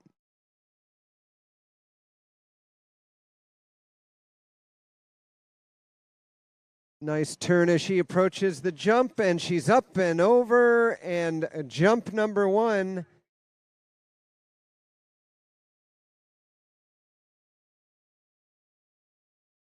Looking to me about similar spot to that last jump, 142 feet. So 142 on jump number 1.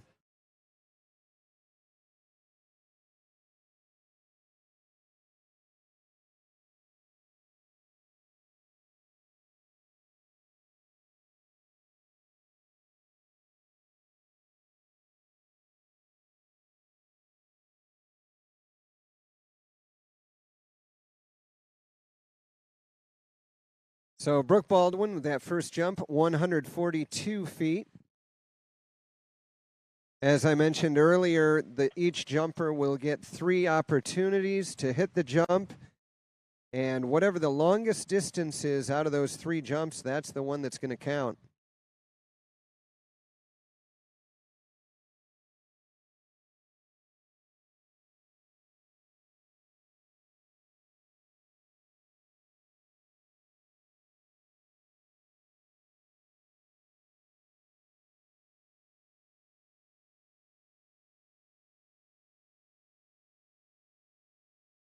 The wind is kind of variable today, and that adds a little bit of an extra challenge for our jumpers.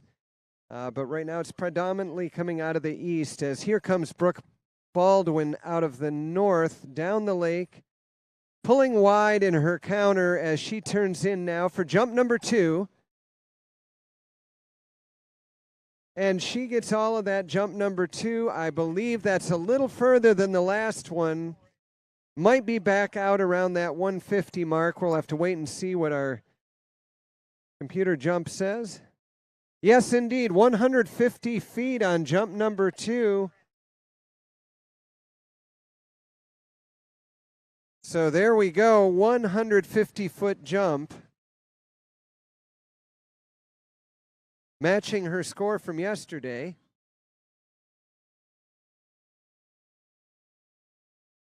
But she does have 1 jump left to go.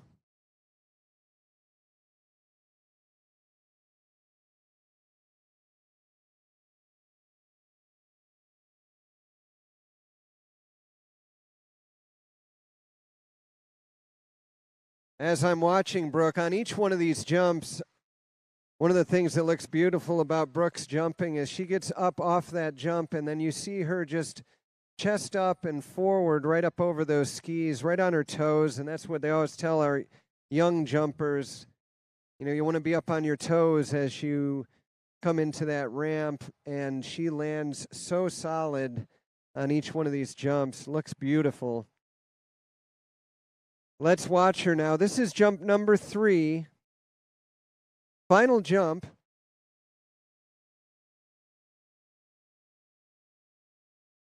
Let's see if she'll bring it down the lake just a little bit further, maybe try to get a little more distance before she starts that turn towards the jump.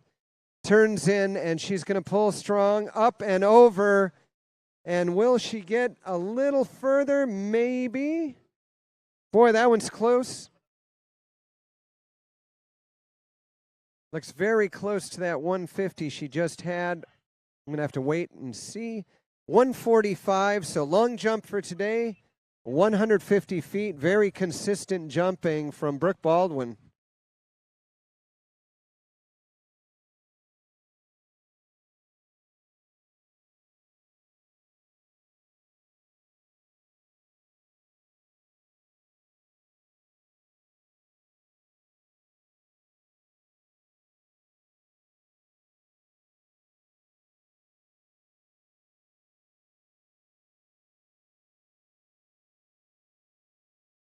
A really nice, solid jumper and a great 3-event skier. Brooke Baldwin gets it done on the slalom course.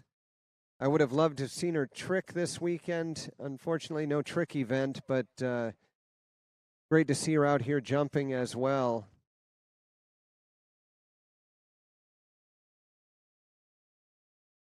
And I tell you what, I've got a couple of kids that are 3-event skiers. I know what a commitment it takes to try to excel in all 3 of these events. It takes a lot of practice and a lot of time on the water. Specializing in one event like slalom or jump, obviously, you know, to get to the level of these athletes is just an extraordinary amount of work, and takes a support crew that's very committed to your success as well. And I hear that from the skiers time and time again, that it's all about their support crew and their coaches bringing them up. And speaking about bringing people up, here comes Taryn Grant being brought up and down the lake.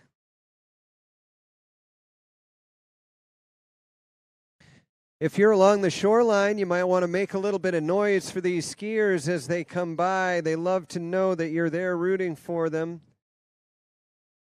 And the more noise you make, the further they jump. Takes a little energy to get out there and do this. And the more energy you feed to them, the more energy they're going to feed on back.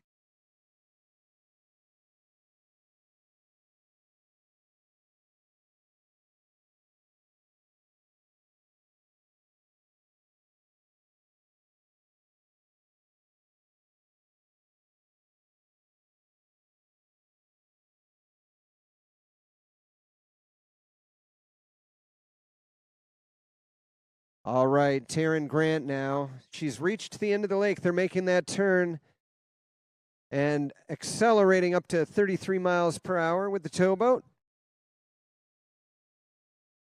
Taryn pulling out hard to the left side this time. This is a double cut as Taryn brings it way down the lake on the right-hand side of the boat, waiting for just the right time to make her turn as she comes into the jump.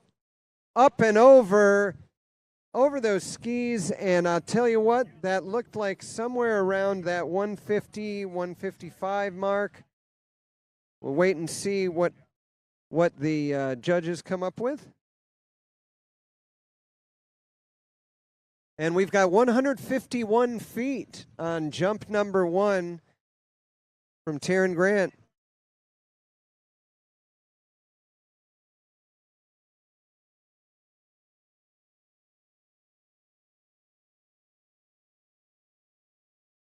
All right, with that 151 foot, that puts Taryn Grant currently in first place. Brooke Baldwin with a long jump of 150 feet. She was our first competitor out on the water.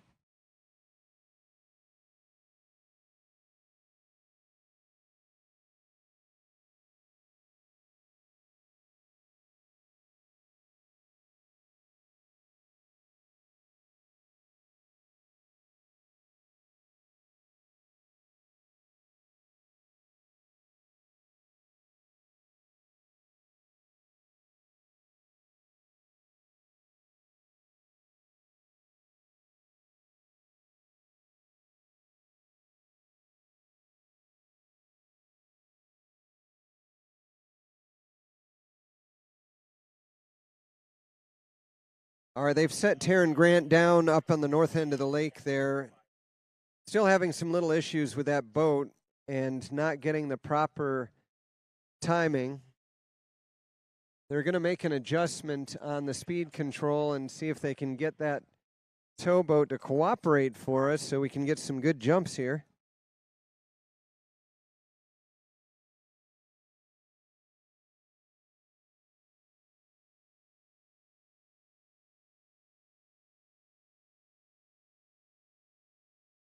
All right, so there's a formula they've got to put into these boats to compensate for that pull of the skier, and it's got to be just right to be in tolerance as here comes Taryn. Now, this is jump number 2. Double cut, meaning she pulled out to the left, then the right, and now she's turning in for the jump, generating that extra speed, and she got a little bit on the tail of the skis that time, and that kind of puts on the air brakes. And I don't think we're going to quite see the distance that we saw from jump number 1. And that's that issue of getting on the toes. That was a 145-foot jump number 2. As we were talking earlier about getting the weight forward up onto the toes and getting your chest up as you're in the air. If you're not on the toes, the skis can kind of ride up in front of you and really slow you down, and that really kills the distance.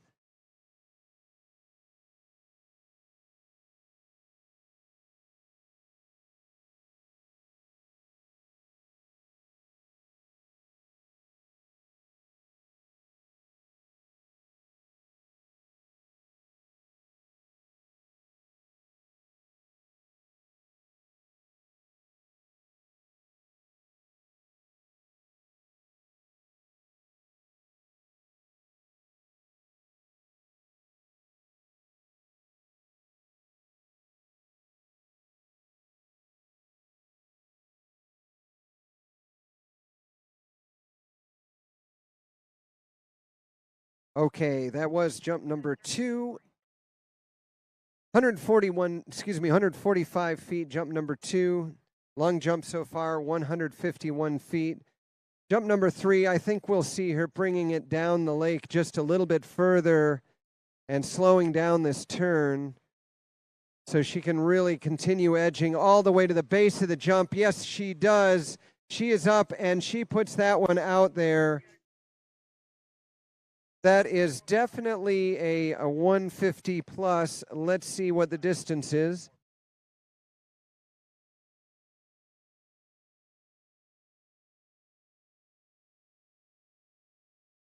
And we have a 158 foot jump number 3. So 158 feet on jump number 3. That will be the long jump for today. Real close to her long jump yesterday, 160 feet. So again, some great consistency there and beautiful jumping from Taryn Grant.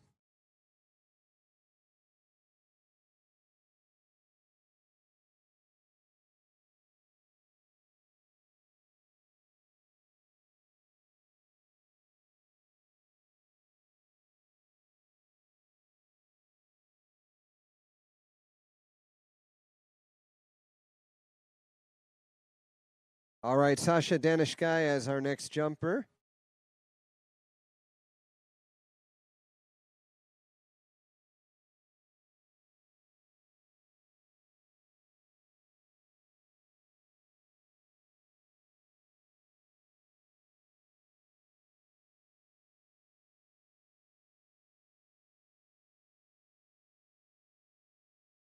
Taking a look back yesterday, Sasha had a couple of really nice jumps, and she kicked one out there just beyond 160 feet. Wind has shifted around a little bit. It is coming slightly out of the south now, which is something that these jumpers are really looking forward to. And I hear a little applause there. Excellent. Let's egg on Sasha to go the distance today.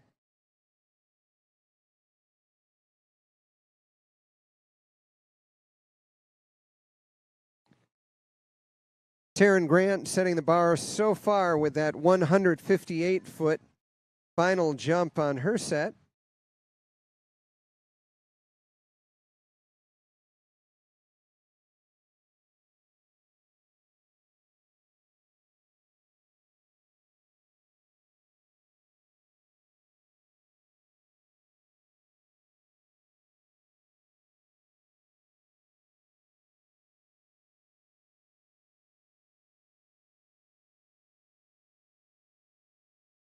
Well, the wind is picking up just a little bit, swinging a little more easterly right now.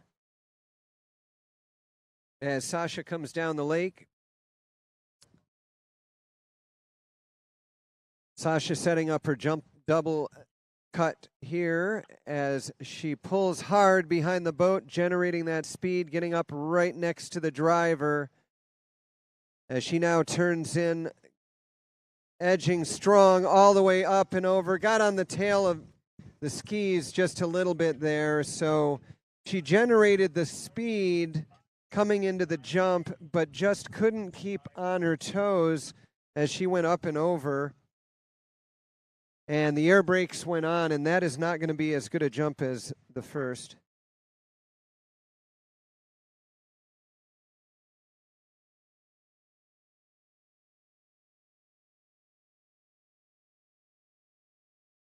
Waiting for distance there.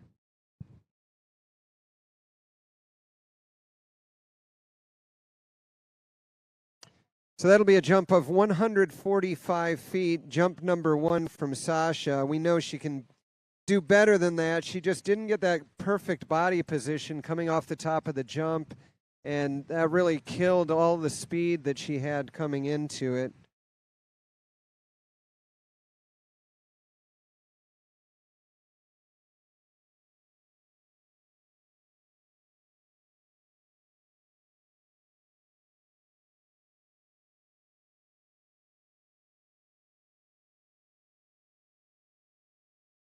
So we're still looking at Taryn Grant's 158 foot. That's the long jump of the day so far.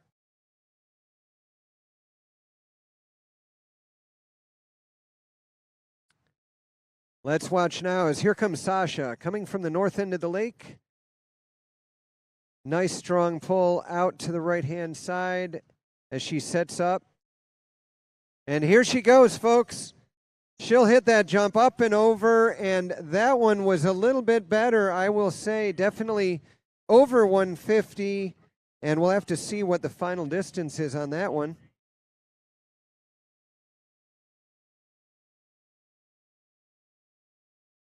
And that is 160 feet. Long jump so far. So we have a new leader right now, Sasha Danishkaya.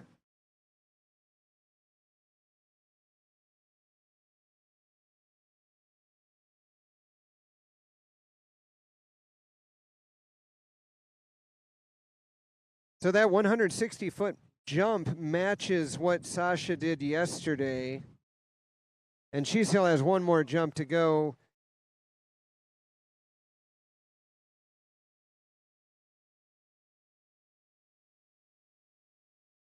She knows she's got a good one under her belt now. She might want to go ahead and see if she can push it down the lake a little bit further, knowing that she's got a good jump under her belt.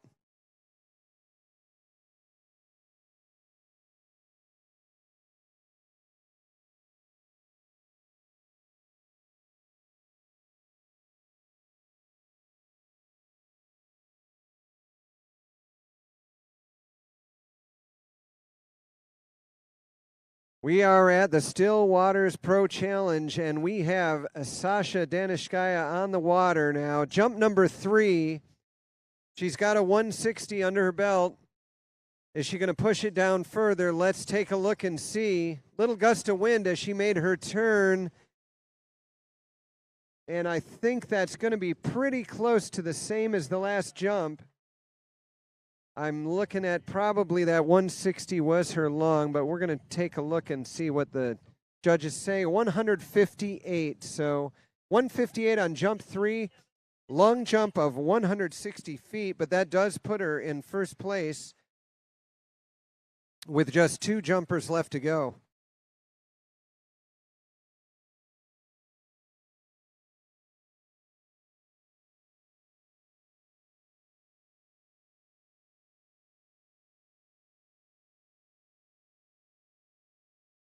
All right, we'll take a look at the leaderboard here. Women's jump. Right now, on the top of the standings, we have Sasha Danishkaya with 160 feet. Taryn Grant in second place with 158. And Brooke Baldwin, who started things off this morning with a 150-foot jump. Coming up next, Brittany Greenwood.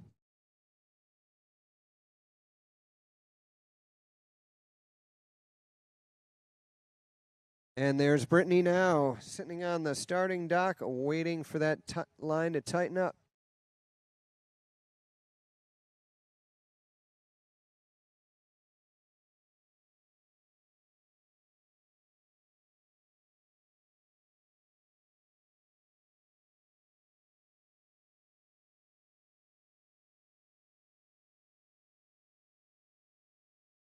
All right, here she comes now. Brittany Greenwood on the water.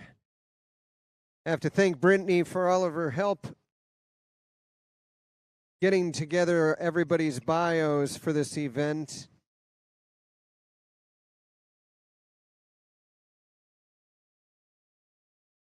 She sat down at dinner. I'm not sure how much of the stuff she made up and how much was actually true, but she helped me fill out those bios since the skiers didn't do quite such a good job. So let that be a lesson to all of you skiers out there. Do a good job of filling out your bios so Brittany doesn't have to do it for you.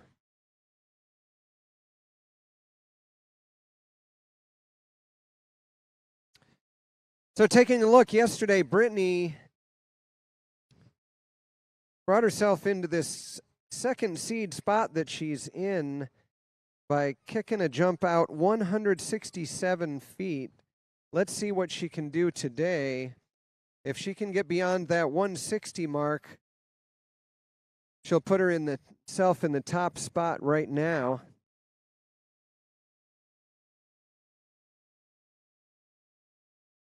Let's watch now as she comes down the lake, getting as far to the right and up on the boat, and now she's going to turn and generate that speed up and over. Beautiful jump number one.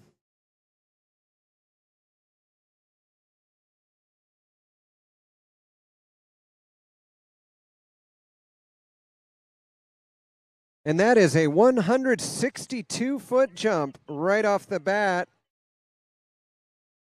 That'll propel her into first place right now. She did a really nice job of getting up on her toes and riding that air as far as possible, just carrying that speed as much as possible all the way up and over the jump. 162 feet.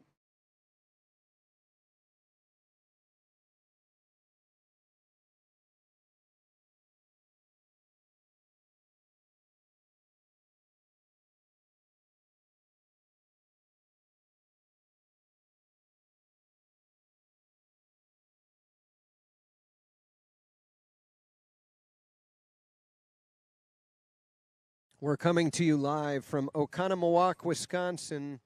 This is the Stillwaters Pro Challenge, and we're watching the Open Women's Finals in the jump event. Brittany Greenwood on the water now. She's completed jump number one.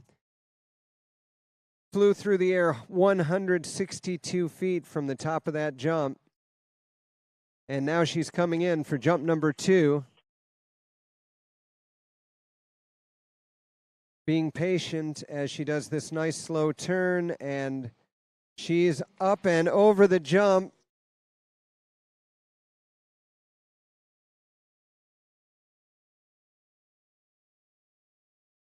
I think the 162 is probably the better of the two so far.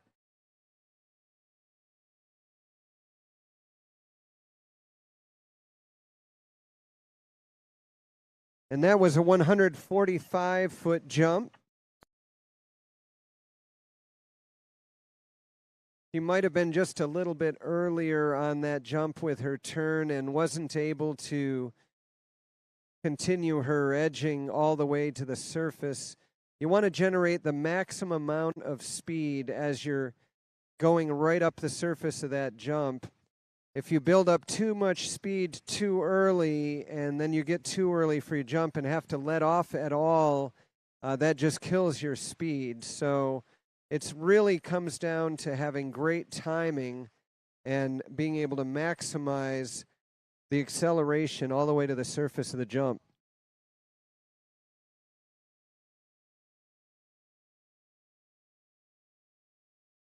So we have a 162-foot jump number one, a 145 on jump number two. One more opportunity here. Jump number three coming up.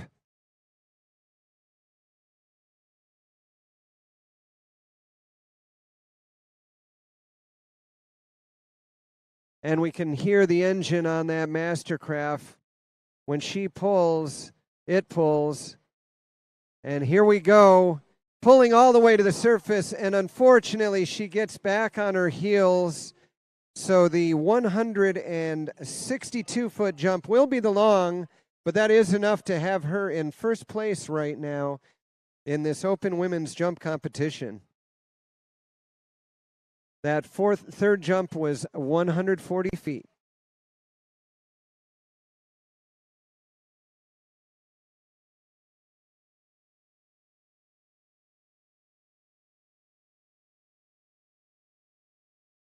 So it looked like Brittany generated a lot of speed on that third jump. She was looking pretty good as she came into the base of the jump, but just kind of fell back to the heels a bit.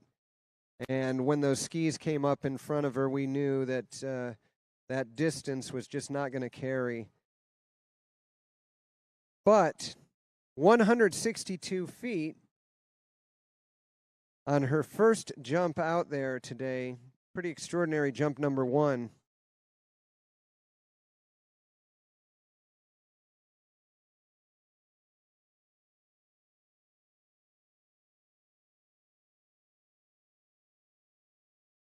Well, we've got one skier left to go, and she's in the water now. One skier in the open women's. We still have men to come out here and do their jumping. But our final open women's competitor will be Hannah Stratzlova.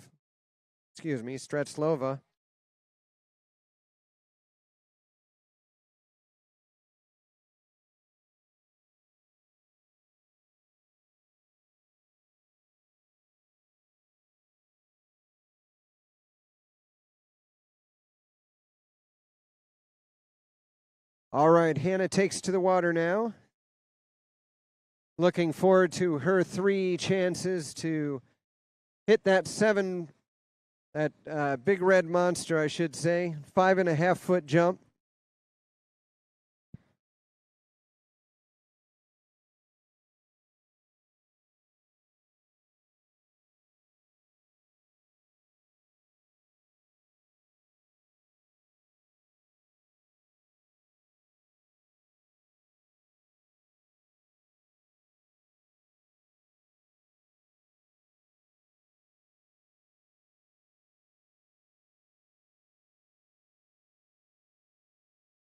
This is our final female jumper for today's Stillwaters Pro Team Challenge. We're coming to you live from Oconomowoc, Wisconsin. I'm Jim Powell.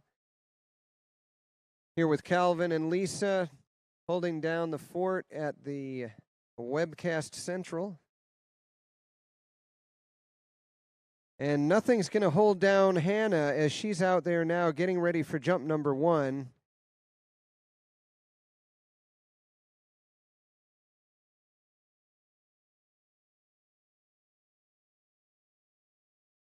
Critical timing as she comes now into the jump, up and way over those skis. That is a doozy of a jump number 1, folks. Once she hit that air, she just threw her chest right out over those skis and said, I want to sail as far as I can, 166 feet for jump number 1.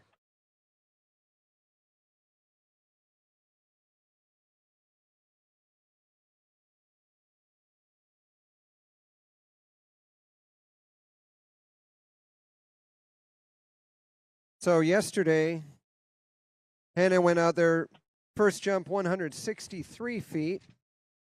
Today, first jump 166 feet. She ended up with a 178. Let's see if she can get out a little further today and push that limit.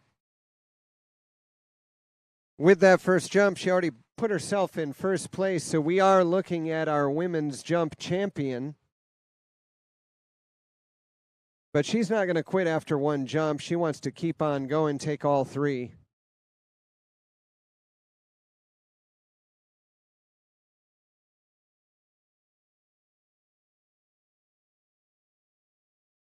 She could stop now because she's got this wrapped up, but let's see what she wants to do.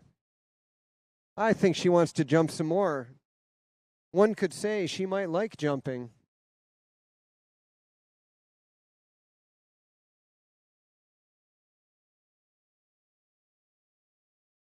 And here comes Hannah now. Jump number 2. Up and over those skis, and another beautiful jump. Oh, but she can't hold on to that one. But let's give it up for her. Make some noise. She is our jump champion for the day.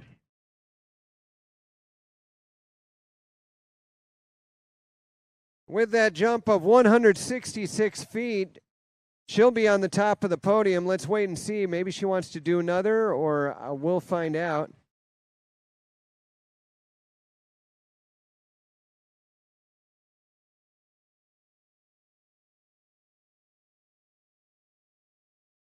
That was 161 feet, but she did not hold the handle, so that 160-foot, 1-foot jump would not count, although she does not need it because she excelled with that 166-foot jump.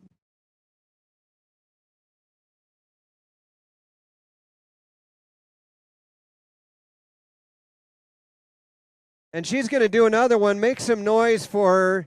She's just going to entertain us today with jump number 3.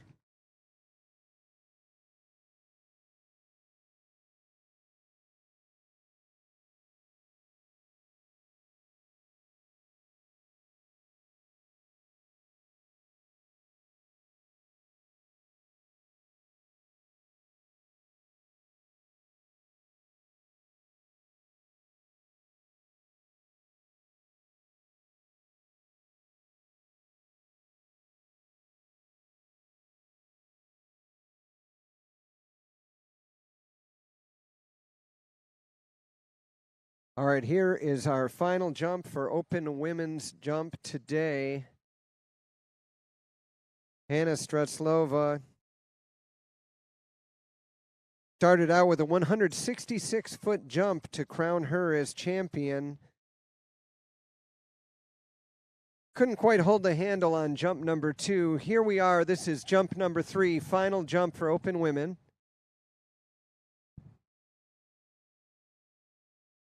Let's watch on the webcam as see how far she comes down the lake. She brought it down pretty far, folks, and she is going to let go and ski over to shore. Did not like the feel of that one as she is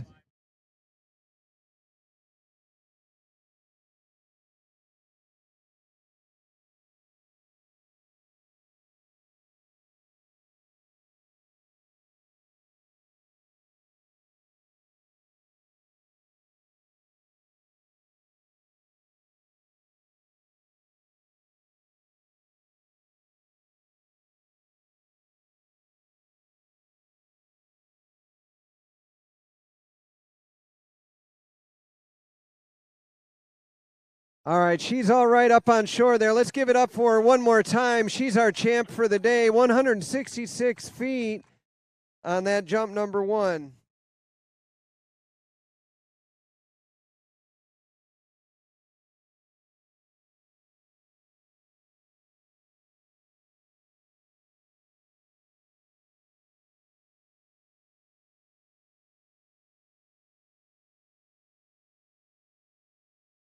All right, here's how it shook out, folks. We just saw Hannah Strutslova go out there and jump 166 feet. That puts her in the top spot and in the money in this tournament. Stillwater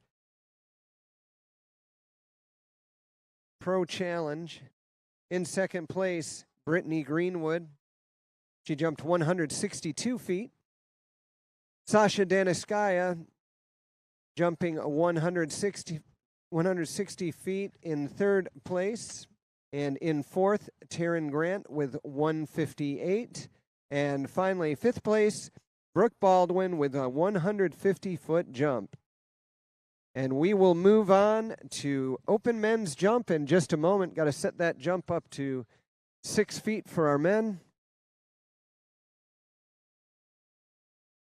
And we'll be ready to go.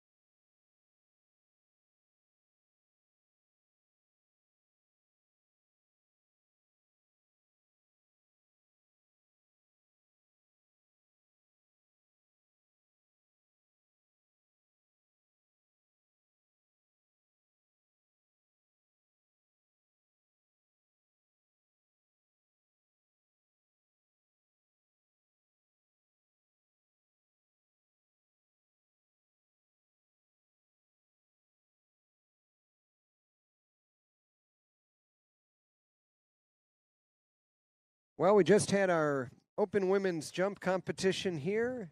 Got one more competition left for today. And that'll be our open men's jump.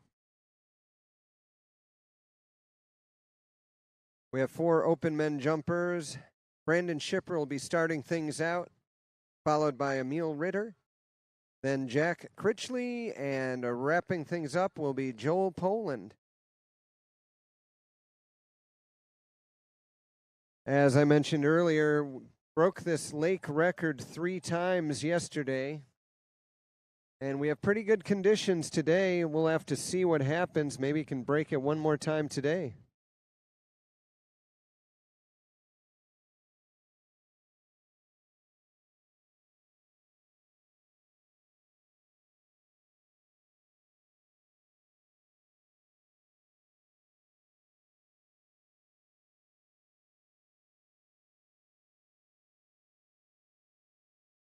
All right, the officials and crew are out at the jump now, adjusting the height of the jump and the balance of the jump, making sure they've got that full 22 feet, 3 3/4 inches of jump surface out of the water and that 6-foot height.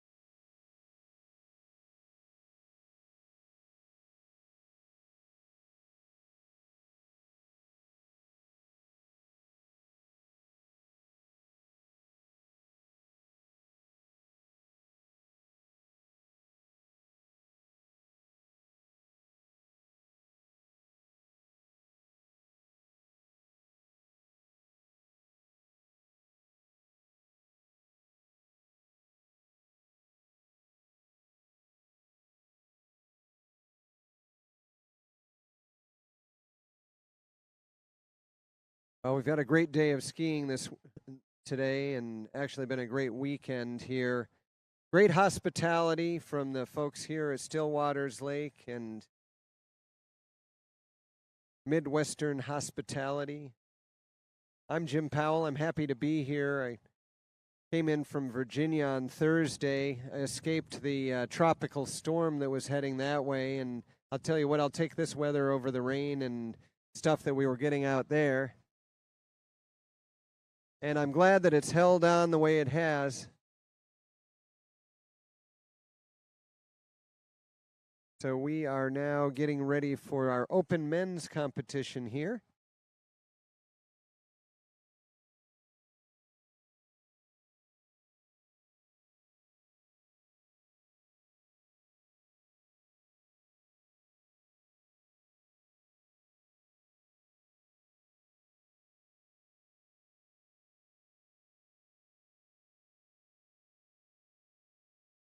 Looks like our homologating crew has finished up out at the jump. They're going to send Noah back up to his command central up there so he can make sure all the jumps get measured properly.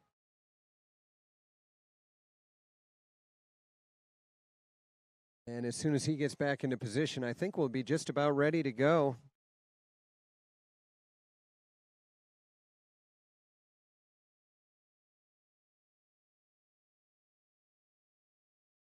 While we've got a minute, I'm going to take an opportunity for a shout out to my friends back at Lake Holly in Virginia. They're holding their 3-event tournament today. Might be doing their jumping right now. Who knows? My son, 17 years old, might be going over the jump right now. He's hoping to get out over 100 feet.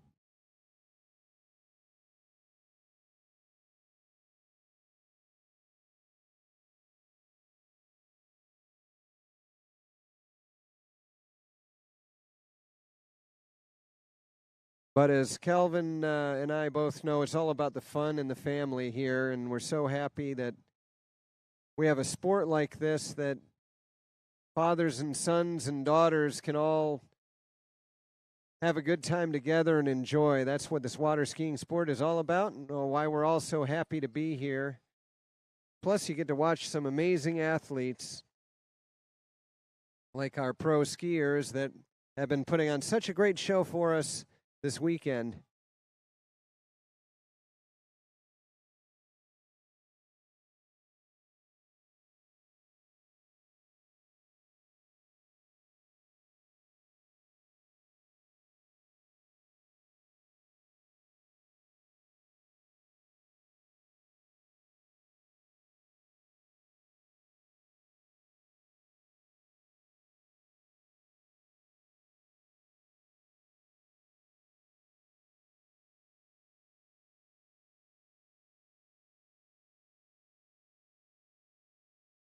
All right, taking a look down at the start dock. Looks like Brandon Shipper might be getting those skis wetted down and soaped up and ready to go. And that can only mean one thing. Once he gets those feet in the bindings, he's going to want that towboat to take off as quickly as possible.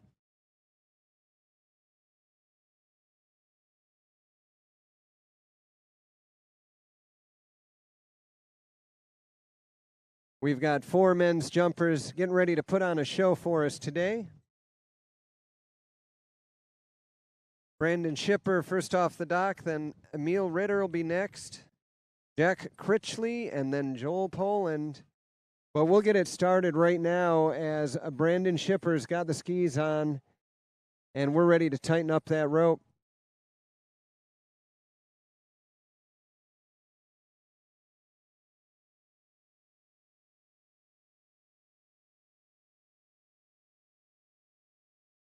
So a couple of slight differences between the open women jumpers and our open men jumpers. They've raised that jump up now to 6 feet rather than the 5.5 feet that the women jump at. And the boat speed is allowed to bump up just a little bit. Now we're going to be going 35.4 miles per hour.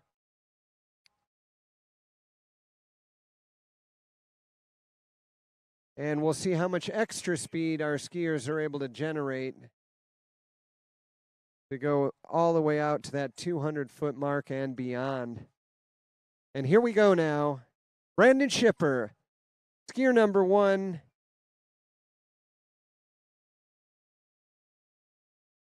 In the Stillwaters Pro Challenge Men's Jump Finals. All right, here comes Brandon giving us a wave as he comes on by.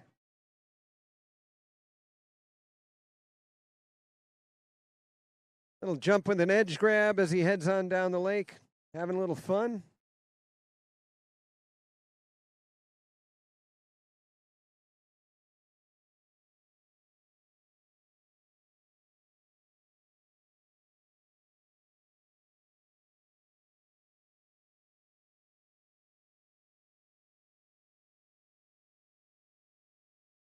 All right, same rules apply, men and women. We get 3 opportunities to go over the jump. The longest jump is the one that counts. If the jump doesn't feel right, the timing doesn't look right, then the skier can opt to pass over on the left side of the jump. And so let's see what Brandon can do now here on jump number 1 as he comes down the lake towards us.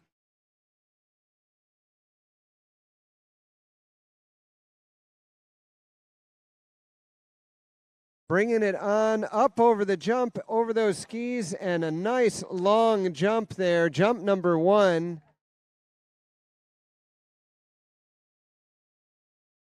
Had a long jump of 190 yesterday, and today he will top his long jump by 3 feet. 193 for jump number 1. Off to a really good start right there.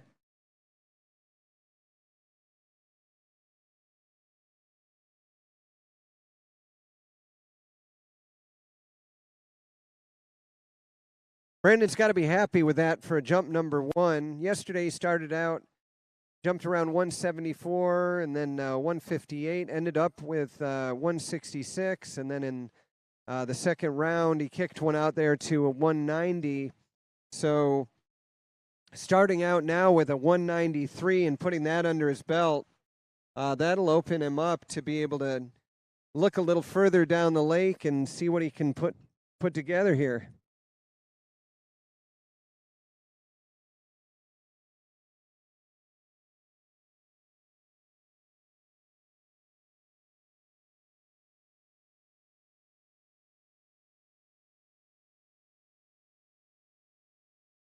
You can hear as he's pulling, that boat's pulling back, trying to keep up to speed, up to that 35.4 miles per hour as Brandon comes in for jump number 2.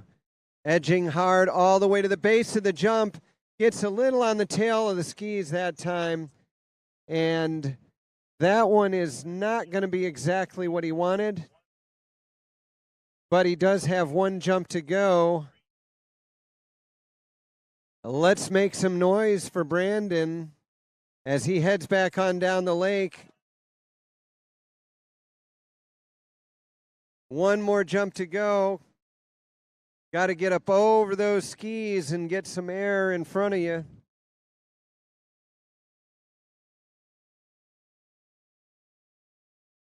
"183 feet on that jump number 2.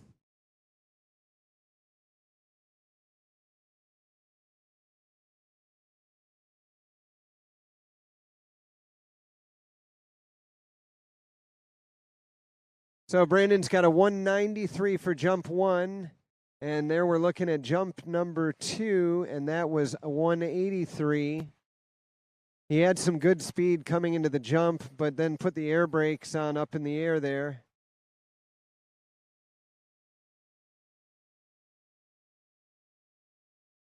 Final jump for Brandon.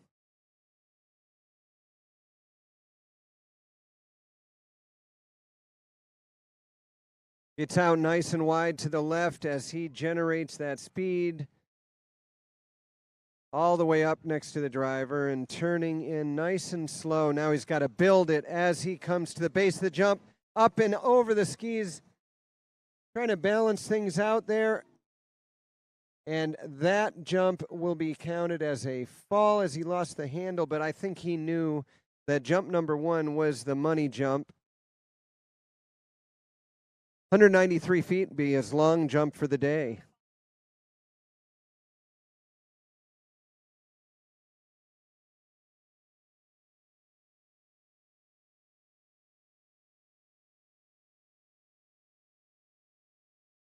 So 189 feet on the last jump. He did let go of the handle. So if the skier is unable to keep a hold of the handle and ride that jump away, then that's considered to be a fall. I think Brandon knew that jump number 1 was his long jump, 193. And so he came back to shore now. And so right now, long jump of the day, 193 feet.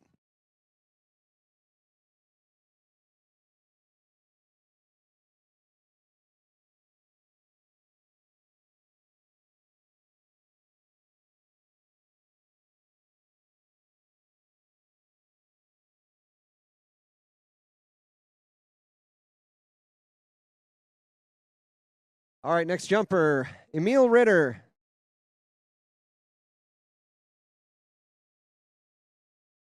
Yesterday, Emil had been dancing right around just below the 200-foot mark and then managed to throw one out there to 202 feet.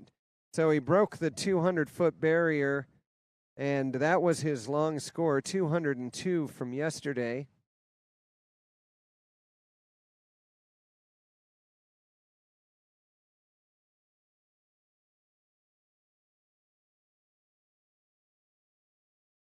But Brandon setting the bar so far. Brandon Shipper with that 193-foot first jump.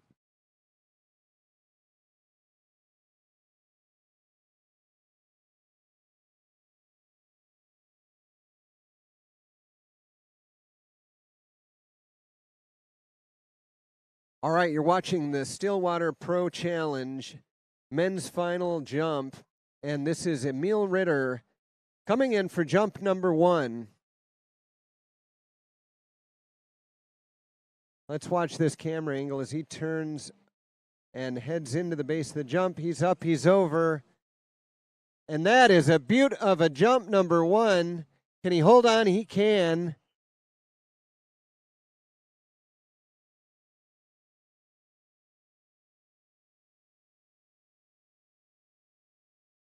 And I believe we're looking at a 200-foot jump number one. So he does hit that 200-foot barrier right there.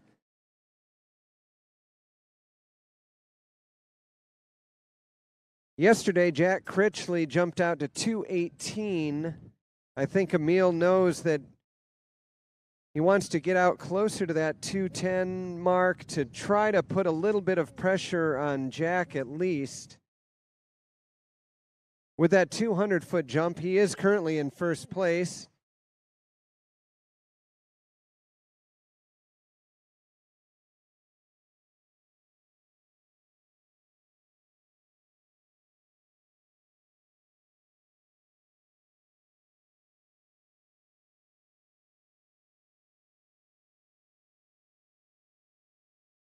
Feels like the wind has shifted around almost directly east now. We're a little bit of a gusty wind as here comes Emil for jump number two. He's got a 200-foot jump under his belt right now. Gonna watch on the camera. He brings it down just a little bit further now for jump number two. Takes this one out there. I do believe that's just a little bit further, maybe looking at that 202 like yesterday, maybe just a little beyond that. 203 for jump number two. So 203 feet on jump number two.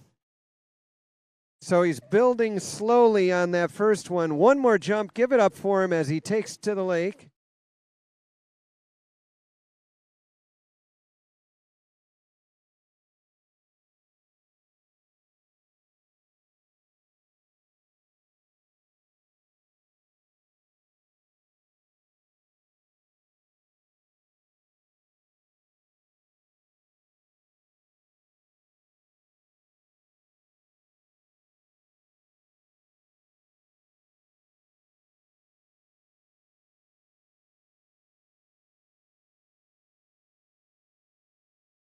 All right, so Emil Ritter,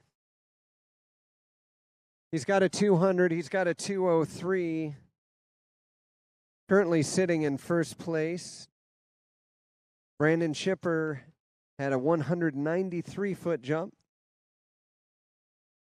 But here comes jump number three. Can he push it a little further down the lake and build a little stronger at the base of this jump? He pulls this one way down the lake, and he has to let go. Didn't feel right. He came down probably 10 feet down the lake from the previous turn, and it just didn't feel right. So he will settle for that 203-foot jump number two.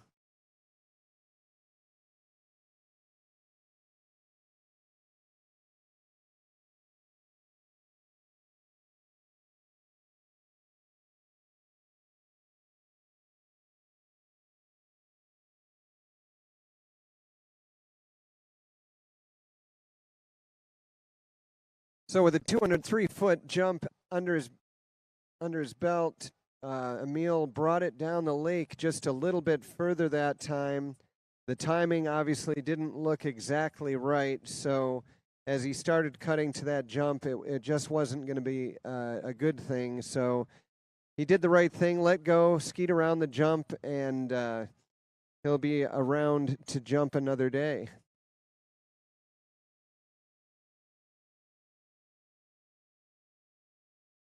On the start dock now, here he is, Jack Critchley.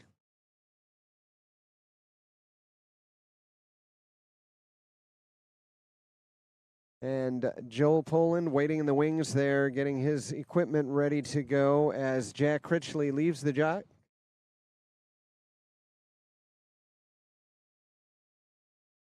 Stomping those skis down, making sure that bindings are tight. He wants to hear some noise.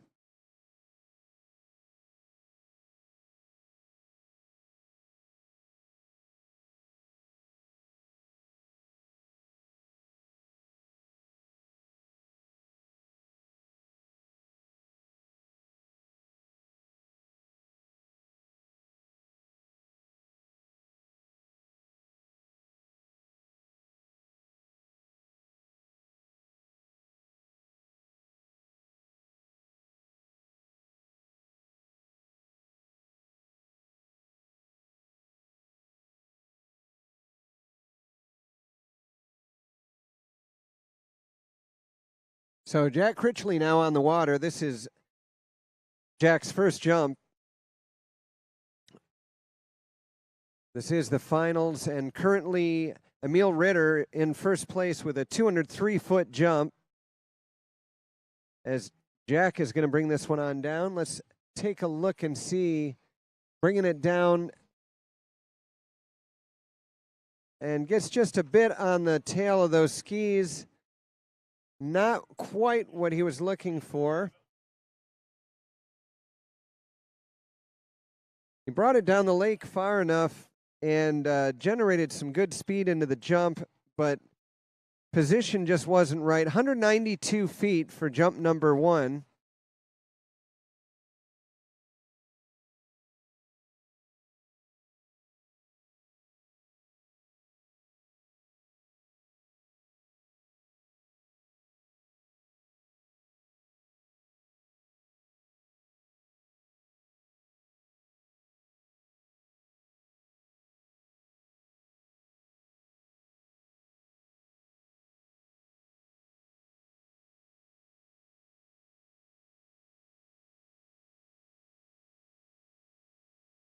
So we have Emil Ritter on the water now.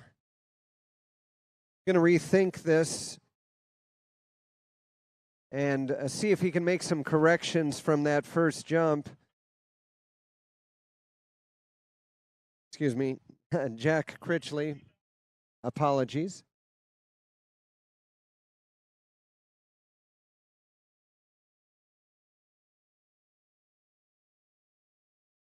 So Jack Critchley on the water now, and here we go. This is jump number 2. As Jack pulls out wide, he's going to get ready to turn in, and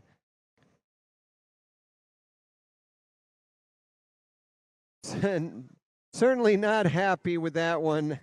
As heard that shout as he went into the air, he knew he was not in the right position.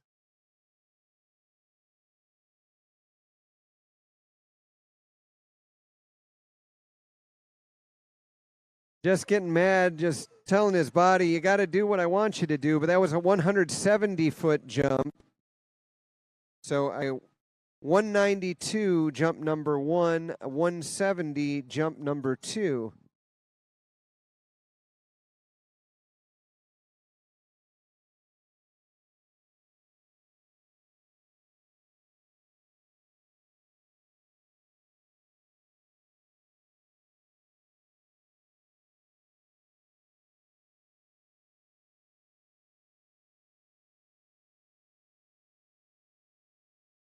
Yesterday in the preliminary rounds, Jack Critchley had a 210-foot jump as well as a 218-foot jump. So we know he's certainly capable of putting one out there. He just needs to put the two elements together. You got to get the speed and you got to get the lift. And putting the air brakes on is not going to get you the distance. So let's see what he can do in jump number 3. It's all or nothing on this one. Bringing it down the lake, putting the speed into it, and he's up over the skis this time, and he is down the lake. And I'll tell you what, that was definitely over 200 feet. Was it beyond our 203 from Emil? I am not sure. It is 207 feet on jump number 3, so the rubber hit the road right there, and that was it. 270 feet, 207 feet.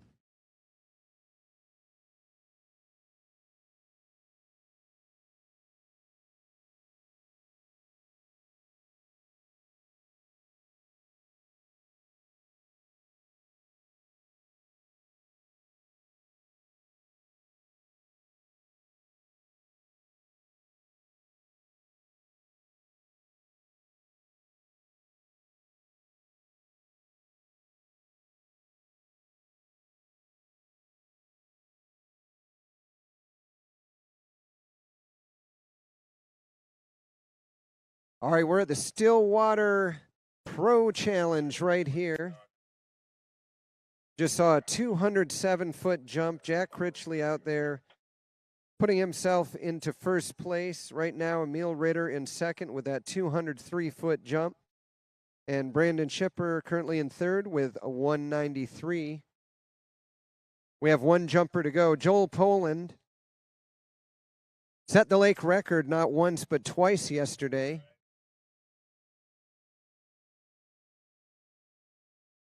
And at the conclusion of Joel's jumping, we are going to do awards. So stick around, everybody. Get ready. At the conclusion of the men's jumping, we will do awards. But we've got a little work to do first, and the man to do the work is on the water now. Joel Poland.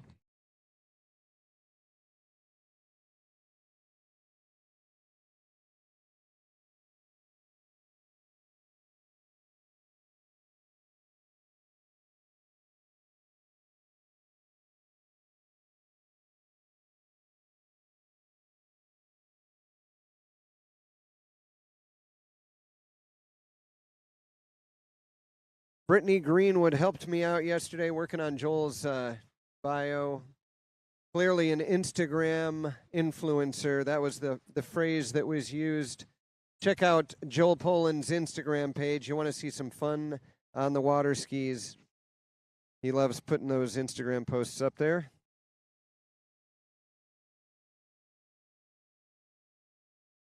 I've seen some nice little jump videos he's put together, but let's see if we can put together a nice jump video today and put one out there. Jump number one coming up, Joel Poland on the water.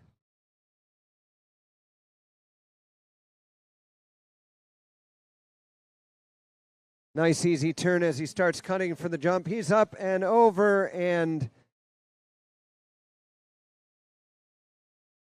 can't quite get up over the skis on that one.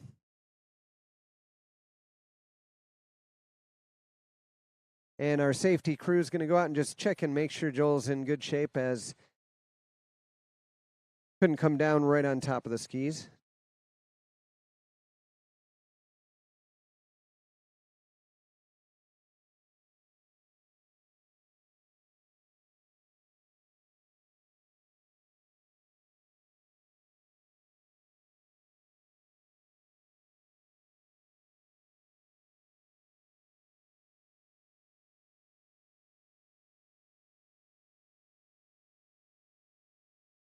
They'll check Joel out, make sure he's all okay out there.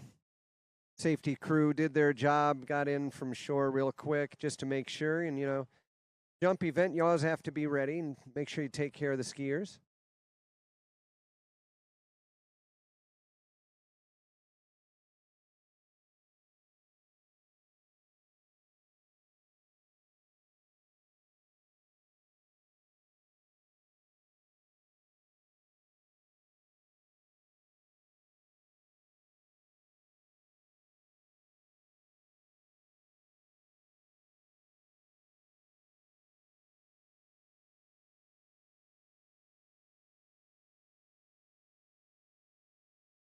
All right, let's give it up for Joel Poland, putting it on the line out there. He's going to come on into the dock now. Got a little shaken up on that, but he's in the boat and looking pretty good as he comes on into shore. So we will conclude our skiing right now. This was the Stillwaters Pro Team Challenge, and we're going to go to our awards ceremony in just a moment. Hand out some cash prizes, but for our men's jump, here's how it stacked up. We had Jack Critchley getting out there, hitting a jump 207 feet, and he will take the top prize with the longest jump in our finals. And in second place, Emil Ritter with 203 feet. Brandon Shipper taking third space with a 193-foot jump. And Joel Poland had that fall, so he'll come back to the dock, and we'll congratulate him on his slalom skiing as well.